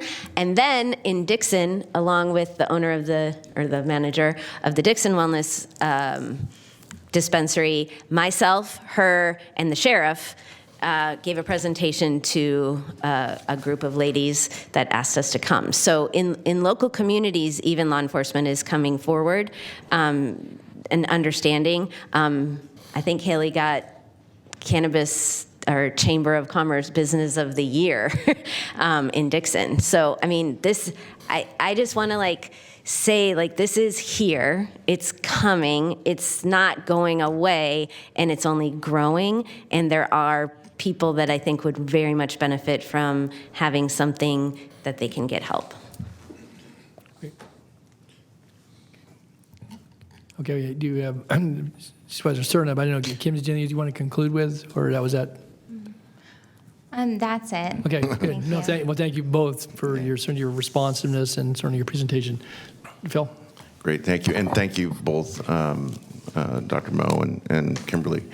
This has been, I think, hugely educational for all of us. And of course, today we're being asked to kind of consider the fiscal side of this, which, if it's the will of the board, would precipitate presumably a broader discussion about the very specifics associated with what we can or should do from a policy perspective, and that, from what I understand, could span the gamut from just medical to medical and recreational or adult permit, I guess.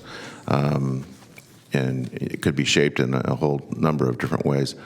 But it occurs to me, Kimberly, you spoke a minute ago about going to Sun City in Lincoln. So as far as I know, Placer County does not currently tax or regulate cannabis. Is that correct? Yes. So where would those seasoned residents of Sun City most likely go to get their cannabis products? They have to drive all the way to Sacramento currently, Sacramento City. And so they're leaving their tax dollars with the city of Sacramento? Yes. Okay, thank you. Okay, thanks. I'm sorry, Mr. Chair, just could I follow up on that? Yeah, Just sure, it's a real brief question. Go ahead, sure. What about deliveries? Yes, there are deliveries. Deliveries, it's kind of like when you're buying on Amazon. So if I wanted to take my son fishing this weekend. I went to the Bass Pro Shop to get the education to find the right pole for him. And now that I know what pole he needs, I can buy it online. So there's a difference between deliveries and storefronts. Storefronts provide more of an educational consultation. Patients are usually there about a half an hour. A delivery, you have to already know what you want. And so the problem with seniors getting deliveries is they waste a lot of money, and sometimes they get products that actually are like the opposite of what they should be using them for, or they get too much because they don't have the education that they need. Okay. So I'm sure Bass Pro appreciates that analogy. It's an option. It's just not the best option for them in particular. Okay. All right, Supervisor Desmond? Yeah. Well, I'd be remiss if, as the prior law enforcement guy, I didn't to commend you for your work with law enforcement agencies and your work specifically with the CHP. I mean, your comments are spot on, and I think that really demonstrates the importance of this industry post Prop 64, really, coming out of the shadows and working with governments and regulators to be responsible businesses that contribute to a community and work with all stakeholders, law enforcement agencies, county and city officials. So I just want to commend you for that. And then to pick up a little bit on the deliveries, if you're making deliveries out of the city, is there a tax that someone pays in that that other municipality to the city that delivery originates from? Yes, so there's a revenue tax, which I think is on your agenda today, is to put a revenue tax on the ballot for Sacramento County residents. So if Sacramento County business, cannabis business, delivered outside the city, you would still get that revenue tax. Outside The the county. sales tax stays where they bought it, though, right? So the sales tax would go to Placer County, but the revenue tax, the county revenue tax would stay in the county. Okay, but because I've seen, I've talked to people and actually seen receipts with a line item for a delivery into the unincorporated county from a dispensary in the city of Sacramento, and there's a tax imposed on that unincorporated resident for the delivery that's being made from the city to the unincorporated area, and that tax is going back to the city. Yes, that it this came is from. true. That's just remarkable to me. Okay, thank you. I think it was $22 million last year that the city got. And I'm just talking the delivery tax, Oh, which I just think is delivery. for outside the Oh. jurisdiction. Yeah, they should be listing it as a revenue tax. That's what it is. Okay. But Thank you. Thanks, Kim. Supervisor Kennedy, anything else you wanted to? Okay, good. All right. Well, thank you, Dr. Moe. Thank you, Kim. Again, I know you've appeared before us many times and certainly have consistently, I think, brought information that's been helpful to our deliberations. So appreciate that very much. And I'd like to talk about it, so please let you know. yeah, okay, yeah. If I Phil, could just don't- sure, make Phil, one but- final yeah, you- comment, because it was brought to my attention that we were perhaps up against a timeline in terms of finding some very skilled professional folks to provide this presentation. So I was the first to suggest Kimberly come before us, because she has been here many times before. And I just wanted to point out how different the atmosphere is today versus what was about 9 years ago, when we had some of those early discussions in these chambers, and we had at times some accusatory tones back and forth. We had, I think, a lot of fear about cannabis, and not really having a good understanding about the science of it, the medicine, medical aspects of it. And of course, with the advent of Prop 64, it further deepened that conversation and expanded the context. But I do appreciate the fact that I do feel now, because I was the one that suggested that we have kind of a balanced presentation compared to the one that we received last time from the Sheriff's Department, which wasn't overly negative or intending to, I think, sway us one way or another. But I think hearing what we've heard now for the last, whatever it's been, 45 minutes, an hour, I think this gives the board a lot better balanced information and understanding about what we may do in the future. So I just wanted to sincerely thank you for helping us think through this. absolutely. Thank you for having us here today. Thank you both. Yes. Okay, we do have a couple of speakers signed up, I believe, on this item, and some on item 63, which is the follow-on item. But I have Richard Miller and then Deanna Garcia, if you intended to speak on this particular part of today's consideration. Richard Miller, thank you. I just wanted to thank you all personally for taking the time to have this educational presentation here today, because so much of it is left out of the picture when it comes to politics. Having been before this board many a time and speaking in the early days of cannabis, when I could barely walk in the room using a cane, and I was on 350 pills a month, and at a catastrophic weight loss of 110 pounds. I'm happy to say I'm pharmaceutical free. It is thanks to cannabis. I no longer use my cane. And for the first time in my life, I'm actually dieting, something that I've struggled all my life with, and after being on medications for 45 years. So I want to thank you for taking the time to have this presentation. I'd like to thank Kimberly Cargill and Dr. Karen Moe for their presentation. It was exceptional. And although these chambers would have been packed in the early days with COVID, unfortunately it does not seem to happen, but it will get out there. And I just wanted to thank you for taking the time to do this. Thank you. Thank you, Richard. Okay, Deanna? Hi. Mr. Natoli. Hi, good to see you again. You too. Hi, County Supervisors. It's good to be back in person, and it's good to be here in my own county speaking about cannabis. I've come before my county lots of times asking for them to please give access to cannabis, legal, safe access to cannabis for the patients here in this county that live here, and have not been successful, so I've had to go off to other jurisdictions and help spread safe access. And when people come into my dispensary, I ask them when I'm in the sales room, you know, what symptoms do you have? What are you using this for? Young people between the ages of 18 and 30. You know, what are you buying your product for today? What are you looking for today? And it's self-medicating. So they will tell me, what do you mean? Yeah, what are you using your product for today that you're purchasing? And then we'll kind of dig into what does it help you with after you use this product that you're purchasing? What's the difference that you feel? Why do you keep coming back here? I mean, I enjoy you coming back here, but what is it that you're looking for? And it's anxiety. Anxiety, young people today, it's so expensive, it's so stressful, it's just so out of reach, life and what the TV and everyone around them tells them they're already supposed to be doing and already accomplished and already have had. It's just very stressful. School shootings and you name it that is going on in our world today, that the young people are medicating, not realizing that they're medicating. So please, if you do open our jurisdiction to retail, please don't make it where you have to have a medical cannabis card only.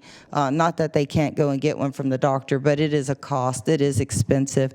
And then for our elderly people who believe that they're not supposed to use the cannabis because they've been told so for so long, I ask them, you know, this is their first time in. Have you used cannabis before? Oh, no, you know, we're going to try it out now because our grandkids have been telling us it could really help us.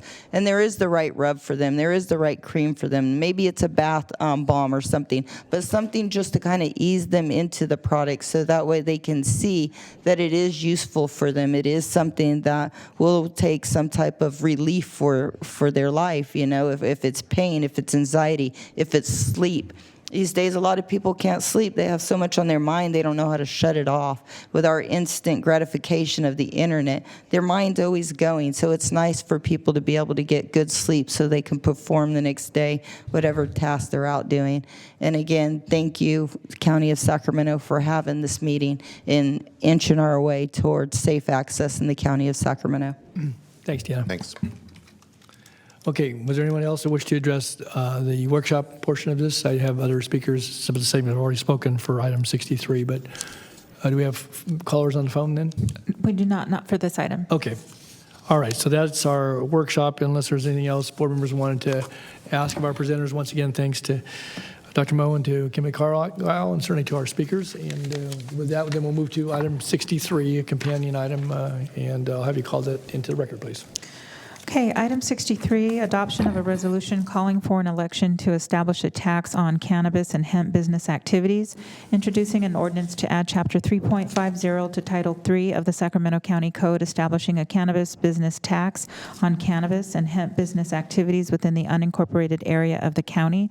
Waive full reading and continue to July 26th for adoption. Okay, all right, Amanda Thomas. Good afternoon, Chair Natoli, members of the board. I'm Amanda Thomas, the county's Chief Fiscal Officer, and I'm here this afternoon to introduce this item related to placing a tax measure on the November ballot for voters to decide if the county should tax cannabis businesses in the unincorporated area. In a few moments, I'll turn it over to David McPherson with HDL Companies, who the county has engaged to assist with this matter. David will present the specifics on the proposed tax ordinance, but first I wanted to briefly go over some additional background on this item. As you know, on May 10th, the board received a presentation on a cannabis tax fiscal analysis, tax ordinance considerations, and recommendations on a potential tax structure. Attached to today's item is a slightly revised fiscal analysis which corrects a calculation error in the earlier report and shows slightly higher estimates of revenue that could result from a tax on cannabis businesses, totaling $5.8 to $8.8 million annually, with the majority of that, $5.1 to $7.7 million, estimated to result from potential retail activity. At the May 10th meeting, the board directed staff to return with the proposed tax ordinance and also directed staff to provide additional information regarding the public health and safety aspects of cannabis. On June 15th, representatives from the Department of Health Services and the Sheriff's Office gave presentations to the board related to this issue. And at that meeting, staff was also requested to provide information on the medical benefits of cannabis, and the earlier presentation addressed that topic. As we emphasized at the May 10th meeting, and I think is important, again, to make clear, what is being presented today and the action the board would take relates only to whether or not a cannabis business tax measure would go on the November ballot. Development of a commercial cannabis program that would allow cannabis businesses to operate in the unincorporated county would require separate board action, which we are proposing would not happen until after the results of any vote on a tax measure are known. In order to place the tax measure on the November ballot, the resolution must be approved by 2/3 of board members, which requires a 4/5 vote, and provided to the registrar of voters no later than August 1st. Okay, pause for a second. Yes. Supervisor Kennedy? Yes. Yeah. Thank you, Amanda. So just to repeat, because repetition is important, we are not legalizing or not legalizing dispensaries today. What we do today has absolutely nothing to do with that. Correct. So the action before you today would be to place a tax measure on the ballot that would enable the county to tax cannabis business activity, but the activities that are allowed to happen in the county, that regulatory change is not before you today. And just to make it clear, we're not even talking about how the tax that would be collected would be spent as far as a county source of revenue and expenditure. We're simply talking about putting a ballot measure on the ballot that will allow us to collect the tax. Correct. Okay, thank you. Okay, thanks, Supervisor Kennedy. I don't see anyone else punched up right now, so Amanda, continue. Yeah, if there are no further questions, I'll turn it over to David to begin the presentation. Okay, I think Supervisor Stewart did have a question. Yeah. Thank you, Amanda, for the refresher here.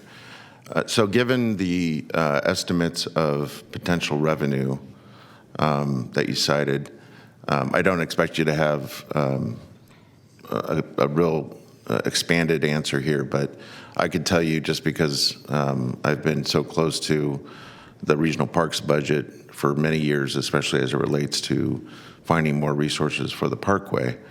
I believe our general fund allocation for regional parks in the past has hovered around maybe $5 to $8 million a year. Does that sound about right? Not the all funds for parks, but just the general fund. You know, I couldn't tell you that number off the top of my head. Let me I ask someone apologize. that's even more authority, Mr. Natoli. Does that sound about right? Yes. Sounds about right, Mr. Okay, Chairman. all right. Done better in recent years, but generally that's been the number, yeah. So I bring that up just because I think it's important for us to understand the revenue potential as it relates to what we could potentially benefit from, what the constituents who we represent could benefit from, and what our capital facilities could benefit from, what our parkway could benefit from. And that's just one example. We know all too well that the homelessness crisis continues to persist. And as has been said at the dais here many times, money doesn't solve all problems, but you know, I think it's obvious to most who've watched our proceedings almost at any given board meeting, you know, we trip over ourselves trying to find new resource bases for that particular need. Mental health initiatives that we're all very supportive of, those are going to cost additional dollars. I mean, my point here is there's no shortage of need across the, you know, the full spectrum of services and capital improvements that this county is responsible for in both our CIP and our all funds budget every year. And so, again, as the supervisor that first brought this up about a year ago for this board to consider, that is what's been driving my interest to have this particular discussion today and hopefully attain a 4/5 vote to support just putting it on the ballot, which again is no guarantee. It simply gives the voters of this county an opportunity to tell us whether or not this makes good sense.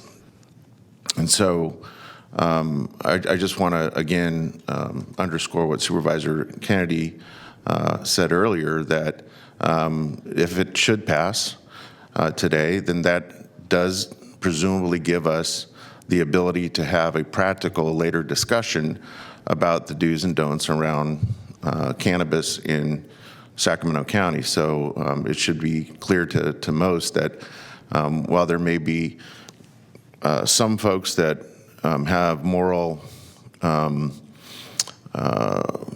conflicts internal to themselves about cannabis, I respect that.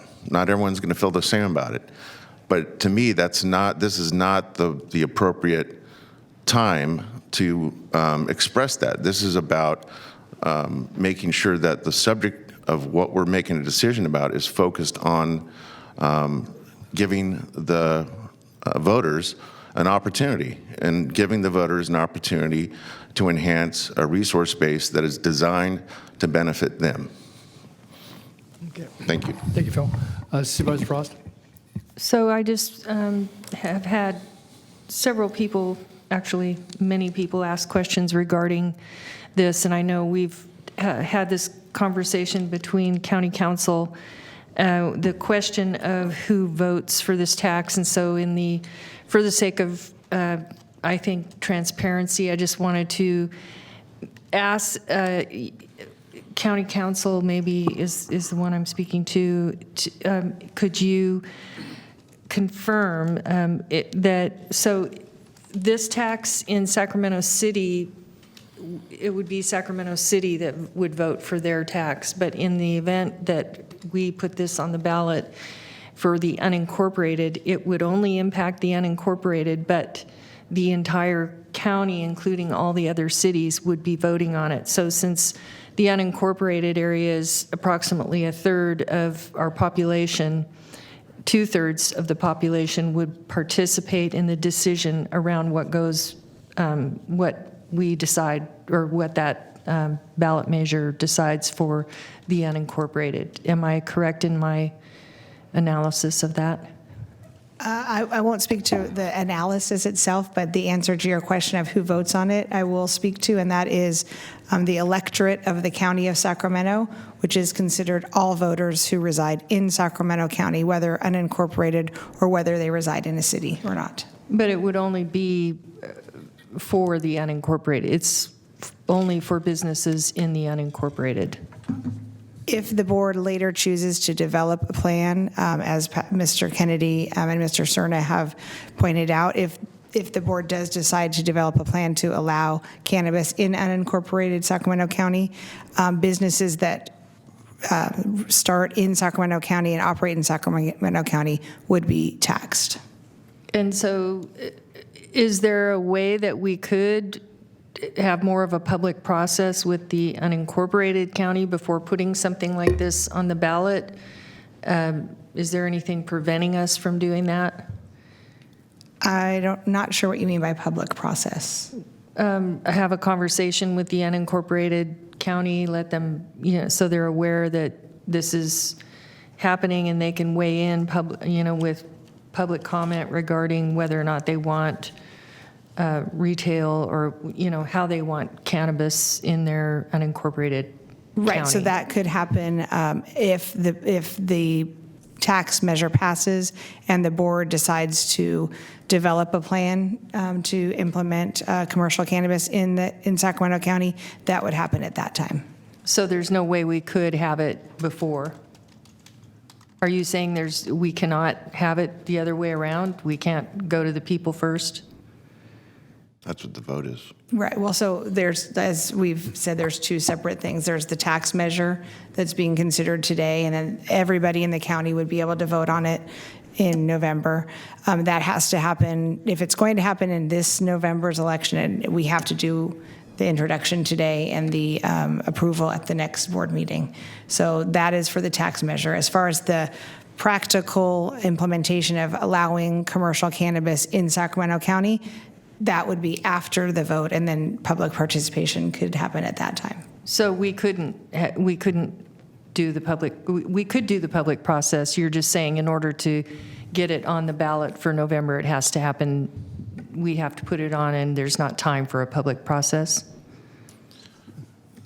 For the tax Essentially. measure, yes. Could I respond to that? Thank please? you.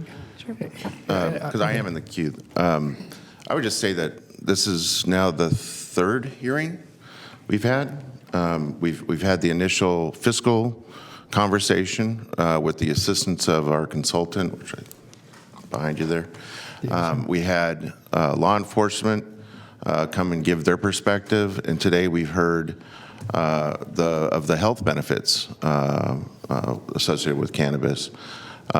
So I would argue that there's been a fairly robust public opportunity or an opportunity to hear from the public about this on 3 different occasions over the last several months. So I don't know that I necessarily agree that this is rushed or we don't have time to hear from the public. We have given, I think, ample opportunity and quite frankly been fairly welcoming to get different perspectives on the prospect of simply putting this on the ballot. Okay. Before we go to Mr. Desmond, I just wanted to maybe just further clarify, any tax measure is not a required precursor to an ordinance or a policy directive by any jurisdiction, whether it's a municipality or a county, to determine under state law whether they want to license and or regulate commercial cannabis activities of any sort. It's certainly, that's what's before us here today, is to put that, I guess it's not concurrent, but a measure before the voters that would ask that question relative to taxing should this jurisdiction wish to the county, proceed. But whether or not this measure goes on the ballot, whether or not it is even supported or not, is not a requirement for this board now or in the future to consider licensing and regulating commercial cannabis. It may be desirable from a standpoint of revenue for all the reasons that have been stated previously, certainly by Supervisor Cernan and in the staff report. But to Supervisor Frost's request, you don't have to put a tax measure on the ballot before you can decide what you want to do. That's how we've thus far proceeded, and certainly very methodically, to Supervisor Cernan's point. But is that accurate, Lisa? Yes, that's true. That's okay. correct. Okay. So you always retain the authority whether or not you decide to tax it or not. And that's a simple majority vote of this board. Correct. That's because correct. that's a policy discussion, not a ballot, placing it on the ballot Right. discussion. Right. That's correct. That's correct. But as the board knows, the reason why staff is presenting it this way is because that's the way that the board has requested it to happen. No, exactly. That's what I just said. But again, I know Mr. Desmond's in the queue, but to Mr. Natoli's point, if a majority of this board, just 3 of 5 of us, felt compelled that there is some benefit to opening up unincorporated Sacramento County to the prospect of various activities around cannabis cultivation, production, manufacture, and retail, we could do that by a simple majority vote, just the 3 of us. Of course, it would not necessarily pass muster with a 2/3 or 4/5 vote of the board for taxation at that point. But if it was the will of a simple majority of this board, we could make that decision, could we not? Yes. Okay. Thanks. Okay. Supervisor Desmond, then I want to come back. To continue belaboring, or I guess putting a fine point on this, but we couldn't tax it, though, correct? Without this. Correct. Right. So, and I think maybe I turn to you, Amanda, and thank you for being here again. My understanding is virtually every other municipality has followed this same course. They have taken up the tax measure first. Am I correct? I'll let David address that. if you Okay, don't David, mind, 'cause he and I has may be far wrong, more so expertise. that's not a rhetorical question. So the value of doing the tax first. David, tell us who you are so the audience that's watching. David McPherson from HDL. Chairman Natoli, thank you for letting me be here. Yeah, thanks. To answer Board Member Desmond's question is, a lot of agencies will do the tax first, That way they have the confidence level of two things. One, the tax is there, so they don't tell business they can come in and they don't have the value added of the revenue from it and be stuck with the burden of an industry without the benefits of it. So that's why they typically do that first. The second reason they do it is because with doing the tax, which is not necessarily bringing the industry in yet, is you have statistical data to make an assessment. Was it really just barely 50%, or was it 70%? What districts were they were? All kinds of data analytics you have, so when you make a regulatory decision, you've got more data and you have a confidence level higher than guessing on what it was. This is the same scenario Prop 64, and then once Prop 64, everyone had data in order to make an evaluation of where they want to go with it. So that is why most agencies will go this route first versus the opposite. Great. I appreciate that. And I think that's, I'm going to weave that point into this kind of the second part of my comments and some questions I'm going to have here. I think, I want to be unequivocally clear on this. I agree with my colleagues, Supervisor Cerna, Supervisor Kennedy, that look, we've heard a lot of public comments have come in, people opposing dispensaries in their neighborhoods. That is not what the discussion is about today. Unequivocally, for anybody listening today, we are not making a decision today about when, where, how, whether to allow any specific element of cannabis businesses within Sacramento County. That's not what the discussion is about today. We will, if a tax measure passes, we would have that discussion, as Supervisor Cerna, Supervisor Kennedy alluded to, and certainly I agree with Supervisor Frost. That policy discussion would have to involve, I think a robust amount of public outreach, certainly in addition to the outreach we were already doing today. And I've made it very clear where I stand. I mean, I think that that it is. I have mentioned before. I think this board took the correct action several years ago, making a decision not to allow legal cannabis. I mean, Prop 64 had just passed. It was kind of a wild, wild west out there. There are still challenges, I think, in the industry and a fragmented regulatory scheme. But I think we're at the point in the state of California where we are really just simply ignoring the reality that this cannabis is everywhere. It is everywhere in the unincorporated area. It is everywhere in my district.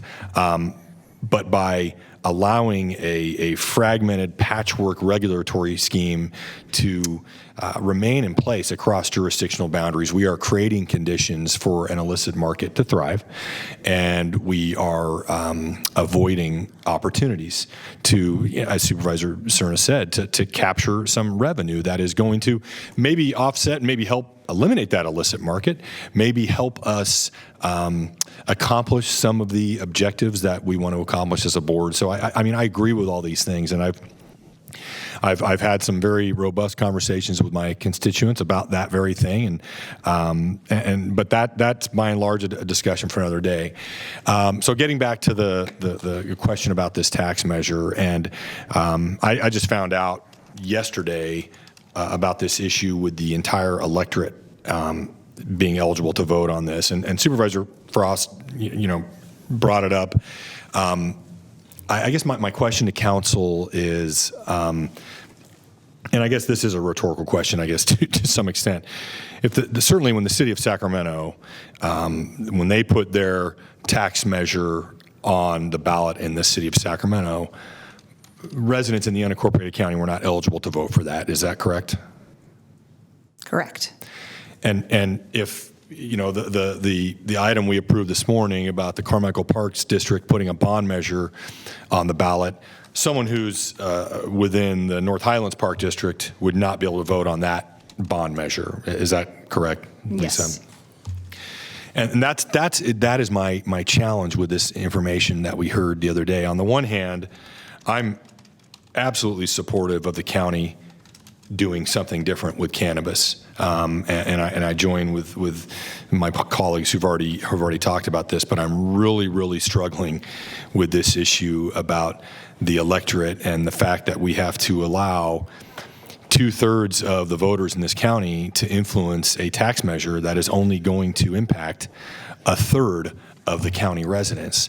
And I've had a few discussions with some of my constituents about this who are in favor of us doing something different in the county, legalizing commercial cannabis, but they are, to use their words, offended by the notion that folks in, you name the city, Elk Grove, Rancho Cordova, City of Sacramento, are going to be able to dilute their vote in terms of them making a determination about this tax measure. And I think so, to bring it back to kind of your point you made, I think there's a tremendous amount of value in seeing what the results are of a tax measure, as you mentioned. But it's a tax measure that's only going to affect unincorporated county residents. How are we going to be confident in the results of this tax measure if it's being influenced by everybody in the county? I mean, that's a concern of mine. So from just a good government perspective, I'm really struggling with this issue. And I want to hear from more comments from my colleagues and certainly the public, and maybe if you have a response. But I guess I'll ask this to county councils. What would it take to change this? I mean, could state law be changed to allow a vote like this to take place that would only be limited to the unincorporated residents? Right. So, and I was going to interject because, I mean, I certainly would be interested to hear David's perspective. And as the board knows, I have communicated with you all regarding other counties that have passed similar measures, tax measures under the Revenue and Taxation Code, which is what we are purporting to do or proposing to do. And as I've mentioned, all of the counties in question have interpreted the Revenue and Taxation Code in combination with the government code the same way that our office has. So it's not an anomaly, although as I think at least two of you have mentioned, it seems inconsistent and counterintuitive. Right. So, and I agree in a practical concept.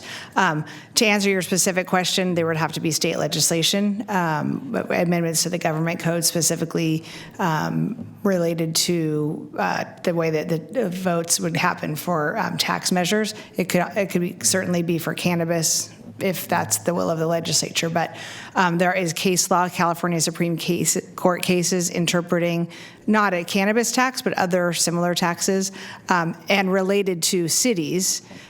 So it's not only the counties that get, I guess, county residents get penalized. The cases on point are really actually related to cities.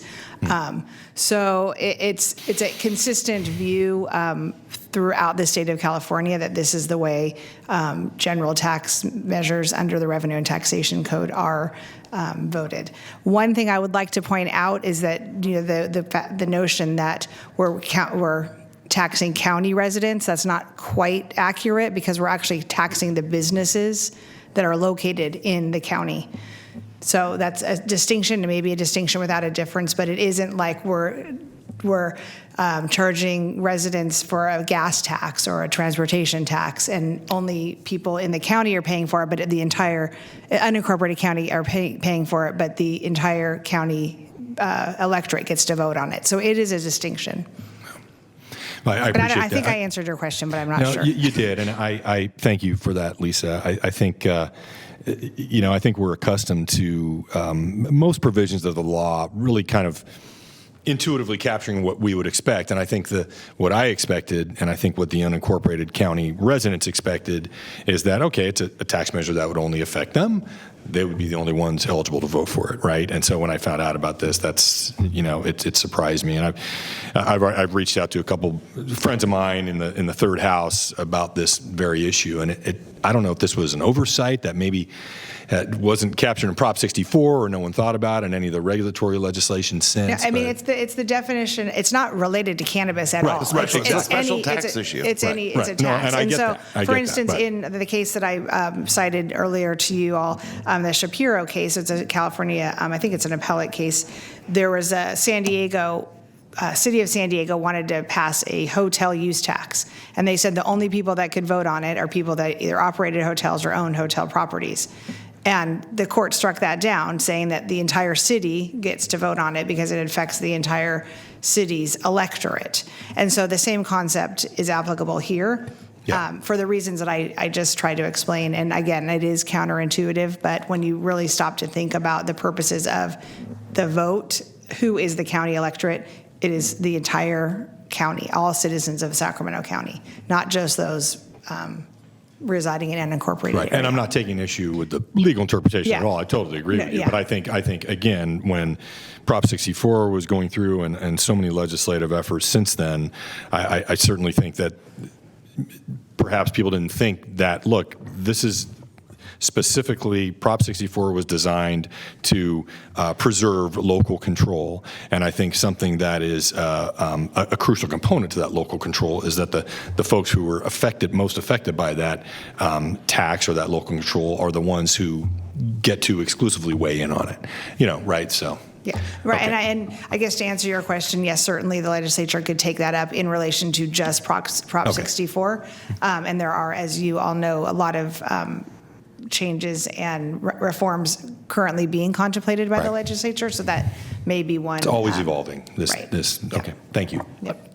I know I have Supervisor Stern in the queue. I want to ask some questions around this too, but Phil, I'll go to you first and I'll come back. No, I just appreciate some of the concern that's been expressed by Supervisors Frost and Desmond. I, as the board member that clearly has a different circumstance in his district in terms of the proportionality of unincorporated voters versus incorporated voters, I can empathize with the concern.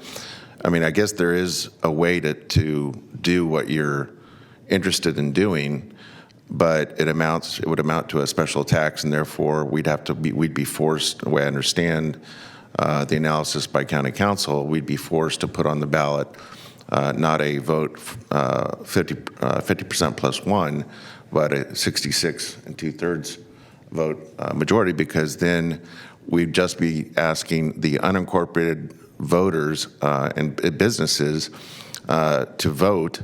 And obviously, we provide services and use our general fund to fund services countywide across all 7 cities in the unincorporated county. So in other words, it amounts to a de facto special tax on just unincorporated services and improvements that we could budget for, and just in the unincorporated county. So it actually would not just limit the voters, but it limits our ability to use the funding or the revenue from the tax.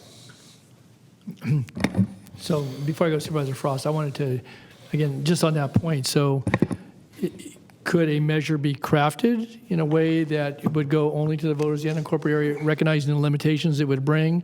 Because if I read the instances that you outlined, at least with some other counties that either have gone to vote or contemplating going to vote, this issue, again, I had some hint of that because it would use general purposes, would serve all the people of the county, therefore everybody gets a chance to vote on it, even though the net effect, if I live in Elk Grove or Folsom or City of Sacramento, it doesn't change anything. It would never change anything, only that it might, if this board chose then as a follow-on to permit commercial cannabis activities, might bring them to closer proximity to, easier access, whatever, or I might be an entrepreneur that would want to pursue that in the unincorporated area. But basically, there's no taxing authority in those municipalities, and there is no policy jurisdiction as it relates to what's before them. They would just simply get a chance to vote on it because, one, the law, as you've outlined, the prescription, counterintuitive as it might be or not, and secondly, because those monies could be expended on a general purpose, under the authorities that this board has vested with it. But is there a way, I guess maybe to Phil's point, to actually craft a measure, recognizing this is on, whether it's retailers or processors or manufacturers, for activities in the unincorporated area? Could a measure be crafted that would meet the law that would allow solely those voters, again, recognizing the restrictions that would come with it, or not? Yeah, and again, I'm not necessarily prepared to answer that question today. I think that Supervisor Cerna was mostly correct in his interpretation. If it is a special tax, it does require 2/3. Other jurisdictions that have identified the tax as a special tax did so because they're using it for specific purposes, not specific areas of the county, as far as I know. And maybe David can weigh in on that because he's much more conversant on the different jurisdictions. But so the distinction in like San Joaquin County, for example, is that they imposed a special tax, which did not pass. Right.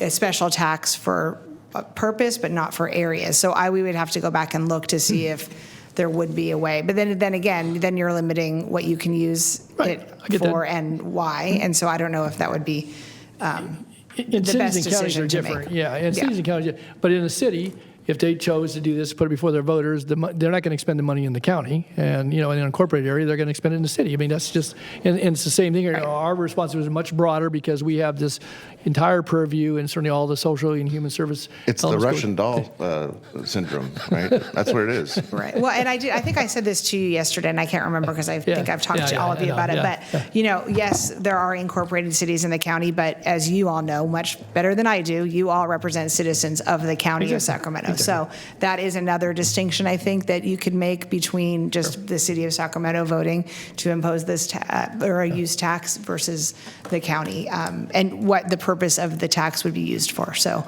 it's not really a legal opinion, but it's just pointing that out. Okay, and I know, Dave, you're very patient. I wanted to add one follow-on question, Lisa, is in the same vein, that as you pointed out, some other jurisdictions that have looked at this, and I think even Kim spoke to it in some of her comments on responding about how the taxes are applied either situs and or back to to where the activity occurred.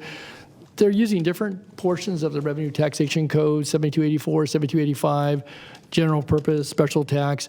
So is that a matter of choice? Obviously, the special tax gets you to a different voter threshold, but I guess I'm curious as to, some use it as a business license tax, others use a general license tax, and so why are those choices made, and what's the ups or downside if there is any? Right, and maybe, David, you might, again, be more versed at that, but yes, there are different provisions that that jurisdictions choose to use them for, and it's, I think, more of a matter of administration, but again, David is the taxation expert, so I would defer to him on that. Okay, and just one other piece of that then, maybe as Dave is responding. And a lot of those terms may be used interchangeably, I think, so that's another point. And I know that some will recall this, when we had those discussions 10 years ago here, we were looking at whether, because we were just, counties were only in a regulatory mode. You couldn't, there was no franchise, there was no business license tax. You could charge for the cost of processing if you were going to permit a dispensary, and we had any number of dispensaries that were operating without benefits to those permits because we didn't have a structure.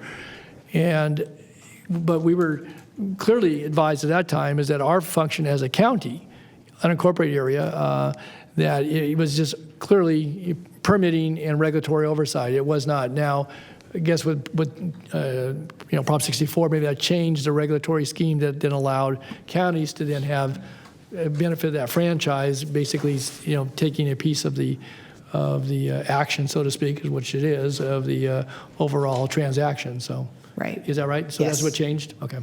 So, all right, David, you've been listening patiently, so you've heard a litany of questions here, so maybe you want to fill in some of the blanks if there are some. Chair Vitale, the question regarding the business license, business permit, or that, in our definition, we just threw everything under there, so no matter, what we call it a license, it covers whatever, because, again, you don't know in the future if you're having anything and what you're going to call it, so we have put in their permit, license, certificate, other approval issue, whatever. So terminology, it kind of covers under the term commercial cannabis permit, pretty much covers every word that you would down the road call it. So it was done for that purpose. The other question came up regarding, the authority about Prop 64, hindsight of what it did is counties in general didn't have authority to tax. It's mostly regulatory in purpose. So Prop 64 did put, and we have it in the intent and purpose, 34021.5, giving you the authority to tax it because it is that specific, unique. So they wanted to make sure the county had that ability to do that. So that's incorporated in there.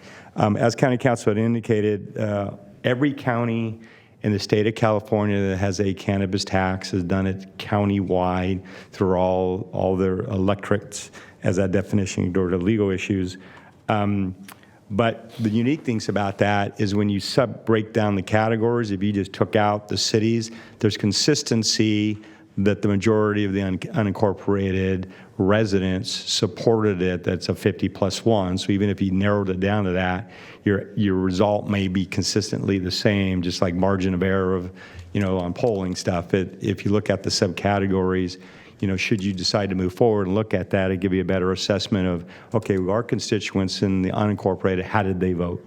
right? If you just went and looked at that data alone, that will give you some additional information. That's the value of the data, consideration moving forward on a regulatory side of this. So just wanted to point that out to you as you're having your conversation. Could I just one follow on though? So what is the distinction between, under the Revenue Taxation Code, between Section 7284 and 7285? What is the distinction there?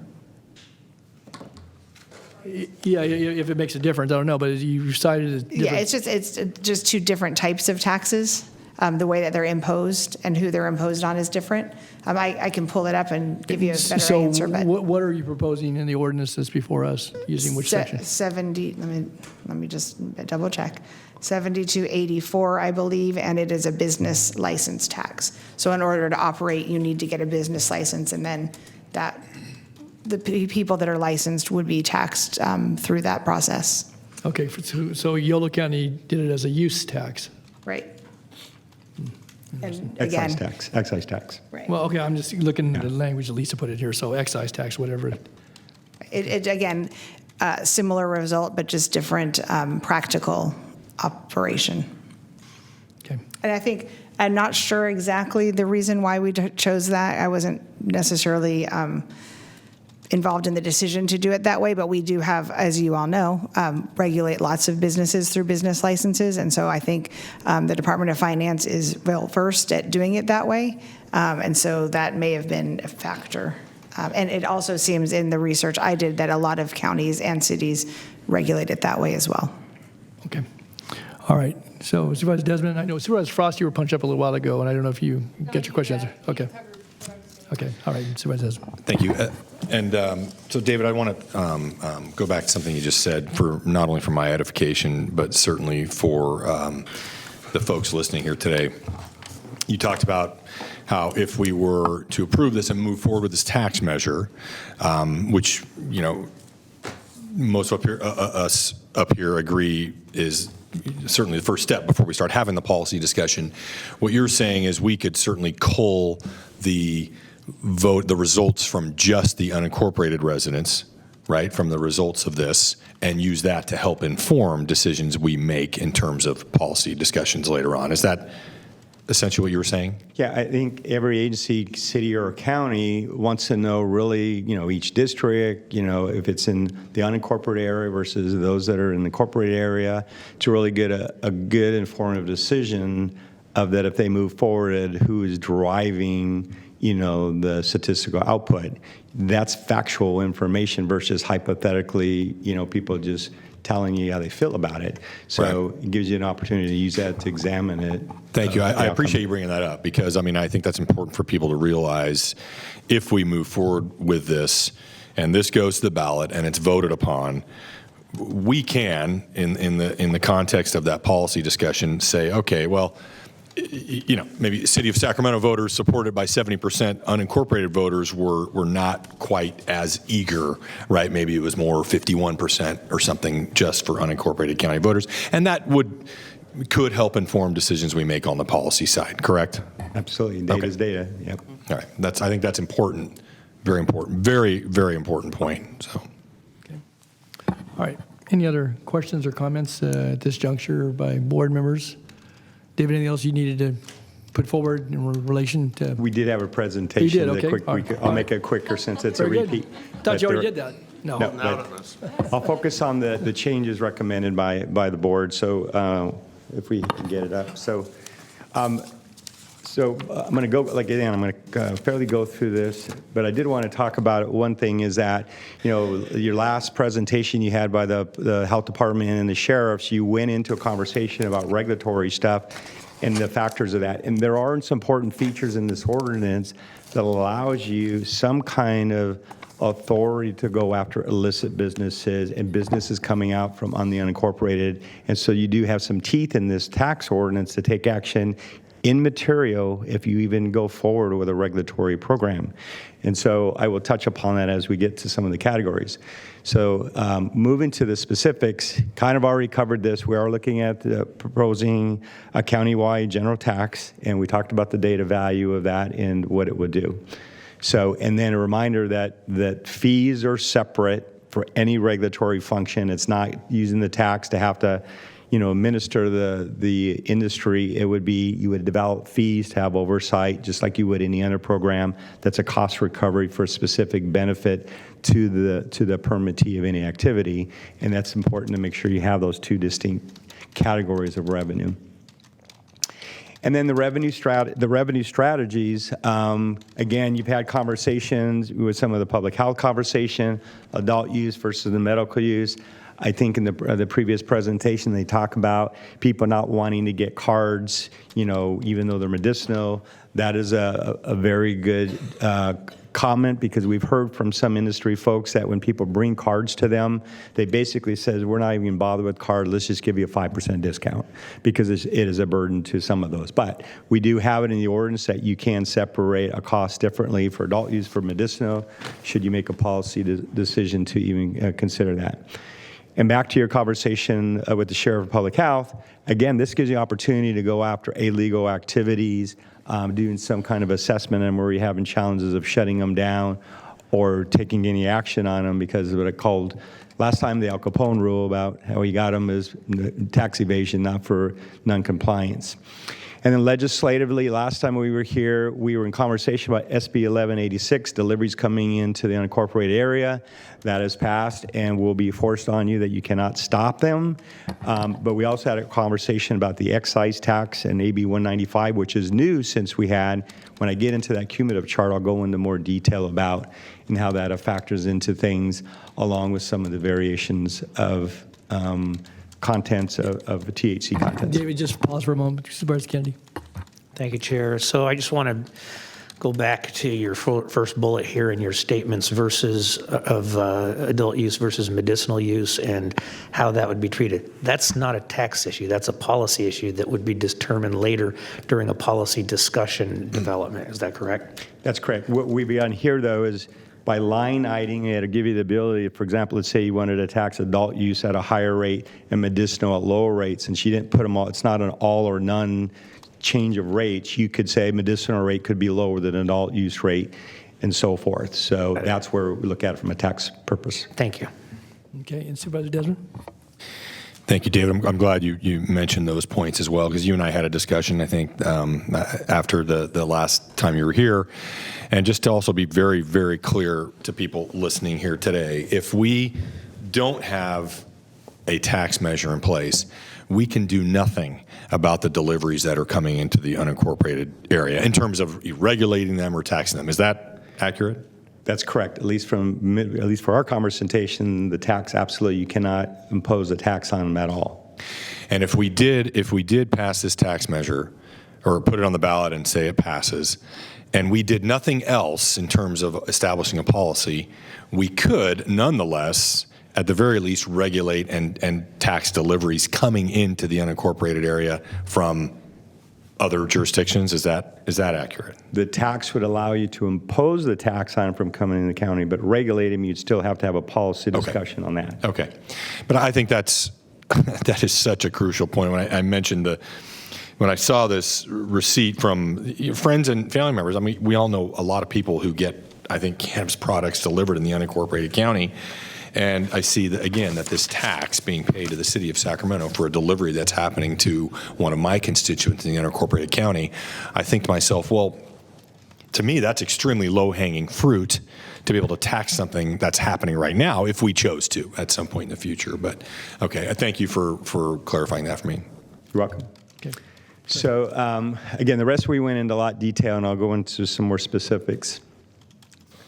So future trends on the technology, again, with websites or people downloading or going online and trying to order stuff, have it delivered, or other technologies in the future, there's activities happening there.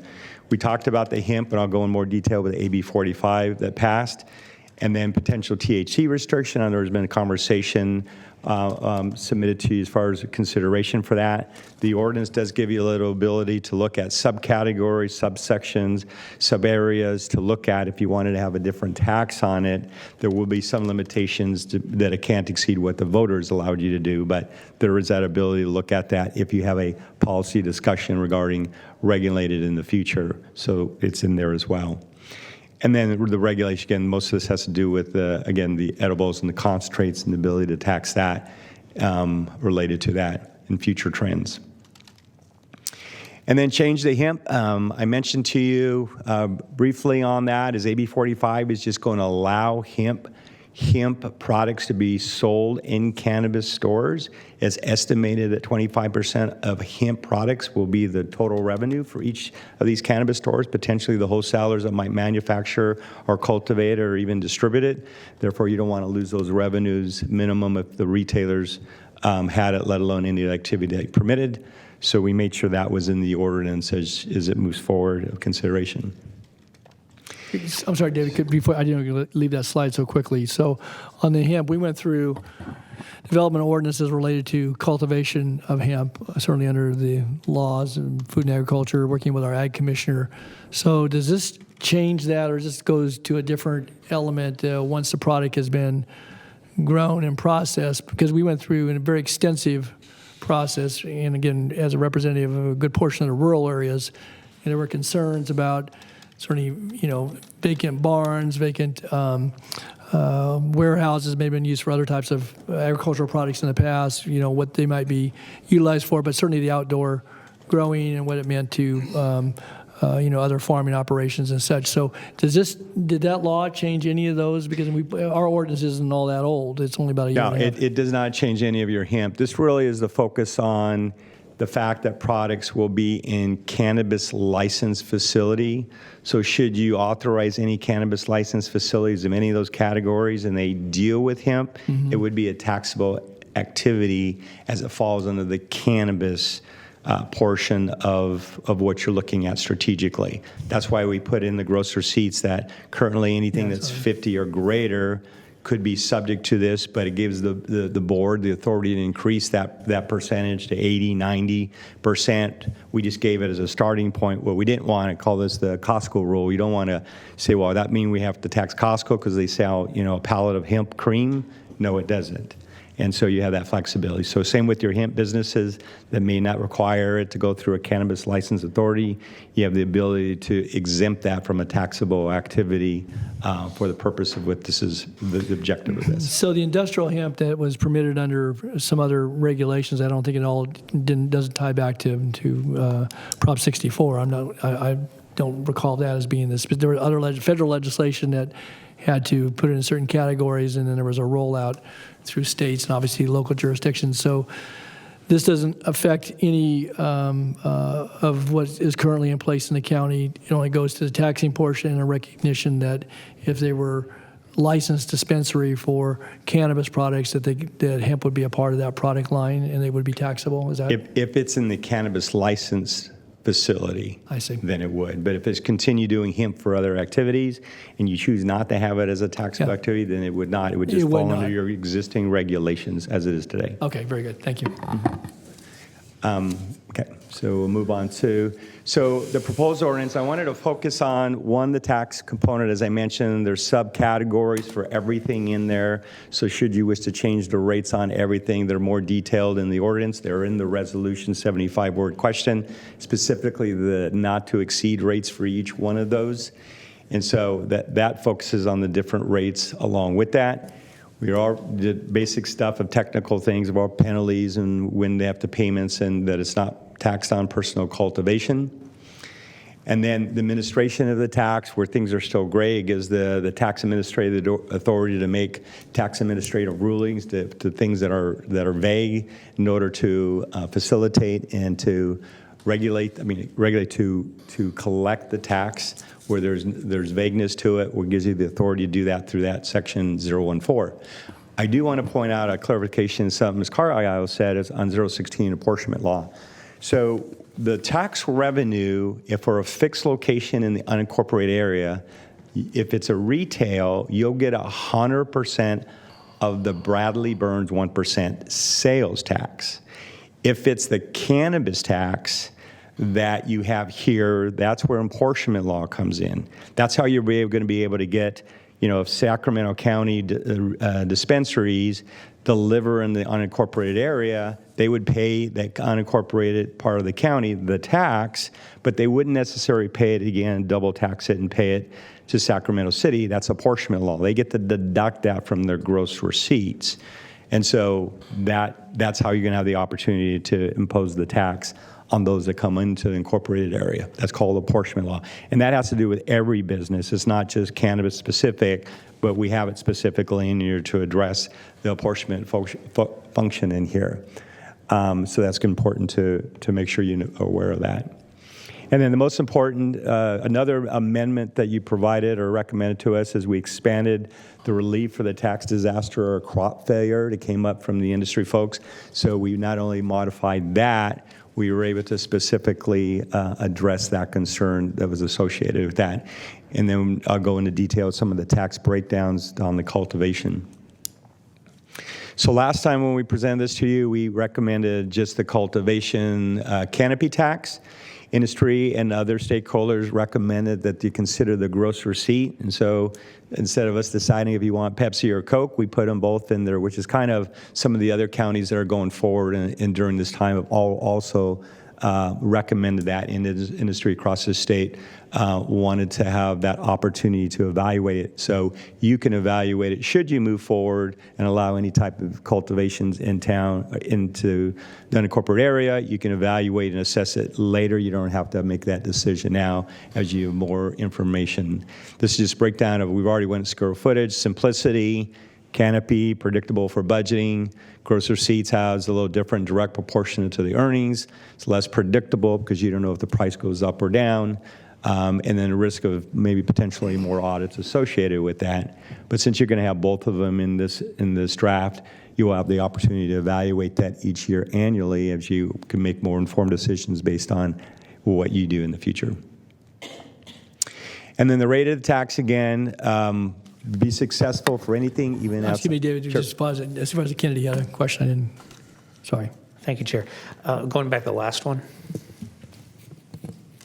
Just so to be clear, because, looking at the resolution, we have in here 6%, not to exceed 6% for retail, which I support, not to exceed 4% for manufacturing, 3% for distribution, 2% for testing, and for cultivation, 3% or $10 per square foot. So because we said the or, is that what you're saying, why we have the? Yes, and there's more detail in the ordinance, but this language gives you the option of, and in the ordinance itself, it says each year on the calendar year, the board may choose after consideration to flip it to the other category. And so we're not having to make that decision now and be stuck with it. You'll have that flexibility to evaluate it, based on whatever decisions you're making at the time with the industry. Thank you. Okay. So again, just trying to make rates, and we're going to talk about rates because AB 195 just eliminated the excise tax for the wholesalers, where when we had our last conversation that didn't occur. We still feel that there is going to be that pain point on them, and when we go to the cumulative chart, I'll go more into that. So I think that'll kind of assess some of the sustainability for the industry and help a little bit of burden on the wholesalers, but it will have a different factor, which we'll talk about. And we've had this conversation, I think, in your last 3 meetings, and when it was, tax all categories, even if not permitted in the county, right? So all categories are in this ordinance. So regardless if you move forward with a regulatory ordinance, 1, you can still address the illegal activity. 2, you can still impose the tax on any deliveries that come into the unincorporated area, and it doesn't necessarily mean that you're going to allow or regulate anything in the county just because you have a tax ordinance on the books. So here's just a kind of the breakdown as Councilman Kennedy, I think, went through a little of the resolution just to give you a clarity of the breakdown of the proposed maximums. And these are the maximum rates in the resolutions that the voters are permitting for you. But you can see how we've broken it down for each one of the specific categories there on the proposed rates, which we went over before. The only variation is the cultivation that we now give you 2 options. So here's the cumulative chart that we went over last time. And then the second line item in there, you'll notice that we had a $10.08 charge from the excise tax at the state, which was a significant burden to the cultivators. The question is, people will say, well, isn't that going to change what you can increase the tax rate? And the answer to us is no, because the net result is still the same. It's going to put more of a burden on the retailer, because now the retailer, by AB 195, what it says is that it'll eliminate the excise tax, and it's going to backfill it based on a set benchmark. It's roughly $630 million, that as long as they hit that target, then it doesn't switch. However, if that target gets below that number, then it could go up to 19% on the excise tax for the retailer, which is currently at 15%. So the retailer is going to cover a lot more of that burden, which reality is it's going to still put the same pain on the consumer either way. The chart we presented here at the time before AB 195 passed gets you to a 30%. With it moving to the retailer, it does the same thing. The dollar amount impacts the same. It's just going to alleviate some of the cultivators and manufacturers that are struggling to stay afloat, to still be, hopefully still be able to play into the game and move their product to the retailer. But the end result will still be the same, but we could see that move up to 19% on the retailer side if they don't hit that one spot on AB 195. David, question, Supervisor Kennedy. Thank you again, Chair. Sorry for continuing to interrupt, but we're getting to the devil's in the details part. Absolutely.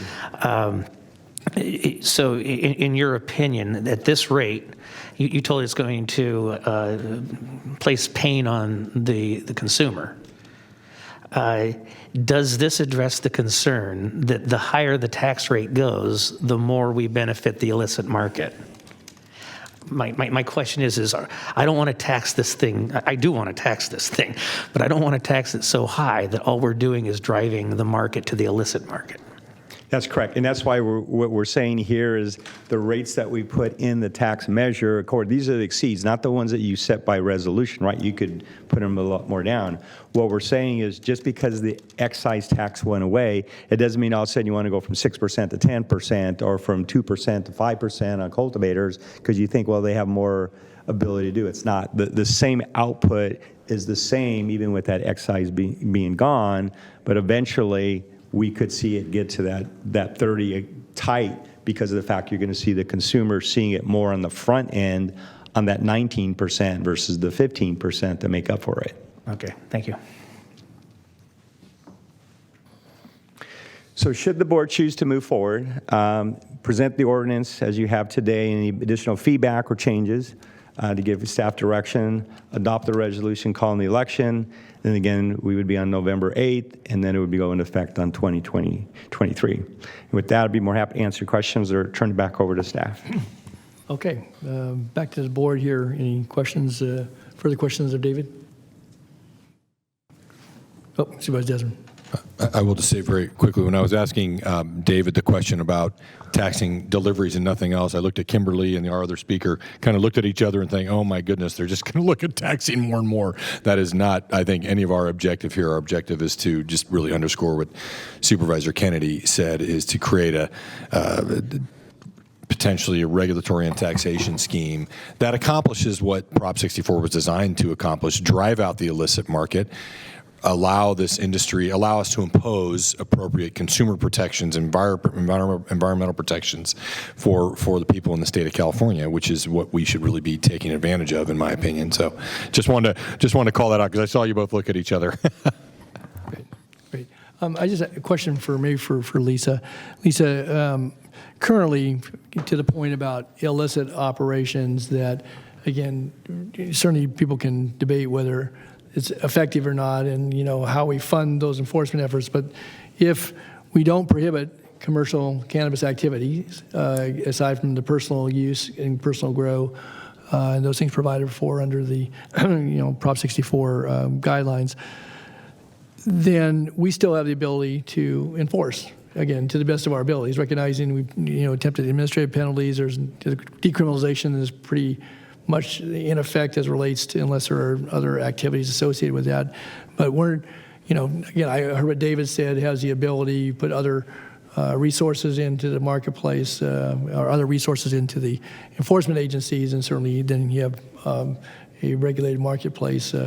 But we're not powerless at this point in time. Again, the effectiveness can Right. certainly be debated, but. Yeah, and in fact, I know we do enforce, in many circumstances, the illegal businesses, cultivation primarily, rather than sales and that type of thing. But yes, that is correct. And we've had audits for this board. Again, it doesn't go to the, necessarily to what's before us here today, but the cultivation has been an issue, illegal cultivation on a fairly large scale, and certainly in areas in the Delta and some of the rural areas of the county, but it's not exclusively there. It can happen in warehouses and in other, barns, other locations. But that's been an ongoing activity where we actually have a task force certainly comprised of law enforcement, code enforcement, and others that do that. So again, this measure doesn't change the authorities. It will change potentially the regulatory scheme and certainly the revenue generating side of that. I want to ask you, David. It's another tool. For example, we've had agencies in San Bernardino County has a severe problem with illegal grows to the extent that they can't even stay close to the resource to do that. And they've always questioned, they've always wanted to escalate the ability to take over or put a lien or assess the properties. So with this ordinance, if you had a property that was done on there, there's now some new state law giving you the authority from taking action against the owner if he doesn't take action as well, which you can do without this ordinance. But you could put an assessment on a cultivation site that's illegally and not only lien the property, but take them for not paying the taxes that you would impose on them. And so agencies have done that, saying, oh, there's a 100,000 square foot grow, 100,000 square feet, our taxes 3% or 10%, multiply that, you owe us $300,000, impose that on them. So now you can take action from a collection component or their ability not to lien the property if it's actually owned by the owner or the business, in order to so it's just another tool to add to that, whatever you do from authority that you guys have been doing to this point. And we currently have some authority to deal with administrative penalties. Again, how those are enforced, ultimately if they're upheld in the courts, I'm looking to Lisa on this. We have the ability to do that. We already have an ordinance that says $1,000 per plant for illegal grows. Now, Yes. whether that's ever been actually applied, I mean, again, that may be another paper tiger that I've referenced in some of my comments. We actually have been able to enforce that in many circumstances with, like you mentioned, code enforcement and the sheriff's task force, and we have recovered some. Good. Okay, thanks. Supervisor Kennedy. Supervisor Antoli, I have some areas in South Sacramento that I can tell you we've recovered some. Yeah, good. That's good. Good to hear. So on the, I'm just going to, anecdotally, I've spoken to people who are doing business in this industry in this jurisdiction right here where we're in. And the complaints have been that it's getting taxed so high and fees are so high that they're looking to move someplace else. Now, we're not here to talk about that today, I understand, but should we have a policy discussion down the road, which we likely will, what I want to know is, for the manufacturing cultivation specifically, is compared to, say, hypothetically, the city of Sacramento, are the fees at a level that we're proposing here that might be beneficial for somebody to do more business in the county? By business, I mean the cultivation and testing and all that side of it. Are we competitive with the city of Sacramento? So the fiscal report that we provided you, we compared it to all the cities and counties within the region, and the average of those, and then what ours, which are very consistent with that or lower. And again, it's not so much, we've set them lower than most. Some people may say not to exceed 10%, but they might set them at 5%. We've brought that bar down because of the cumulative chart that you see significantly. Right. The key really is two scenarios. The industry wants to know, what's my worst scenario, so they know their worst scenario is, which is in the norm or lower. And two, it's what do you actually set them at, right? So we've seen counties and cities, for the businesses to be competitive, drop them to a point where they feel policy-wise is a good point, where they're generating some revenue, but letting the business an opportunity to get up and running and be sustainable. And I think the excise tax is going to help one, right, and what you actually set them by policy, depending on what categories you may move forward on, is going to be a critical decision or discussion with input, collaborating with industry at the time you do that. Perfect. Thank you. Okay, any other questions for David or Amanda? If not, again, thank you, David, for your You're welcome. Thank you. presentation, for the information shared here today. Okay, we do have some speakers signed up, and so do we have folks on the phone? Flo? Flo? Do we have anybody on the phone? I'm sorry. It's okay, no problem. We have folks on the phone? We do. Okay, good. We're not ready to go there yet, but at any rate. About 4. Okay, and we have several here, but similar number here in chamber. So I'll just take these in order. Hand it to me. I have Richard Miller, followed by Edwala Akiniev, and Sarah Michael Gaston, and Deanna Garcia. So, Rich, good back. Thanks for being Thank with you, us. Rich Miller from Americans for Safe Access and American Alliance for Medical Cannabis Patients. I want to thank you for taking the time to move this forward, honoring our Constitution and the rights of your constituents and allowing them to have the ability to make the decision to come back to have an ordinance put in place, hopefully, after all this. I want to thank you for your time. There was a lot of information today, and I do appreciate you taking a deep look into this. And I would ask for your aye vote. Thank you. Thank you, Richard. Okay, and excuse me if I mispronounce it. Is it Edwola? Yeah, and you can tell me, again, you give the correct pronunciation so everybody will know your names. Yeah, thank you for even just checking in. So my name is Ajua Achianu. I'm a policy advocate with Youth Forward. I work on cannabis policy at the state level. Since 2018, we have been working closely with the governor's office and state agencies to shape grant programs funded by state cannabis tax revenues. These grant programs are investing about $400 million each year in youth and substance abuse prevention and other services for youth and families, with a priority given to organizations working in communities of color impacted by the war on drugs. Back in 2016, the campaign in support for Prop 64 and the legalization of cannabis promised voters that revenues from cannabis would go toward prevention and toward children and youth services. I am happy to say that the state has kept that promise. Here in Sacramento, nonprofits that work with children and youth have received over $20 million in state Prop 64 grants.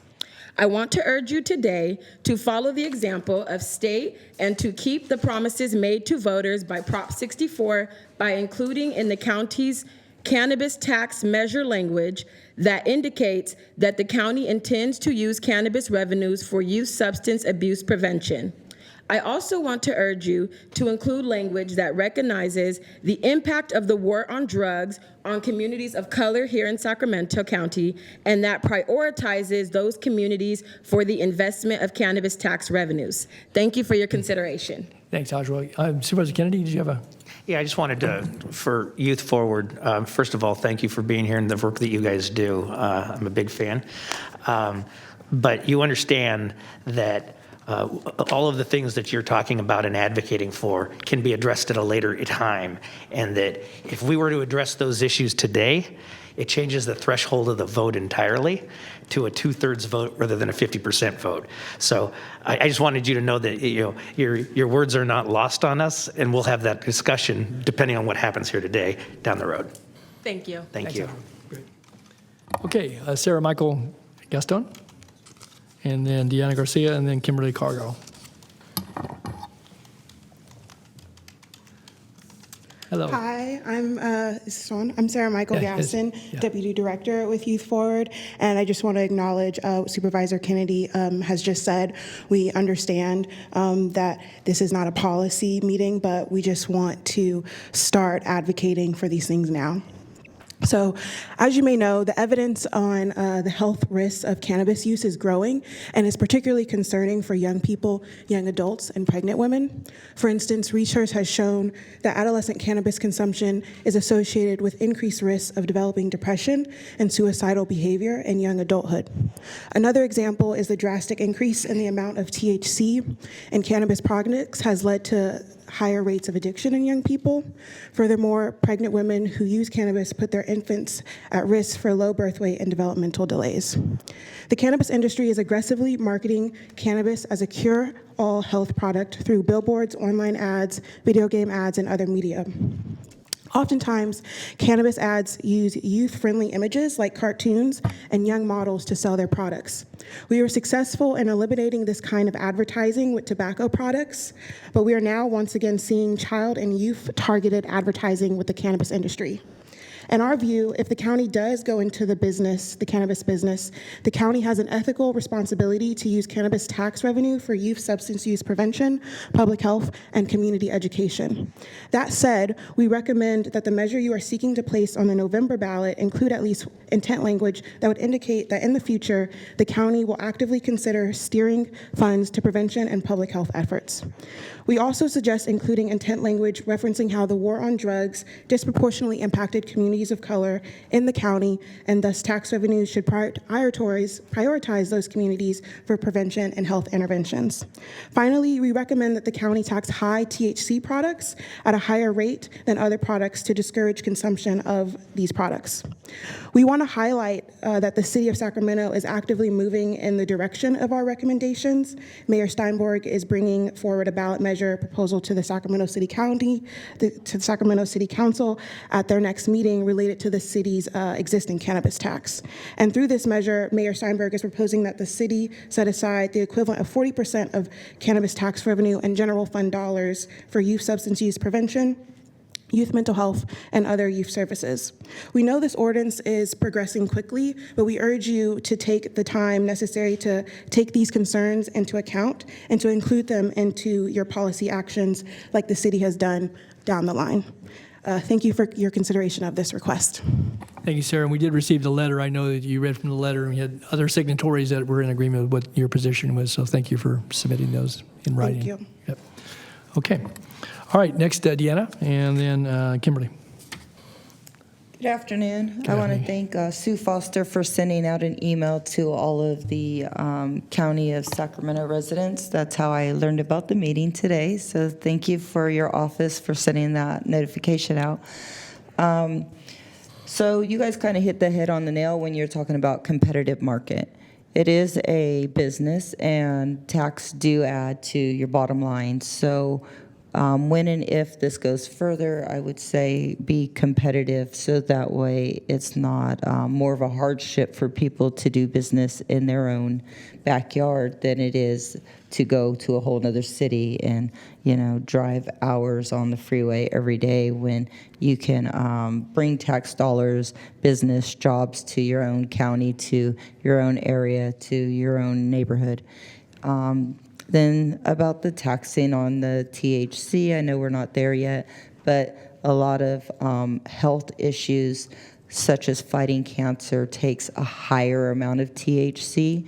So I don't think it would be fair to do such a tax on THC consumption in the products because of the fact that health concerns such as cancer and epilepsy do take higher THC amounts to be able to control what's going on in your body itself. And I would like to see this move further, as I have for the last 10 and 20 years. So it looks like we might be on the right trail today. Thank you for your time, your hard work, and all of your effort. Thanks, Deanna. Appreciate you being here. Okay, Kimberly. Good afternoon, Kimberly Cargile, CEO of A Therapeutic Alternative. I just wanted to take the moment to share with you that the City of Sacramento has conducted a comprehensive economic study of the cannabis industry. You may have heard about it. They spent a few $100,000 conducting it over the last year. It's a 234-page study, and I do have some statistics from there I can share with you, but I do encourage you to look at that study because it is extensive and will give you a lot of excellent information. Some of the key findings I found is that dispensary sales indicate that obviously the City of Sacramento is an exporter of cannabis into outside areas, and approximately $270 million in estimated taxable sales went outside of the city. let me start over. 27 million came into the city in taxes last year. So your guys' estimate is about 5 million in the county, but the county has approximately the same population as the city. So I think if you do it right, you could anticipate approximately 27 million. It only took 7.5 million to run the program. Police and fire took about 1.5 million. They said that, that the cannabis businesses didn't actually use more money than any other business in the city of Sacramento, which was not necessarily expected, but it left them with a net of about 18.5 million in their general fund annually. And that was really interesting information I just wanted to share with you. Let me see, there was a few other things here. A really interesting thing is that the cannabis industry is one of the top 10 employers in the city of Sacramento. So there's a list here of the employers, and it was really interesting. State government obviously is 1, local government and education 2, transit and passenger transportation 3, individual and family services 4, full service restaurants 5, hospitals 6, 7 limited service restaurants, 8 employment services, and 9 cannabis. The cannabis industry was the top employer in the city of Sacramento. It's very interesting.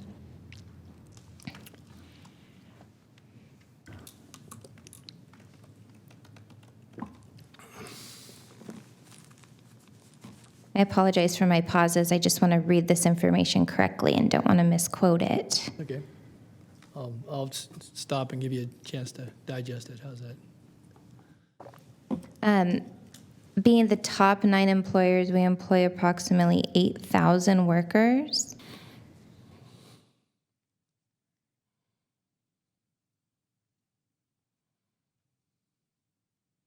And the cannabis industry itself took in over $800 million in revenue in 2021, which is actually a really bad year for our industry. As you know, the pandemic hit the economy really bad. 2021 was an extremely hard year. Many companies actually went down in sales by $1 million or $2 million. So that $800 million is actually really conservative.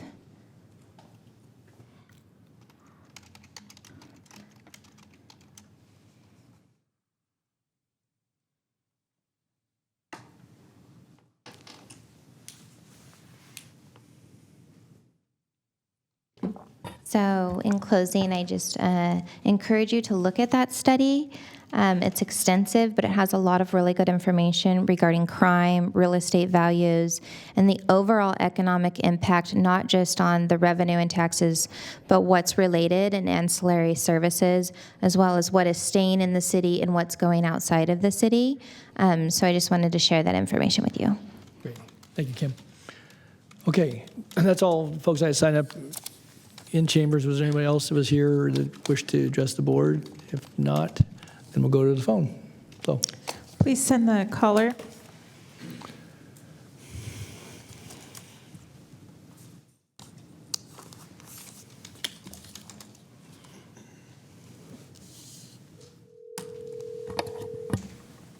Hi, caller. Please start with your comments. You have 3 minutes. Thank you. Good afternoon. And before I begin, I'd like to thank the Board of Supervisors as well as county staff for bringing this up for a discussion. It's been a long time coming for cannabis equity. My name is Khalil Ferguson. I'm the president for a cannabis equity nonprofit organization called the United Core Alliance. We've been doing work all throughout the state to help influence cannabis equity and making sure that cannabis equity entrepreneurs and businesses are supported and have proper policy support as well as access to capital. But I must begin with saying that Sacramento County shouldn't begin to regulate cannabis in the jurisdiction until a cannabis equity assessment is completed. Sacramento County has the opportunity to make cannabis equity a forethought in this agency and in the jurisdiction relative to the city of Sacramento and other jurisdictions throughout the state of California. Even when we passed Prop 54 didn't have any equity provisions in mind, to which we're playing catch up for, and impactors and survivors of the war on drugs are now, kind of facing the consequence of that lack of preemptiveness to help support and provide access to capital, restorative justice, et cetera. This would include also support for and reinvestment into our communities which have been impacted by the war on drugs in addition to the youth communities, youth organizations, substance abuse organizations that have been impacted by the war on drugs, to ensure we don't have, to ensure we have prevention of teens and consuming cannabis, whether it's illicit market or legal market. In the absence of a cannabis equity assessment, I do recommend the county of Sacramento at least consider the following recommendations. I would recommend that we specify a tax class for social equity businesses to take advantage of a special tax rate for a set duration, establish a special tax rate for social equity businesses, and then to establish a cannabis regulatory body or committee which provides analysis and recommendations to the Board of Supervisors related to policy implementation and budgetary allocations specifically for social equity programs and access to capital for equity entrepreneurs. And lastly, I would recommend a tax allocation for youth programs, youth prevention, and substance abuse organizations who do meet the criteria established by the county. And that is all. Thank you for your consideration. Have a great evening. Great. Thank you for your call and for your comments. Okay, next caller.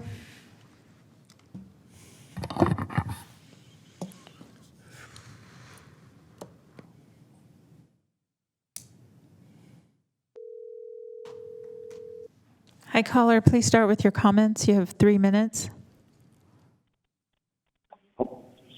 Hello, am I on? Yes, please start with your comments. You have 3 minutes.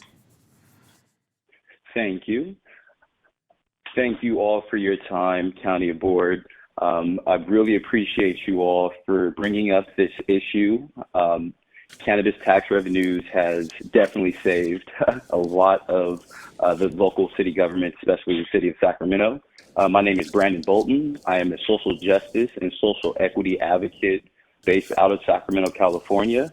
And I just wanted to, first and foremost, say thank you to Kimberly Cargile also for her presentation and explaining the medicinal benefits of cannabis. And it's exactly why, we need affordable medicine in impacted communities that, sometimes folks coming from those unincorporated areas and low-income neighborhoods don't have access to pharmaceutical products or even, can even get them prescribed. So oftentimes they turn to the illicit market for their affordable medicine, which is cannabis. So I'd like to thank Kimberly for presenting that and the medicinal benefits to that. I also like to suggest that as the county intends to implement a cannabis program, that we specify a tax specifically for social justice and social equity businesses to take advantage of the tax rate for a set duration as well. That will help, really incubate some of these brands, give them a head start, and just give them the tools that they need and resources that they need to be successful. And so I'd like to thank you all again for your time. And I'd just like to leave off on the closing comment just saying that, I'd love for us to be equitable as we develop, when we get to this point. I know now we're just talking about the tax ordinance, but when we get to the point of incorporating and being inclusive with as many groups as possible, I want to make sure that we're building an equitable cannabis industry. So that way all groups that have been impacted by the war on drugs indirectly or directly can benefit and should benefit first prior to anyone else. So thank you all for your time and thank you for bringing up this issue. I think that there's going to be a lot of revenues going back to your cities, and Mr. Darrell Steinberg can stop, boasting about taking all your guys' city revenues. So thank you all for your time. Thank you, caller. Next caller, please.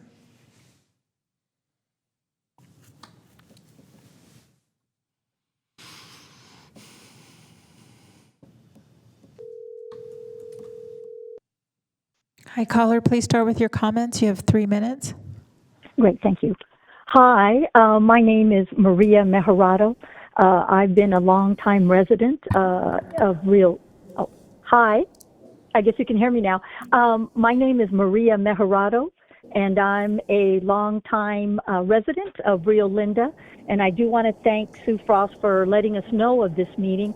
I do have to say that the comment about public the last 3 meetings you've had, or last 2 meetings about this issue that people should know about. And this is the first I've heard of this issue being raised. And I'm probably one of the only folks contributing today that is very concerned about this idea of legalizing dispensaries in the county. I understand the issues. I've learned a lot through this process, and I want to thank you for opening this up for the public. I appreciate one of the commenters there in person who talked about, and the only person who's talked about, the detrimental impact of cannabis on our youth, and how often cannabis is a gateway to using other drugs. And so at least one person today alluded and mentioned that, and I think that kind of balances the picture a little bit from what we've heard today with the presentations. I totally understand the county's need for more money. I guess my concern is by okaying I know the next meeting you'll be talking about the policy of allowing cannabis dispensaries, but my concern is that could increase the problems we're already facing in the county, and the delay of getting enforcement, code enforcement of illegal activity, as I have had to deal with this April, May, June months, where we've had hundreds of cars driving down our quiet street because of the sale of cannabis, and apparently at a good price, to have hundreds of cars in a matter of hours drive up and down our small streets here. So I'm not in favor of opening up dispensaries, but clearly, given the discussion, the county needs the money. I can tell the supervisors, at least the majority of you, are going to support this, at least approve this potential taxation. But I guarantee you that people seeing that on the ballot are going to think, oh, they're legalizing it now. But that's just my take on that. I would just suggest that where these dispensaries are allowed and where it's going to be cultivated, that you all provide input for that, because to smell it, to see the traffic, it's absolutely maddening to have to experience this in our rural community here in Rio Linda. So thank you for your time, and I'll certainly be keeping track of what goes on from this point on. Thank you very much. Great. Thank you, caller. Chairperson Natoli, before we transfer the next caller, I just wanted to make the board and Ann aware that evidently the broadcast feed or stream, I'm not sure, has stopped. We're getting some reports. And that just happened while this caller was ending their conversation or their comment. So can we take a brief recess? And I think we probably should just give us a few minutes so that DTEC can... Okay, so 5 minutes? 10 minutes? Let's go 10 minutes, 5:10. We'll return here at 5:10. Okay, in recess. This was, I think we have one other caller Okay, on tell hold. that caller we'll get right to Okay. them, so they're next in queue. So. Thanks.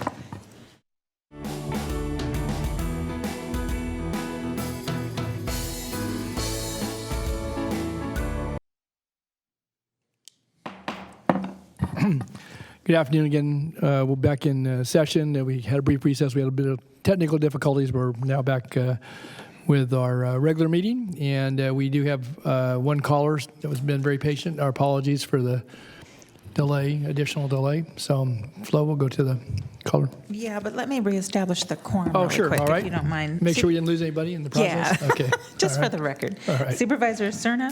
Here. Kennedy? Desmond? Frost? Natoli? Here. Okay, and you have a quorum. Great.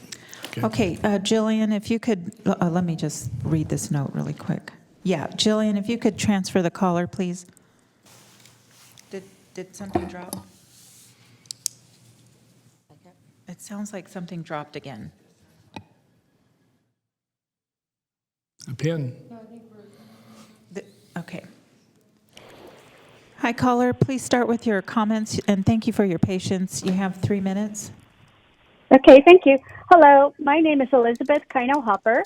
I live in District 3 in Carmichael, California.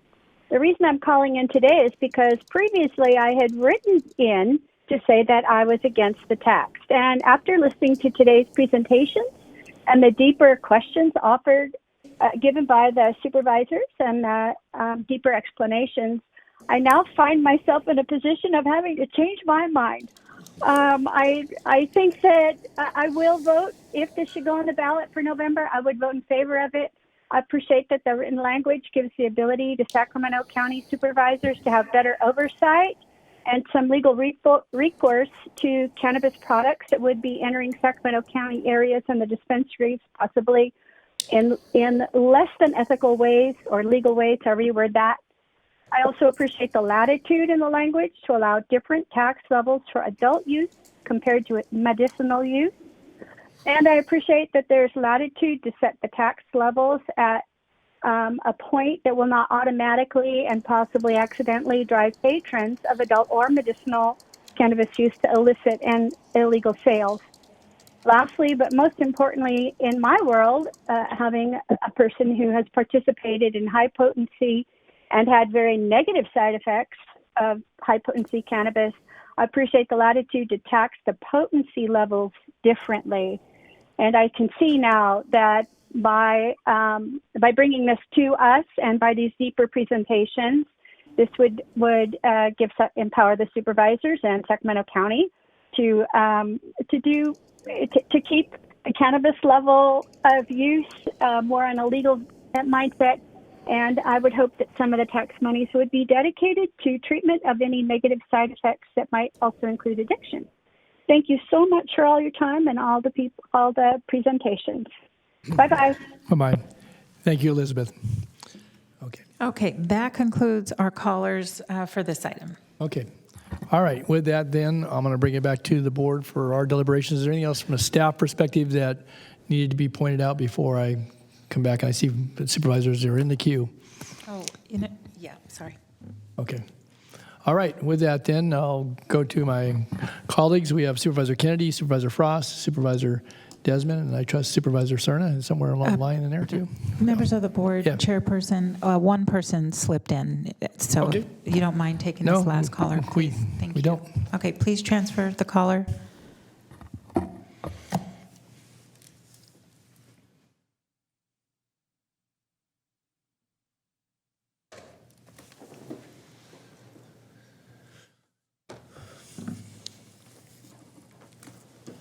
Sorry, this caller it's for the next call, so we can keep going. Okay. Sorry about that. All right. So that's for item 64. Okay. With that, then, now I'll go to my colleagues. Supervisor Kennedy first. Thank you, Chair, and I want to thank Supervisor Cerna for bringing this up continuously for several years now. It's long overdue. We had this, not just discussion, but a real, I think, healthy discussion and a well-informed discussion, hearing from many points of view. I think that the last caller summed up quite a bit of what I have to say, and I appreciate her calling in and maintaining an open mind. The fact of the matter is that if we do not approve this today, we do absolutely nothing to either encourage or discourage the sale or use of cannabis. It's being sold in the area legally and illegally. And through policy, we can actually curtail the illicit market. But what we do is, Supervisor Cerna brought up the Parkway, and that's one of many examples of in the conversations that we can have in the future. I remember when he talked about the Parkway, we have members of the audience talk about youth services and prevention to youth for drug use. There's a myriad of things that we will have a discussion on should we go forward that we could use these funds to that would better our community. If we do nothing today, we leave money on the table. And we are in no position to do that. Not only do we have all of the tension on the general fund every year, but I remember talking to a senior county official, a couple of years ago, when the Mays decision came forward, when the Hardesty decision came forward. And this official at one time was, and who was linked to law enforcement, was opposed to this. And he told me, and I just use him anecdotally because I agree with him, that we're not in a position as a county to be able to leave money on the table. We have to look at every possible source of revenue that we can in order to meet the needs of this county. Our costs are going up, our needs are going up, and to just walk away from something that is sitting there and let other jurisdictions benefit from it is folly. And so I continue to support this. I do think it's good for the people of Sacramento, and it is in no way going to encourage or discourage cannabis use in any way. So thank you. Okay, thank you, Supervisor Kennedy. Supervisor Frost. Thank you, Chair Natoli. Well, first, I want to thank Ann Edwards and the staff for bringing public health and the sheriff and proponents for medical marijuana to help round out the conversation and inform us. I think it was a good discussion. I did send out an email to my constituents, just as that's something I do often, and my general mode of operandi is to just send out an email and say, how do you feel about this, without trying to put feelings on it. And that kind of, the response I get, sometimes I don't get anything, sometimes I get a strong response. In this case, I was a little bit surprised at the response. There were quite a few, a few hundred. And I'm going to say 2/3 of them seemed like they were opposed. I also want to say I see that there's benefits to medical marijuana, and I appreciate that. And I also had concerns around the conversation that our public health and the sheriff brought to the table. But I understand that's not the topic for today. I'm torn, but ultimately I'm going to oppose this. I'm concerned that a strong majority of the unincorporated county may be opposed to it, and it would still pass, and that could ultimately be due to the fact that 2/3 of the voters who are eligible to participate in the decision are coming from the surrounding cities and not from the unincorporated county, who are the ones who are going to take the brunt of however this plays out in the unincorporated county. And I'm not sure that's fair. I don't think that's fair to the unincorporated constituents. I recognize that if this passes in November, that we can use we can dissect out the unincorporated vote to inform our decision on the ultimate ordinance that we put together. However, I'm pretty sure most of the cities that have passed the tax immediately following passed an ordinance, and I'm not sure how much of a public process they went through, and I'm hoping we can involve the voters in the unincorporated area in that conversation. I think I wish we could go to our state legislators and ask about changing that law so that our unincorporated constituents, if there's something that's going to just specifically impact them, that they could be allowed to vote. Allowed to vote on that without an outside influence. But since, I think there's a whole lot of conversation moving forward, and I'm looking forward to those conversations. But for today, I'm going to oppose this, putting this on the ballot. Okay. All right, Supervisor Desmond. Thank you, Mr. Chair. I too want to thank staff and the speakers today. I think this has been a really great discussion. I share a lot of the same kind of tension and conflict that Supervisor Frost brought up. I mean, articulated very clearly at the beginning of the discussion how I'm supportive of the county doing something different. I've made that clear even when I first started running for office and being informed by, I think, my background as a law enforcement officer and being involved in Prop 64 and discussions with the governor's office and many legislators about it. I mean, I think it is a very worthy goal for us as a state to try to regulate and tax this market, work with responsible business owners and drive out the illicit market. And I really think we limit our ability to do that by continuing this patchwork, fragmented regulatory scheme we have. When I heard about this issue with the electorate and the entire county being the ones eligible to vote on this, really gave me a lot of pause and really changed my perspective on this thing. But throughout my discussions with David today and hearing some of the comments from my colleagues and Supervisor Frost, I agree with you. I mean, I think we would be able to cull the data to find out where we stood with the unincorporated voters, the ones who will be most affected by a regulatory scheme if we put one in place. But I say right now to my constituents, if this board does put this on the ballot and it does pass, but when we look at that data, if it is not supported by the unincorporated voters, then that will certainly inform my decisions when we get to the policy discussion. And I would hope it would inform the decisions of all of us up here when we get to that policy discussion. And maybe we get to a point where all we do is look at regular, taxing deliveries or doing something very small.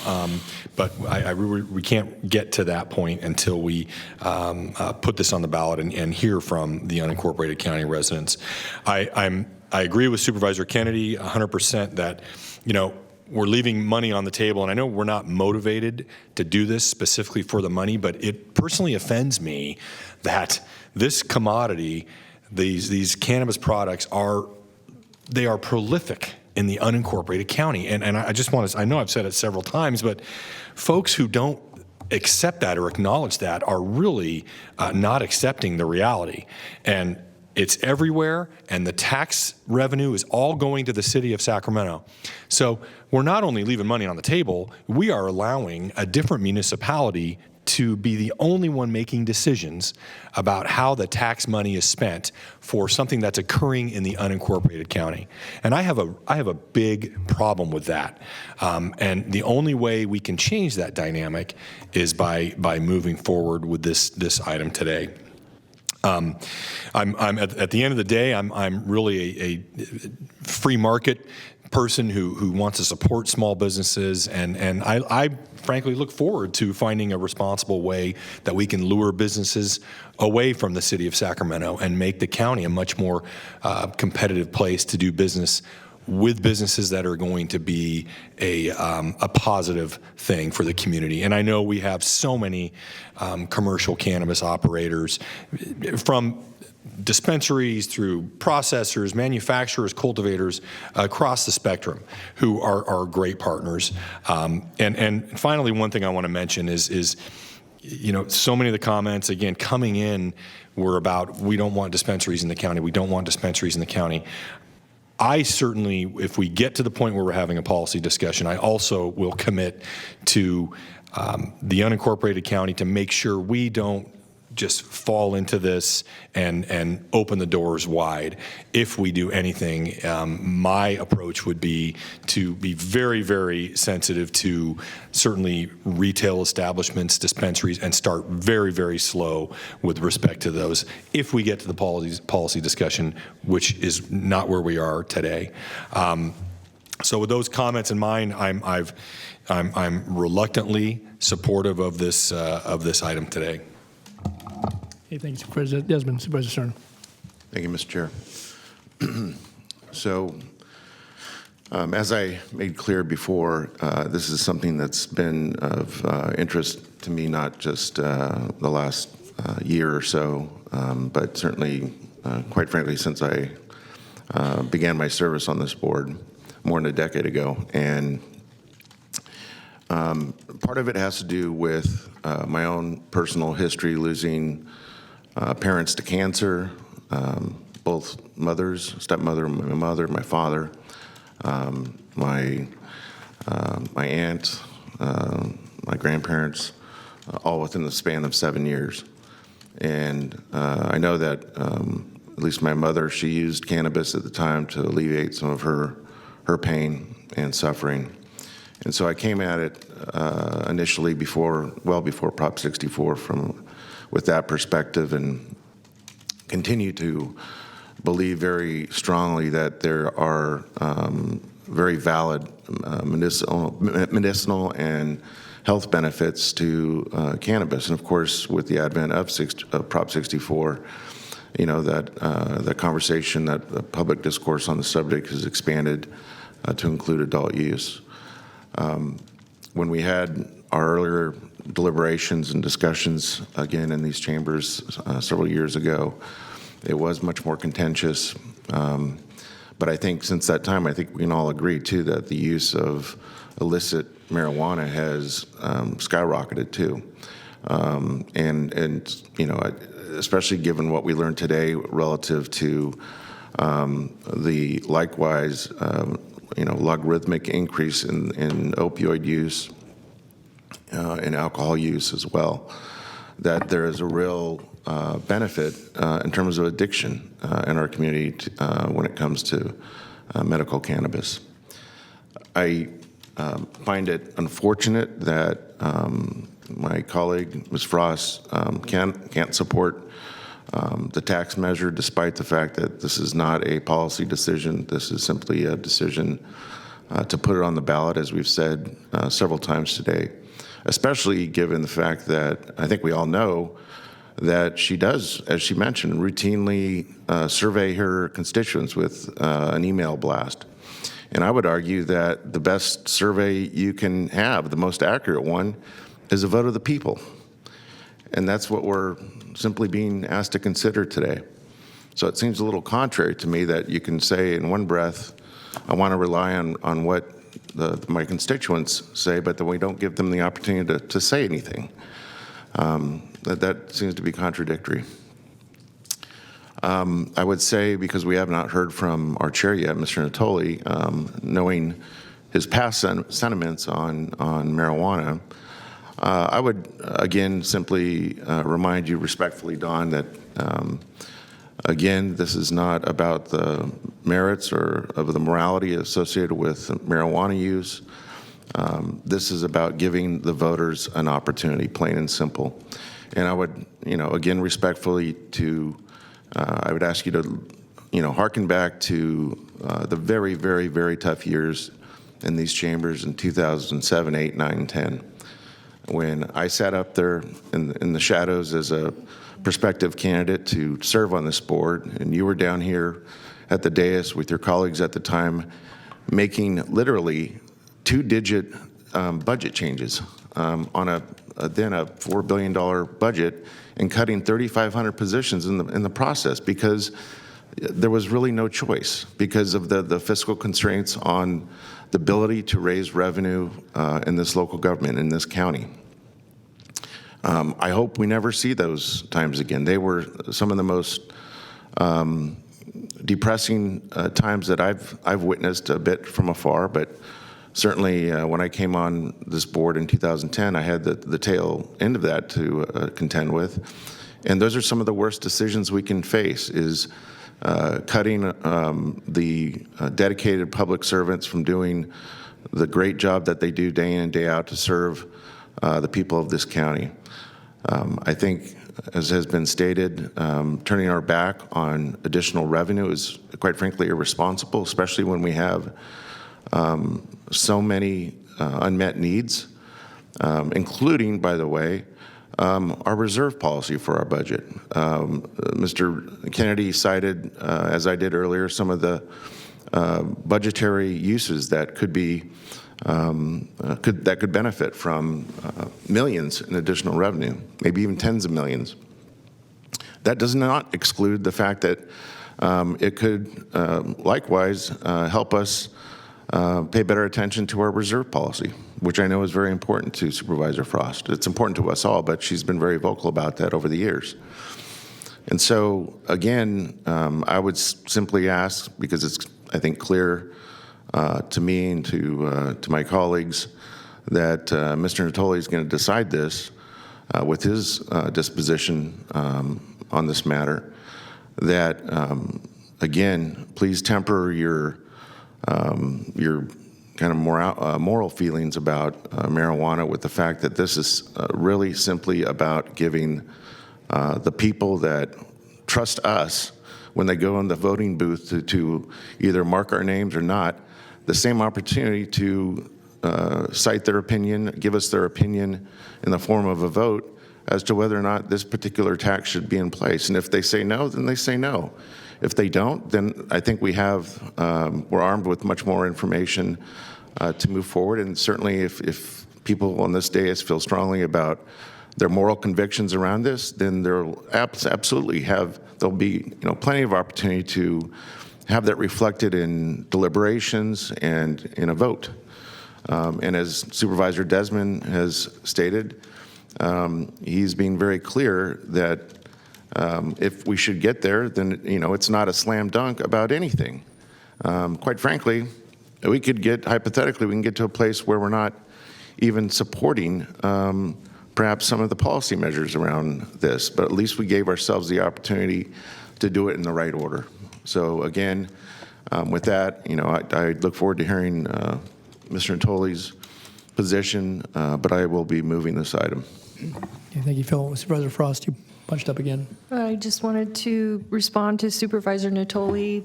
It's not that I'm opposed. It wasn't Supervisor Natoli said that. I mean, not Natoli. It's Supervisor Cerna. It's not that I'm opposed to a vote. It's that I'm opposed to a vote where 2/3 of the constituents are making a decision for those that are, singled out as impacted by that vote. Okay. All right.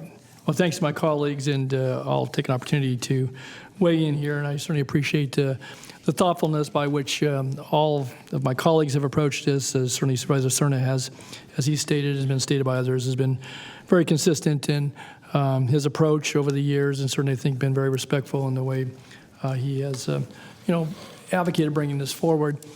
I would also thank the folks in the audience. Again, I recognize certainly three that are still seated here. I know that over the years that they've appeared before us at different times, certainly advocating for safe access, for medicinal use, for obviously in more recent times, in even today's presentations, a very, I think, deliberate and certainly prudent approach by government towards the issue not only of cannabis use, but certainly in its regulation, whether it's at the local level or certainly other levels at which it's regulated.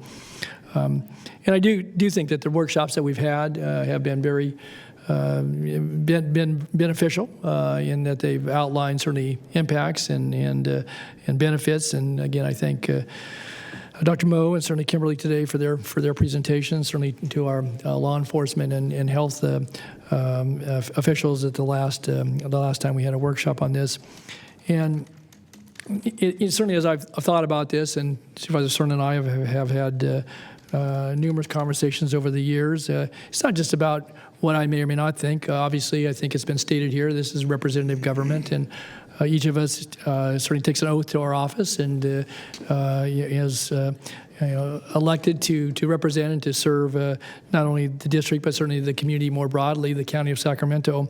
And I know that each of us takes that commitment very seriously, and I certainly have over the years, and whether decisions we've weighed in that have a bit of a policy nature or affected or touched the issue of cannabis or cannabis regulation or any budgetary matters, I can assure folks that I take those matters seriously, and I certainly, in my own mind, go back and forth as it relates to information that I've heard, certainly from my colleagues, from our staff, who obviously are very competent and capable, but also from the general public, and whether they're in the district I represent or not, that's not unimportant, but that's not the deciding factor either. That, again, we have a very big county. We're now at 1,600,000 people.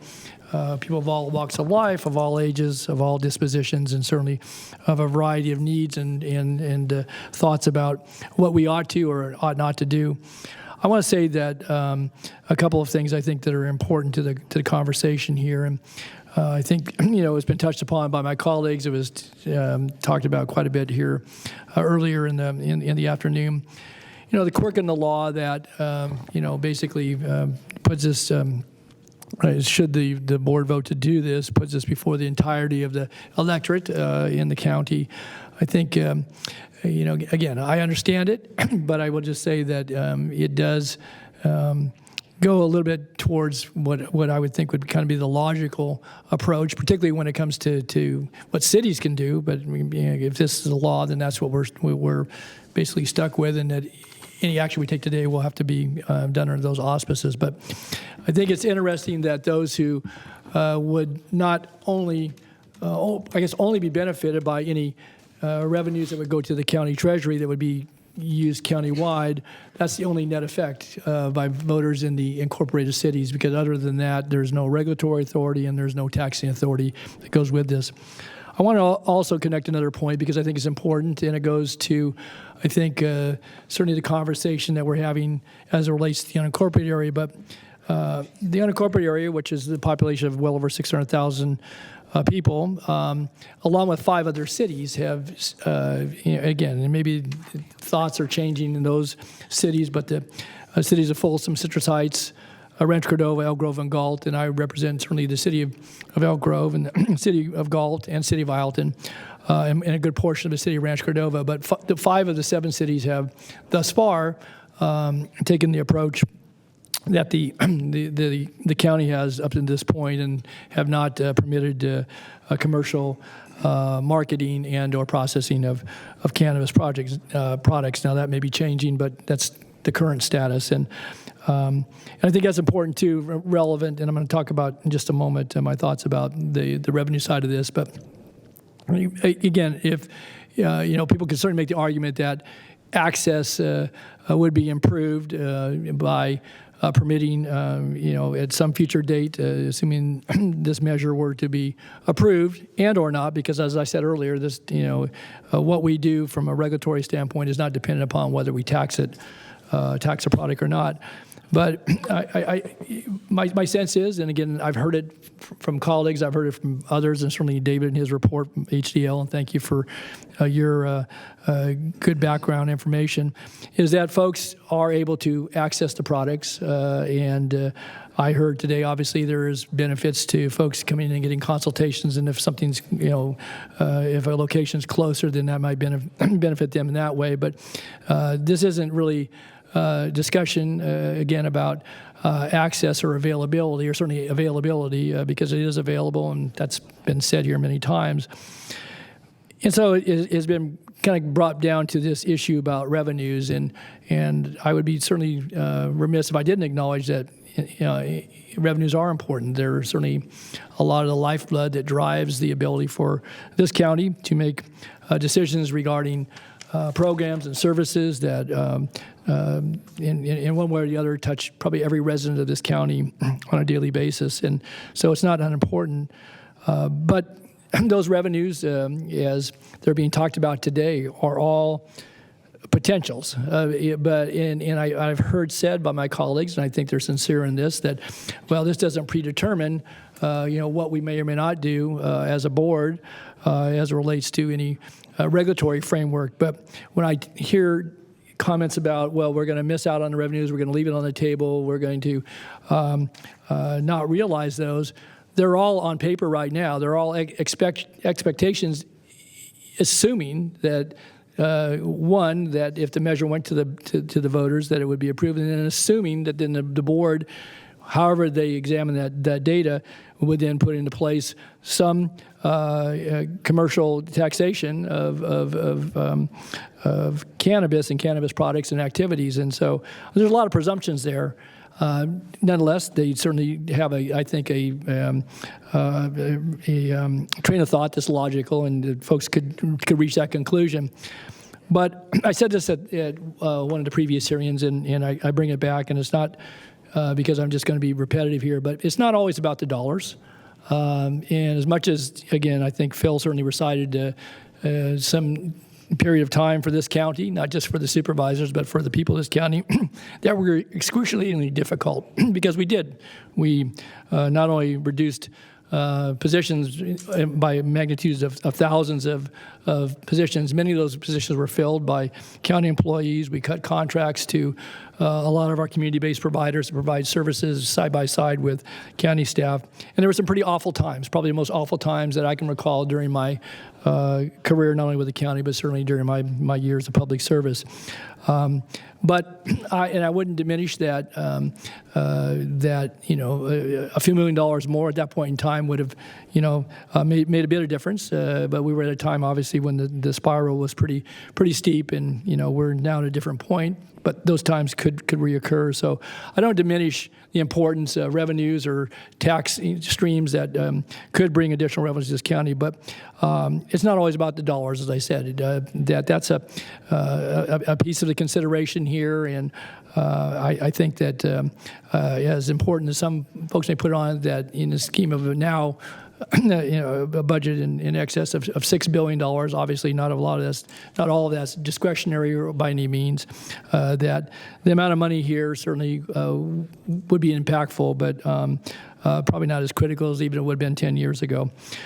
And I want to just say, too, that one of the things that I think is important, and again, it's not for the decision here, and I'm going to make my point here and conclude my point in just a moment, but I've expressed this in the past as it relates to not just dispensaries, but some of the other activities that, particularly in some of the rural areas of the county, that as a District 5 supervisor, I've been given the privilege of representing, in addition, obviously, suburban and areas and in the cities I mentioned. But activities that have, irrespective of what changes were made under Prop 64 and or under any regulatory scheme, have continued to be challenges that relate to particularly cultivation, illegal cultivation in many cases. But I think concerns that have been expressed to me over time about vacant spaces in rural areas that have far less access when it comes to not cannabis as much as it is to public safety response, but also obviously some of the roadways and such. And again, that's all for another day. And again, I don't want to get too far out ahead of it, but that is a concern that in some of the rural areas that certain activities certainly could be prohibited. Currently, they're prohibited entirely, whether you're in the suburban setting or in a rural setting. But I think it becomes a much more difficult call, and it actually was talked about in one of the previous workshops about, well, if you're looking at a population distribution of how you might allow for commercial cannabis, this community, that community, and I start looking at a map. I'm familiar with those communities, and I'm thinking, is that really the conversation you're going to have with that community? Well, we may or may not, because again, that's getting out ahead of it. But I'm going to bring it back to the point here that, again, I have given a lot of thought to it. I'm respectful of my colleagues' view here. Certainly, I've heard a majority, but I have not been persuaded today as much as I have listened, and certainly I've, again, learned some things today, certainly about not just about the industry, but about I think efforts have been put forth at the state and certainly at local level to bring this not only into the mainstream, but to have a regulated and a very, I think, conscientious approach to the way cannabis products are certainly produced and distributed and made available to the public, whether for medicinal uses or for adult use. But I've come to the conclusion that I'm not going to support moving this measure forward today, and for some of the reasons I've cited. And again, it's not without certainly giving thought to what my colleagues have put forward here. But as I said earlier, it's not always about the revenues, and people can argue that we leave a lot on the table. But I Again, that's all perspective and potential versus real. Thanks. Mr. Chair? Yes. I still need a second. Okay. Okay, so Supervisor Cerna has a motion on the floor, seconded by Supervisor, was it Kennedy? Make the comment and, yeah. just respectfully to disagree a little bit with the chair, and that it's not going to change votes, but it's not all speculative. We're already watching potential funds bleed out of the county through just through deliveries alone, and deliveries, if you talk to people in the industry, are just growing exponentially. So it's not entirely speculative. So noted. Good point. Okay, so we have a motion introducing the ordinance as proposed by Supervisor Cerna, seconded by Supervisor Kennedy. Were there any other comments to the motion? If not, we will call for the vote. Anything further? Okay, please vote. And the motion fails. Okay. All right. Thank you to all who've been with us today, certainly those that have participated, and for all the staff work, certainly to my colleagues for their patience and consideration in this matter. So, all right. That then concludes this matter, so we'll now go to item 64. Approve the site located at 7001A East Parkway as a safe stay community. Adopt the attached resolution authorizing the execution of the Fifth Amendment to lease agreement for the Department of Health Services at 7001A East Parkway. Approve funding from Phase 1 of the American Rescue Plan Act for the Department of General Services to purchase pallet shelters, design, construct, and operate the East Parkway Safe Stay Community, and for the Department of Human Assistance to operate the East Parkway Safe Stay Community. Thank you. If the Okay, clerk could, Emily. good evening. If the clerk, thank you. Good evening, members of the board. I'm Emily Houck, your Director of Homeless Initiatives, and I'm here today to talk about what may be our second safe stay community located, we're calling it the East Parkway Safe Stay Community. As a quick reminder, we've been here before, but the board provided direction to staff, starting with last fiscal year's budget, where you allocated funds to support the operation of such programs to open sanctioned encampments, which we're now calling safe stay communities, and really with the intention of three hopeful outcomes. The first is just to expand shelter capacity. We obviously have a great need for additional shelter throughout the community for folks experiencing homelessness. We just saw the new point in time count come out, which reaffirmed what we all knew. But just as important as the sheer quantity of shelter beds that we're needing, part of the direction was to create new options for folks who are living unsheltered. As we've talked about quite a bit, during the pandemic, one of the lessons learned that we're intending to carry forward with Safe Stay communities is development of sheltering opportunities that really speak to the needs of people living unsheltered, and specifically creation of opportunities, non-congregate sheltering, sheltering in the communities where people are living, and sheltering that encompasses all of the rich services needed for folks to exit homelessness. And then third, although not third in importance, all of these are just as important, is to provide relief to communities. You all know this way better than most. There are people throughout the community, throughout the county, where there are unsanctioned encampments, and the impact on the broader community is great. And so by providing safe stay communities in locations where people are currently living unsheltered, our commitment to communities will be that this will be an asset to your community and will provide relief to those issues that you're currently dealing with. As part of this direction, the board also adopted a shelter crisis earlier this year, which allows us both to expedite some of the planning and entitlement processes and to use alternative building methods that are required for the products that we're using, but did reaffirm that every site needs to come back to the board before we move forward to formally approve the site and, of course, to allocate the funds, which is what we're here to do today. So just locationally, for those of you who may not be familiar, this is the location that we are proposing. The address is 7001 East Parkway. You can see it's at the north side of Florin Road, just off of Highway 99. If you zoom in a little closer, you can see the actual parcel. Many of you have been here. You know that this is the site, a leased county property where our DHS administration building currently sits. The property is inclusive of the building as well as a very large parking lot, and it is a portion of the parking lot that we're proposing to use for the Safe Stay site. So zooming in a little bit closer and showing the site plan, and there is a visual of this in your packet as well, a little bit closer in. As with the site we approved at Florin and Power Inn, this site is very similar except a smaller size.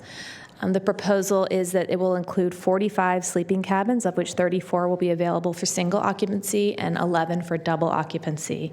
But just like the other sites, it includes all the necessary amenities to ensure that people can get the services they need on site and to ensure that the site is secure and access is monitored. The site includes a fence that will fully encompass the site. It will be shaded just like the other ones so people can't see in and people can't see out. There will be one pedestrian access, which will be exiting onto Governor's Circle, not into the interior of the parking lot. And as with all the other proposals, the site includes all the necessary amenities for folks to receive services, but also meet their daily needs. So there's on-site sanitation, there will be food delivered, there will be 24/7 staffing, intensive case management, and space for people to gather informally and formally with both the case managers on site and with other guests. As with the Florin and Power Inn site, the operational approach is very similar. Again, it will have 24/7 on-site staff through a nonprofit organization who is competitively bid. Their responsibilities will include the daily running of the facility. So that's monitoring the site, checking guests in, checking guests out, providing case management services that meet the particular needs of the guests as they present, making connections to behavioral health services or other services that may not be provided directly by the provider. And then, of course, daily facility operations. So that includes janitorial services, cleaning up, ensuring the security patrols are active, and outreach and engagement with the community. While the focus is on providing services within the boundaries of the fence, just as important as we want them to have a presence in the community. We want them to be an asset to the community, engaging with folks who may be living unsheltered.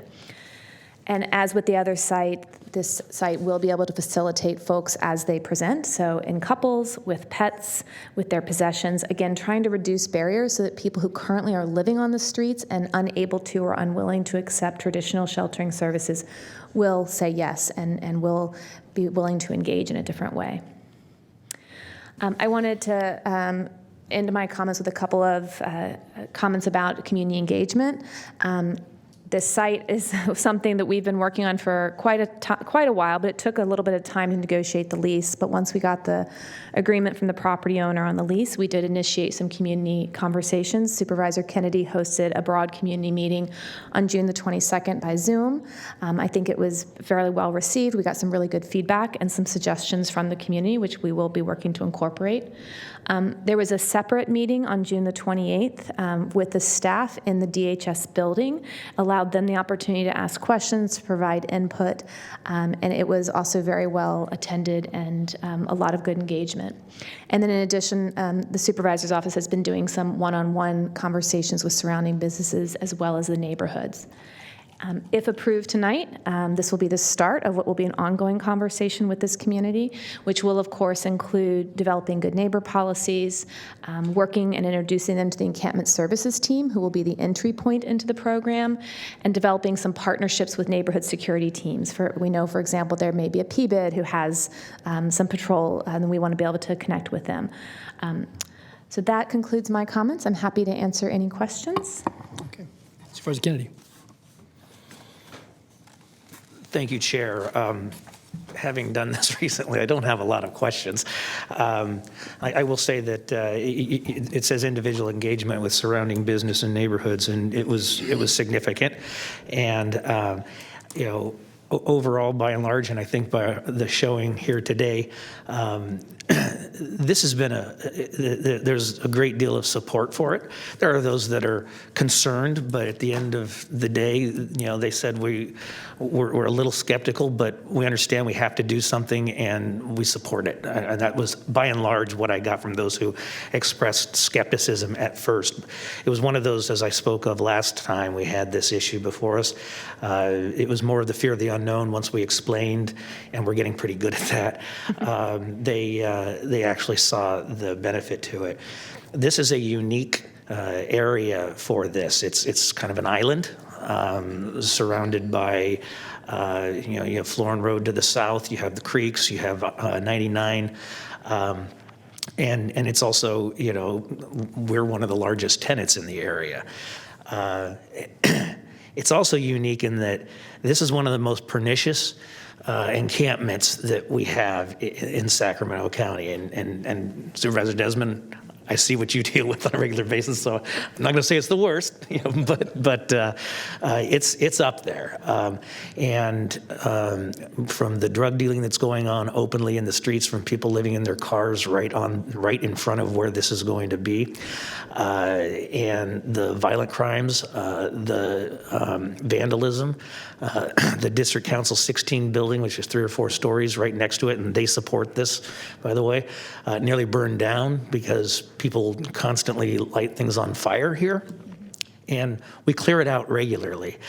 We clear it out with forensic clean, and it just keeps coming back. It's been years that we get it clean, and they're right back again.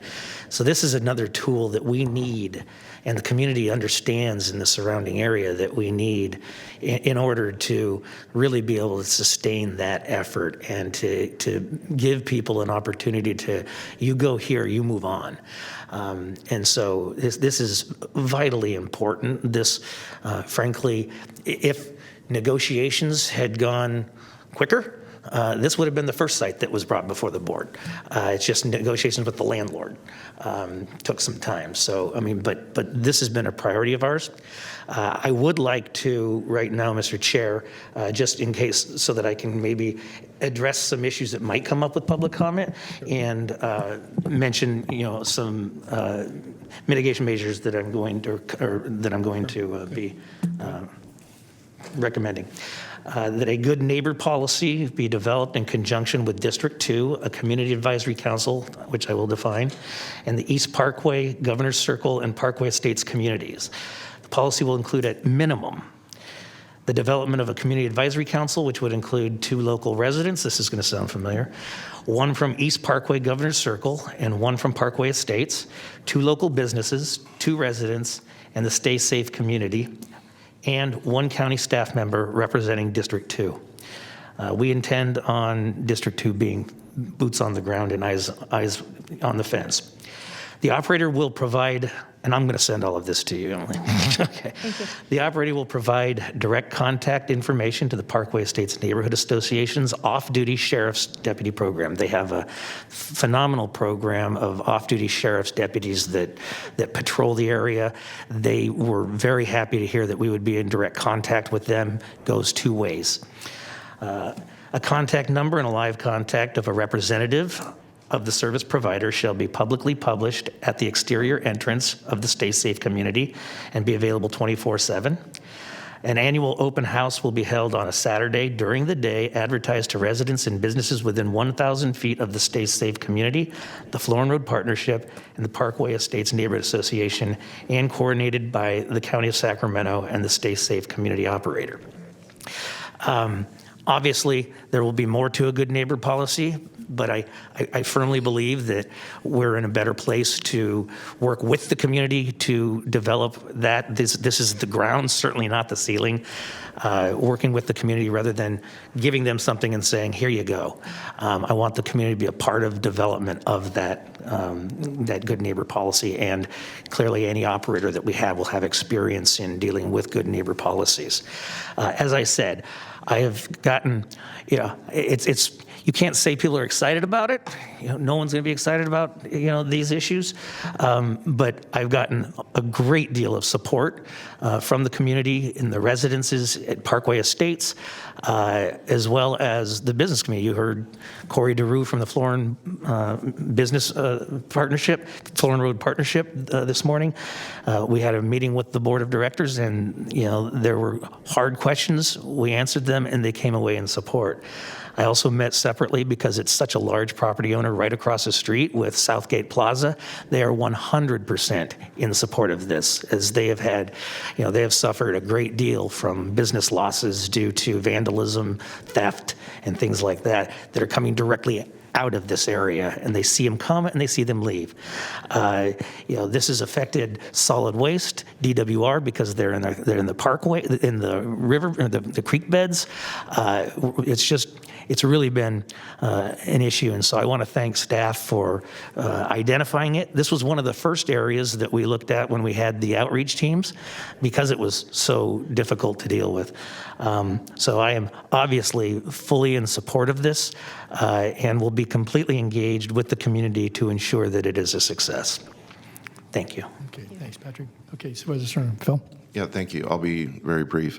I just want to thank Emily and her staff, as well as Jeff and his staff, and Supervisor Kennedy. I think this is shows progress already from how we approached the first Stay Safe site.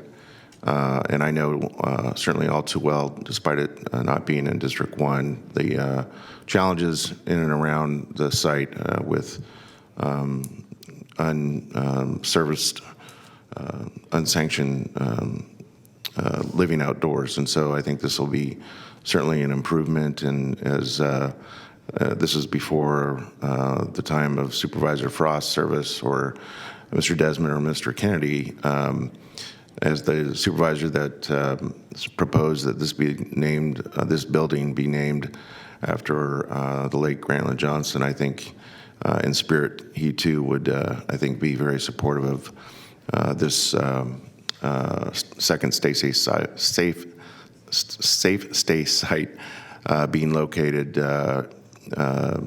near the namesake building. So I intend to fully support this. Great. Thanks, Phil. I just have a quick question for Emily. So, Emily, this goes to the continued use of the pallet shelters versus some other product type. And I understood this one maybe is in the hopper even before the site we heard a couple of weeks ago. But when are we going to give an opportunity to a broader community of folks to actually give us an idea? I don't think pallet has the patent on the only type of shelter that is, best utilized in all situations. So I guess that's my question. And I think local vendors ought to be given the opportunity. General Services, we're actually in the process of developing an RFP to go out to solicit other vendors, including pallet shelter, and we'll award that accordingly. So will that come to the board? It depends on the dollar amount. What is the threshold? You got $1 million the first time around. I'd need to check, but I don't know that right off the top of my head. I believe that Craig, purchasing agent, has some authority to enter into a contract. The dollar amount may come back to the board. We need to look at what we have in the hopper as far as other sites as well. Okay. So. I just think it's an important opportunity for folks that may have a product that, again, fits our needs. Again, I understood from the last conversation, and certainly from what I read here, this is the same. Correct. Same type of. Your point was well taken in the first go around. So. Okay. All right. Well, that's good. That's all I had. But again, I think certainly the work is done around this, and I'm familiar. I drive past this site most every morning and evening, and I know that there's been ongoing activity. I just wanted to ask, maybe this is for Patrick. So, what will be the enforceable perimeter around this location. I know we've had some discussion about ordinances that might give us some additional latitude, but we haven't gotten there yet. So how are you going to be able to? So we have not gotten there. You are absolutely correct, Supervisor Natoli. Based upon the last hearing we had on that and the feedback that was given to staff, I didn't see much disagreement up here on that. Right. But the proposal, I believe, that's going to be coming back to us is up to 1,000 feet. Emily, if you could. Can the clerk pull up the overhead? We anticipate, so we did have GIS do a map of what 3 different radiuses could be, 100 feet, 500 feet, and 1,000 feet. And so you can see a visual. And Supervisor Kennedy is correct. I think the ordinance as currently drafted would go to the 1,000 feet, which is obviously the biggest. Because the uniqueness here is you get this wraparound road all 3 sides of the. Right. Of the. This one with a natural barrier of a freeway is a little bit different than other sites, but this would be. The real goal, Supervisor Natoli, would be to at least get to that, the one that goes down to Florin Road and goes all the way up to the end of the corner up. I mean, that pretty much encompasses the entire area. Right, it does, Yeah. Okay. Including the creeks. Yes, I know. Those are pathways for folks. Okay, thanks. Any other questions or comments? We do have a speaker signed up, and we may have some on the phone. I don't know. Deanna Garcia? Deanna, you still here?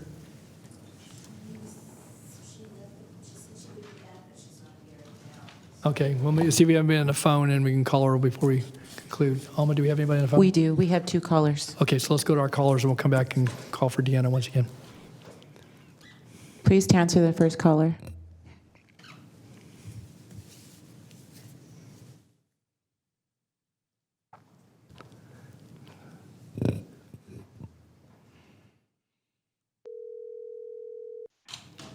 Hi, caller.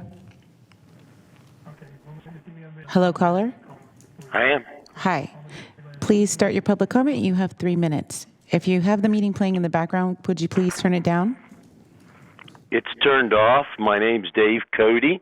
I think I've held for tickets in my youth for a concert for 3 hours or a radio contest, but never such an event such as this. Anyway.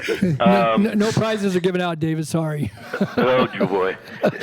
Hey, I'm a guy that has boots on the ground on Governor's Circle. I've had a business here for 40 years. I have employed and housed several of the homeless people on our block. I currently have one of them as an employee, and I did speak, I believe it's Mr. Kennedy, and I'm glad to hear that there's a discussion for the 100-foot barrier. And does that mean that would be a minimum encampment restriction of 100 feet? I know that's not on the table. Okay, he posed as a question. Maybe I'll stop here, and I don't know if the speaker maybe respond what the thought is, Patrick or Emily. My answer is yes. I mean, that's entirely the intention is to. Was the question regarding the ordinance? I'm sorry, I missed that. It's regarding the 500,000 foot right. sphere of influence. Right. So as you mentioned, I think we're not considering the ordinance today, but the proposed ordinance that we will be bringing back to the board next month does include a 1,000-foot buffer zone around any shelter. FYI, if you would share that with the neighbors in advance that there is such a consideration, there might be less resistance. Okay. I will save, in the interest of saving time, I'm going to say goodbye. I bless you all for your gift to gab. That's for you, Mr. Tully. Good night. Good night. Thank you, David. Call again anytime. Thanks, David. Okay. All right. We'll hold the next call for just a moment. We'll get Deanna returned to the chamber. So if we could, Alma. All right. Good evening now, since it's afternoon's over. But I'm a resident at 9401 Fruit Ridge Road in Mr. Natoli's District 5. And not too long ago, there was something out about us getting a homeless shelter near the Rosemont High School. And haven't seen anything move forward on that. We have a really big, large encampment site on South Watt, right there by Elder Creek.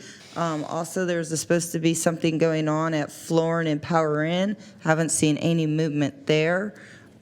Just wondering, like, what's the update on getting some help in that more rural district where people seem to really go who are unhoused, either in their cars or their mobile homes or just with their tents in general, and they take a lot of care. I hear all the care that they're looking to give them, but what I didn't hear anything about was about job placement or about education or about job training, rehabilitation to get people employed so that way they could be successful and go and look for a job and, tax dollars for people who work. I know that's not too important to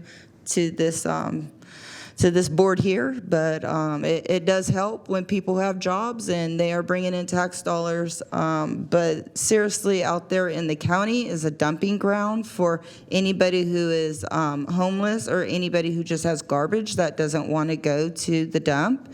My community is surrounded by Tigrit and by granite. So there's really not a lot of houses out there. They are not good neighbors. They do not keep up their grounds. They do not do weed whacking. They do not do overgrown abatement. They don't do garbage abatement. And so we are dumping waste ground out there in the Florin, Jackson Highway, Bradshaw area, not only for the homeless, but for just garbage in general. And I would really like to see some of these community benefits be used in my area and to help the homeless people that are in our area. I know everybody says no, they don't want it in their neighborhood, but regardless, it is in our neighborhood, and these people need a lot of help and a lot of resources. And I'd like to see, oh, you just poked yourself in the eyeball. I'd like to see some resources for job placement and job training and education for reevaluation of their life. Great. Chair, if I could address Sure, that. go ahead. I won't address Rosemont. I'll let you handle that. Sure. But as far as the job training goes, part of the development of these is I'm in conversations, right now I say I because the first two are in District 2, with an organization called Highland Charter School. They're an adult education charter school. They specialize in difficult populations for job training and job placement. They will be on site working with the operator to do that. It's also virtually at no cost to the county because they're a public school that gets their funding from the state.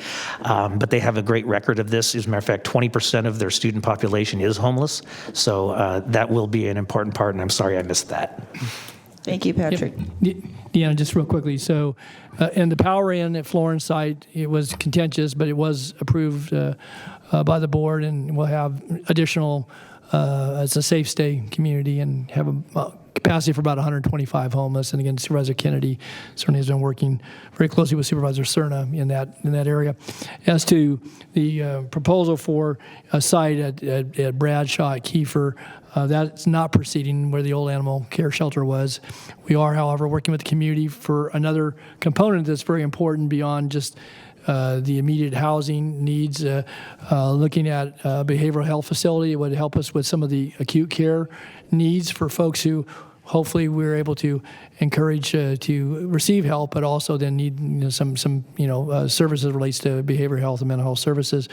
And we're currently looking and working with the city of Rancho Cordova for some additional housing out the Mather Community Campus, and looking how, again, Jeff Gassaway and certainly Ann Edwards have both been on point, talking with the city along with others on this board and city representatives to look at additional veteran or family housing, but also to see what we can do on the campus for some of the families and some of the transitional age youth that are out there. So there are a lot of things in the works, and I appreciate you being with us today. I know Not too long ago, I sent you an yeah. email, I believe it was this month, Mr. Natoli, about my 3.8500 acres. We got that last Friday, and we're checking with the planning department about the accessory dwelling units. I saw that, so we'll respond to you. I don't know that we're zoned AR2 or AR5, Deanna, that would be allowable, but we are looking. Well, if you look Yeah. at the county's 20-year plan, our plan was already supposed to have sewer, water, and double-lane streets out there to be able to change our zoning to low-density zoning, which would allow 7 houses per acre. And because the county has never brought water or sewer or double streets, we're still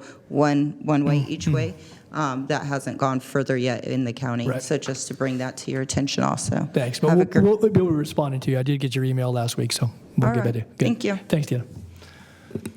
Okay. Next caller. Please transfer the next caller.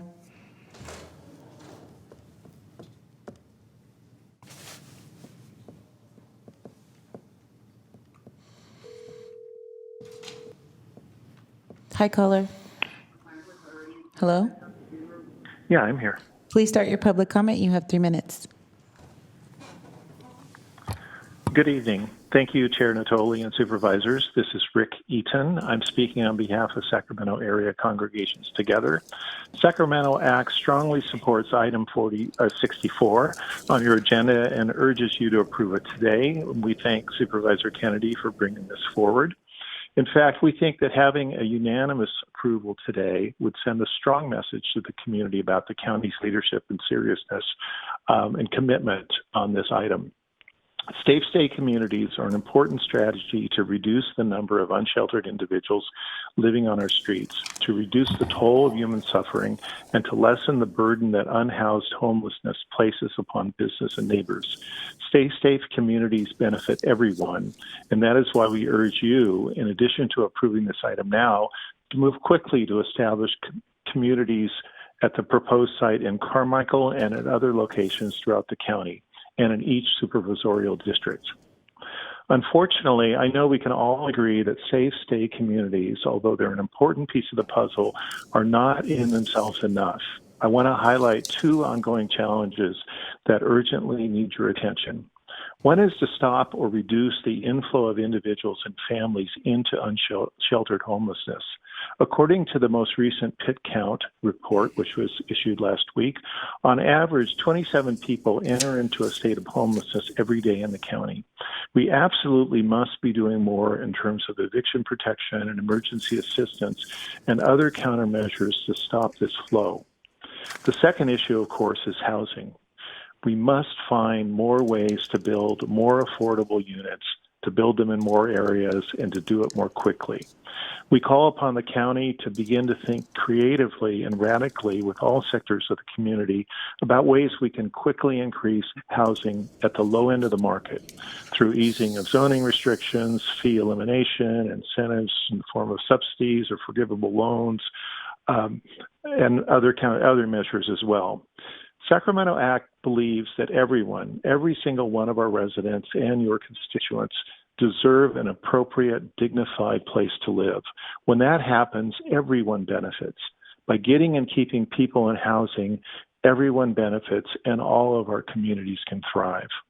Thank you very much. Thank you, Rick. Appreciate your comments on behalf of SAC Act. Okay. And that concludes the telephonic public comment. All right. I had no one else in chambers and signed up to speak on this, so I'll bring it back to the board. Supervisor Desmond first. Thank you, Mr. Chair. So I'll just first, I want to certainly echo the sentiment of Supervisor Cerna and really applaud Supervisor Kennedy for his leadership and certainly applaud Emily and staff. I know you're definitely getting better at this, anticipating what the concerns are going to be. And I think now the challenge is really to show this proof of concept, and I'm very confident that it is going to be a net benefit for both the unsheltered as well as the community. And I think once we demonstrate that to the larger community, we're going to see much more willingness to accept these in other parts of the community with people knowing that the benefits that they are going to bring. So thank you for your efforts, and I'm very, very supportive of this. And I agree with Mr. Eaton and his call. One thing I would add in there is our investment in behavioral health, both for mental illness treatment and substance use disorder. And this board is making an awful lot of investments in those kinds of programs, because that's a huge part of this, our response to homelessness. But unless we, like you said so articulately, Emily, unless we create these safe stay communities that are attractive and get people to come in, it's going to be very, very difficult to connect people with either the behavioral health supports they need or the more permanent supportive housing supports that they need. So this is a great first step, and I'm very, very supportive of it. Thank you. Great. Thanks, Rich. Any other supervisor? And I would just, add commentary. Thank you, Patrick, for your ongoing work and leadership, and certainly to our staff. It's not easy, and certainly a great amount of need and a lot of community issues to address along the way. Okay, with that then, we have the matter before us, so we can entertain a motion. I'd like to move to approve staff recommendation. Second. Okay, and then with the caveats of the things that you added in? Yes, and I've sent those to Emily already. You did, okay, very good. Okay, so it's been moved and seconded to approve staff recommendation, noting Mr. Kennedy's additions. Please vote. Unanimous vote. Thank you. Very good, thank you. Okay, that brings us down to item 65, our nominations. For today's nominations, you are continuing to July 26th, Adult and Aging Commission, Children's Coalition, Equal Employment Opportunity Advisory Committee. Continue to August 9th, the Area 4 Agency on Aging Advisory Council. Continuing to August 23rd, Antelope Community Planning Advisory Council, Carmichael Recreation and Park District, Cosumnes Area Community Planning Advisory Council, Maternal, Child, and Adolescent Health Advisory Board, Natomas Community Planning Advisory Council, Sacramento County Bicycle Advisory Committee, and the Veterans Advisory Commission. And then for today's items, Civil Service Commission. District 4. Phil, did you have a question? No, that's for board comments. Okay. Please continue to July 26th. Okay, and Mr. Kennedy? Please continue to August 9th. Thank you. Sacramento County Behavioral Health Youth Advisory Board. Please nominate Natanya Karat. And for District 3, please reappoint Audrey Nunez. Okay. District 5 continue until August 23rd. We're still trying to locate some applicants for that seat. Okay, and Supervisor Kennedy? Please continue to, oh, I'm sorry, which one is this? This is the County Behavioral Health Youth Advisory Board. Oh, okay, I'm sorry. Reappoint Jalen Wright. Okay, thank you. Sacramento County Employees Retirement Board. Mr. Chair, at this time, I'd like to nominate Robert Aguayo. Okay, so we do have a nomination, and so noted, and there are 2 seats, and I know that there's an incumbent, and then apparently since we last had this before us, there's another submittal for application, and there's an interview been scheduled to the clerk's office for this Thursday, but we'll probably put the nomination on today. That would then carry over to the next meeting and be put forward for a vote at that point in time. So thank you, Mr. Chair. Okay, thank you. He doesn't need a second on that, right? No, not for nomination. Okay. For the appointment, yes, but not for the nomination. Yep, that's good. All right, and we'll continue that until July, 26th, I guess? Yes. Okay, come back to us, nomination and appointment. Okay. Yes. And the Sacramento County Youth Commission. Please appoint Diana House. Okay. No applicants, and we'll continue until August 23rd. We're trying to fill seats on both the youth advisory commissions. And that concludes your nominations. Okay. Very good. All right. So we have county executive comments, and then we'll come back to the board, and we got an adjournment too. So. I do not have any comments today. Thank you. Okay. All right. So do you have an adjournment? But, No, this is under board comments, and I'm going to ask the indulgence of my colleagues and staff because it's going to be a little bit more lengthy than usual. So I have 2 items. The first item is some clear direction to staff given the result of the vote, unfortunate vote on item 63.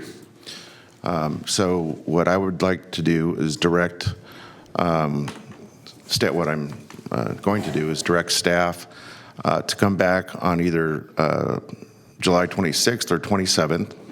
And I understand it's a tight time frame, but again, it took a year for us to get this hearing. And so while I know it's a tight time frame and I sympathize, I think it would be unfair not to return with that amount of haste. And so here's what I'm proposing. And it really leans on much of the work already being completed. But what I'd like for this board to consider and what I'd like to have agendized is a tax measure that would do the following. It would be a special tax by way of there'd be two reasons why it'd be a special tax, therefore requiring a supermajority vote. The first is that given some of the concerns that were expressed today about the disjointedness between where the vote would occur and where the revenue could be used, what I'd like to propose is that we have a special tax that relies just on the vote of the unincorporated county, that is the voters who have registered to vote in the unincorporated county, and that the revenue be used specifically for homeless programs. And I would leave it up to the attorneys to craft that much more deliberately and in the appropriate detail for a ballot measure. That would also include addressing homeless initiatives and programs in the totality of the American River Parkway, including that portion of the parkway that does cut through the city in the lower reach. So that would be the only portion in this concept where revenues generated by this special tax would be used. This is in response, again, to what we clearly heard today, especially by Supervisors Frost and Supervisors Desmond, about this concern that we can't really do much about absent any statutory change. So I think this is a logical next step to try and address those concerns, not leave money on the table, and use revenue for what I would challenge anyone to say is not our highest priority at the moment, and that is to ensure that those that are currently unsheltered, including those living, unfortunately, on our parkway, have more opportunities and more assistance. So that's what I would like to direct staff to do, and I don't know if there's any other members of the board that have any strong feelings about it, but I'm all ears. Lisa, I think you Yeah, is your intention to propose a special tax to be put on this November's Yes. ballot? The deadline to do that is August 1st. Right. So we would have to obviously have a special meeting, and it would have to, I haven't looked at the calendar, but it would probably have to be on the 26th, not the 27th. I think we already have that scheduled for the 26th, What? a board meeting. No, I know. I just, I think you said August 20th, or July 26th or 27th, but I'm just saying that it would have to be on the 26th, and we would have to have a special meeting on August 1st if it in fact passes on the, Yeah. I just wanted to put that out so that everybody understood that. I appreciate that. Yep. Does that, because you need to allow for the second reading? Is Yes. And 5 days in between, 6 days in between? right. Okay. I understand your point. Obviously, you know that it would have to be a special tax if you're dedicating it to the American River Parkway. So we'll look into the second issue about what kind of tax would only be required to be voted on by unincorporated citizens. Okay. And I'm certainly willing to lend my time and effort to further vetting what it is that at least I'm looking forward to seeing us vote on the 26th and on the 1st.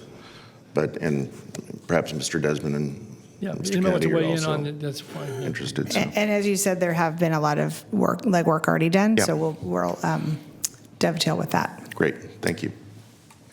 Okay, Supervisor Frost, did you want to talk to this? Get any comments? I was going to just respond Okay, Supervisor to Desmond this. punch in first, then, and then Yeah. Kennedy and Frost on this measure. So, or the discussion. Thank you, Supervisor Stern. I think that's a very good idea to rely on the work that's already been done, but address certainly the issue that was most concerning, to me, that I brought up earlier with respect to the mechanics of doing just a general tax. I guess or a general measure, my question is, so would this need to, if it's a special tax, it's a 2/3 threshold? Yes. So it raises the threshold too, which I like as well. And so special tax, the money would need to be earmarked for a specific purpose. And when it comes to homelessness, obviously the number one issue by far for folks in the unincorporated county, including users of the Parkway, of course. So I would certainly be supportive of that.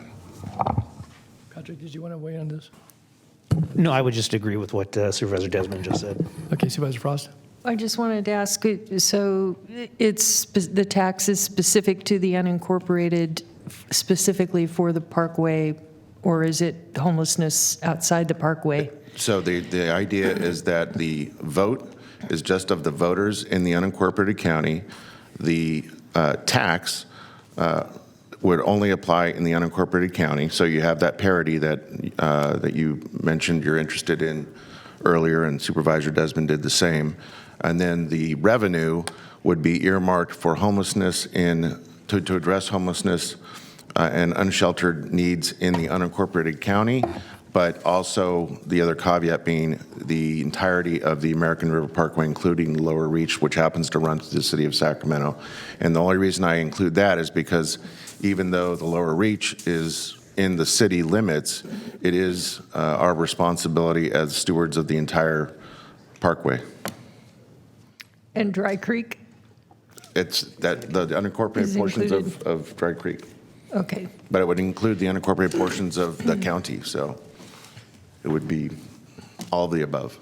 Okay, thank you. Okay. All right. So do you have other comments? I do. I have a different subject, and if I could, I'd like to go down to the podium for this one. Sure.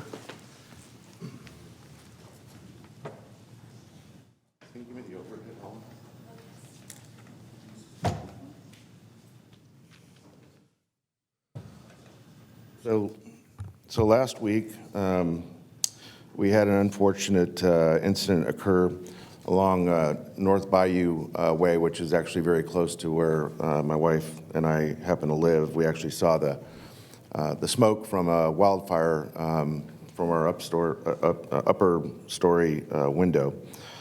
Pretty considerable fire. I don't know the exact acreage, but just to give you an idea of location, it was this parcel, and this parcel. I understand from my staff, this is a mixture of Caltrans property and also private property. There's been an encampment here for a number of months. It's tended to grow, and these photos here are intended to just show some of that. Includes trailers, cars, actually some of them are pretty nice vehicles, but it also includes boats, jet skis, motorcycles, bicycle parts, tents. Let's see. More trailers here, as you can see, some of the nicer vehicles. Now, this fire originated in this homeless camp. If you see here, I don't know if we can blow that up a little bit. Oops. Blew it up.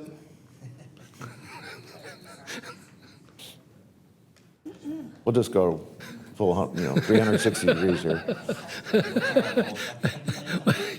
He hasn't moved his finger, but it's certainly, there we go.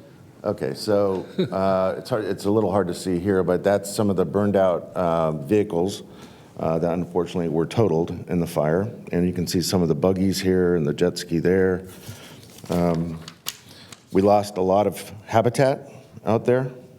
And if you know anything about Natomas, which I know many of you do, this is a basin with 22 special status species. The very birds and reptiles that you see in our lobby that I happen to photograph are a stone's throw away from this encampment. more evidence of folks habitating there that shouldn't be. And as you can see, in very high grass, a lot of fuel. That's even after the fire. Here's a close-up of the damage to the vehicles. And it also includes folks that are using tents for shelter. So that's a very long way of saying that I desperately need the help of our county executive's office and with Emily Houck and Siobhan and others to see if we can't provide these folks some help, and at the same time working with Metro Fire to see what we can do about reducing the risk to further property damage, both the ecosystems out here. I'm just glad that there was no one hurt in this fire. There are people, I'm guessing there's probably 30 or 40 people living out there, but it's a stark reminder of the fire danger. We've had a lot of high winds this season already, combined with huge fuel loads and hot temperatures, and it's just a recipe for disaster, and this couldn't be a better example, an unfortunate example, of what's going on in that part of District 1. Thank you. Phil, as you're coming back, I guess I ponder if, certainly Emily with our encampment teams and so forth, but if we don't have some law enforcement engagement, at least at some juncture on this, or at least have the ability to have that as a backup, and if maybe we haven't lost it entirely, but I would just say to the discussion we had this morning that, recognizing that, every day that it continues to be 100 degrees or thereabouts, things are becoming more tinder dry and potential exists. And so I guess I'm curious is that what resources do we have available beyond, again, social workers and behavioral health experts and others, navigators could certainly offer some assistance, but who's going to, if people resist, what are we going to do? Well, we have the encampment team, which certainly can go out and try and assist, but I will personally reach out to the sheriff and the undersheriff to see if they can offer any assistance for us as well. Okay. Part of the problem, Ann, and you may know this already, and I think Mr. Jones, who I just saw approach the microphone, probably knows this as well, is that because of the mix of Caltrans property and a private property owner, I believe, at least from the private property owner, we need what's called a 602 trespass warrant that's signed so that Sac County Sheriff's Department can go in and, if necessary, forcibly, hopefully it's not forcibly, hopefully there's some willingness to move. But this is I know I'm a broken record, but this is a classic example of us trying to work in an emergent situation where literally life and limb and property are on the line. It's no longer kind of a long-term policy debate. It's clear people are in danger, property's in danger. And I don't know, what I would have to say if someone had perished in that fire, or if a first responder. We had probably the same number of firefighters out there as we do people living out there putting down this fire. What happens at some point a propane tank explodes, or someone trips over something and cuts their leg, or there are a whole host of things that could happen to first responders attempting to put out these fires and deal with that fire threat. But I just wanted to make sure I was on record, Mr. Chair, because I would feel delinquent in my responsibilities if I didn't use this public venue to make light of it. I've already heard from many of my neighbors who rightfully have reached out to their neighbor supervisor asking the rightful question, what are we doing about it? And right now, I don't have a good response because we've tried, my staff are on it, but without the unfortunate need for law enforcement engaging on this at this point, it's just going to continue to be that same fire threat for the balance of the fire season, which, as we know, is very extended now. All right. Thank you, Phil. Okay, next you have... I was going to comment on that. Can I just echo, do you mind? Yeah. Supervisor Kennedy, it's It's already. Thank you, Supervisor Cerna, for bringing this up. I have had many conversations with Supervisor Cerna about this very issue, and we're facing a crisis, but it's a real urgency to it right now. And in terms of engaging with the fire department, whether that's Metro or Sac City Fire, I hope that we are proactively engaging with them about encampments, whether it's encampment that's reported by a district office or one that's evaluated by our rangers, making sure that the fire departments are part of the regular discussions with the encampment teams during the meetings, because I think we need to be certainly triaging, and we all understand the nuances and the limitations of the Boise versus Martin case, but I think that should not stop us from proactively identifying, and moving heaven and earth to abate some of these encampments that are immediate fire hazards.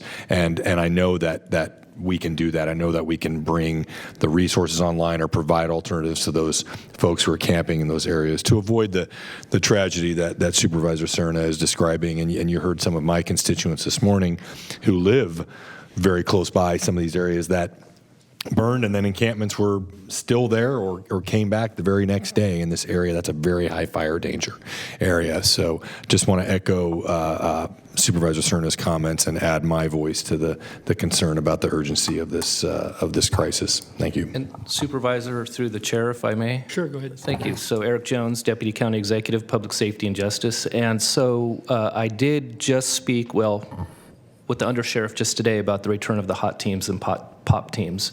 They're supposed to begin to rebuild over the next couple weeks and be near fully staffed by end of September is what I was told. So he understands the importance of returning those teams, because we need those teams for the warnings and then the enforcement side.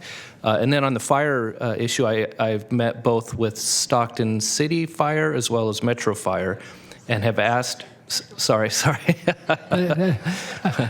That's a mutual aid call. Yes. City of Sacramento Fire and Metro Fire, and we've had initial meetings about them providing us data on where are the highest fire hazards that are near an encampment so that we can begin to prioritize those to better address them. Can I make a suggestion? I know Mr. Kennedy's in the queue. I think, as was stated earlier, it may have been Supervisor Natoli that said it, but even a matter of weeks is too long to wait for the hot teams to get up and running right now. Eric, have we, for instance, asked Mr. Yarber, for instance, hey, could he assign some probation officers to maybe bridge the time gap between when we expect the hot teams to be up and running and basically trying to do what the hot teams would otherwise do? And I realized how specialized that can be, but it seems to me, God forbid we have something like this happen again in the Parkway or the area I just mentioned, and I'm sure there's plenty of other similar areas in District 4 and in District 2 and District 5. But it seems to me this is so urgent that we got to look very, proactively to other agencies to maybe bridge that time gap. Yes, Supervisor Cerna, when the pop teams and hot teams are not running, we can use patrol deputies. However, the time delay on when they may arrive, depending on what's going on, and also not having that expertise you mentioned. So we have a couple other options that we are exploring for the sort of urgency in the next, we'll say, few weeks. And that is with the park rangers being able to go into some other areas they wouldn't normally go into, as well as the California Highway Patrol does have a POP team. They have offered to assist us. We just have to have a connection to a traffic safety issue, but they are willing to assist us in these areas that they know the sheriff's office cannot get to. I can tell you for certain there was quite the backup on I-5 when the smoke was drifting over all 5 lanes of it, both directions. And that's some of this is Caltrans property, Exactly. so I assume that's jurisdiction of CHP. It is. So I think this would be a good discussion for us to have with the Highway Patrol tomorrow. And I already had a discussion with the undersheriff about possibly needing to use Highway Patrol in some other areas and ensure there wouldn't be a jurisdictional problem, and he assured me there would not be. Yeah, great. Thank you. Okay, good. Thanks, Eric. Any other questions of Mr. Jones on this issue? Okay, good. Thanks. All right, Patrick. Thank you. A couple things. One is for Deputy County Executive Katari. Head Start program is having trouble keeping classes open because of COVID. We've recently have the green light for younger students or younger kids to be vaccinated. So I'd just like to ask that we look at if there's any opportunity, any way we can coordinate with SETA. I've asked Denise Lee, who's the interim executive director, to also reach out to us. But if I ask both, we can meet in the middle. And if there's some opportunity to coordinate maybe vaccinations for the young kids. Thank you. And to the county executive, do you have any idea, and you probably don't off the top of your head, but if you could get back, when the climate action plan is going to come back to the board? I will have to get back to you on that. Okay, thank you. And I will do so tomorrow. Thank you. Good. Okay, thanks, Patrick. Okay, nothing else, then Supervisor Frost, I know you had an adjournment. Thank you, Chair Natoli. I wanted to close in memory of Eric Regard, a good friend and a wonderful man in our community. On June 21, 2022, Eric M. Regard, candidate for District 10 State Assembly for the state of California, passed away suddenly. Eric was a resident of Sacramento along with his wife, Jacqueline, and they were married for 36 years. They moved to Sacramento area in 1998. Eric was a mentor to many, but more than anything, adored his children, Jason, Janice, and Kayla.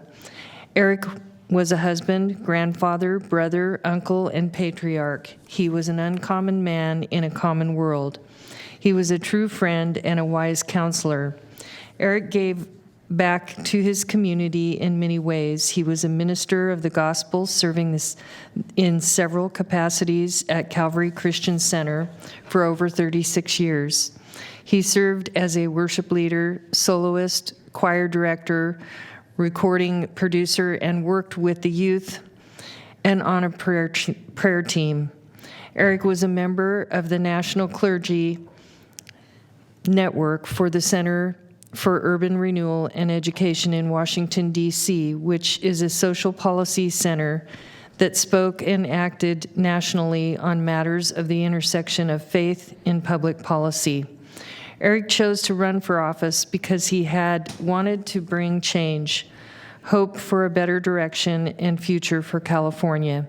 He wanted to eliminate homelessness. He knew that some have mental health issues needing services while others may be on drugs and need treatment, and that some just need a hand up.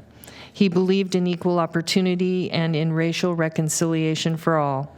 He also believed in educational choice for all children and having parents informed about everything that involves their children. Eric was a man with traditional values and represented what men of faith have been doing since the founding of our nation. He will be missed by his family, church, and community. May he rest in eternal peace. Okay, thank you, Sue. And unless there's any other matter coming before this board today, then we will stand to adjourn in memory of Eric Regard. We'll return to closed session tomorrow at 1 o'clock and back in these chambers at 2 o'clock tomorrow afternoon. But in memory of Eric Regard, with our condolences to his family, we will adjourn this meeting in his memory.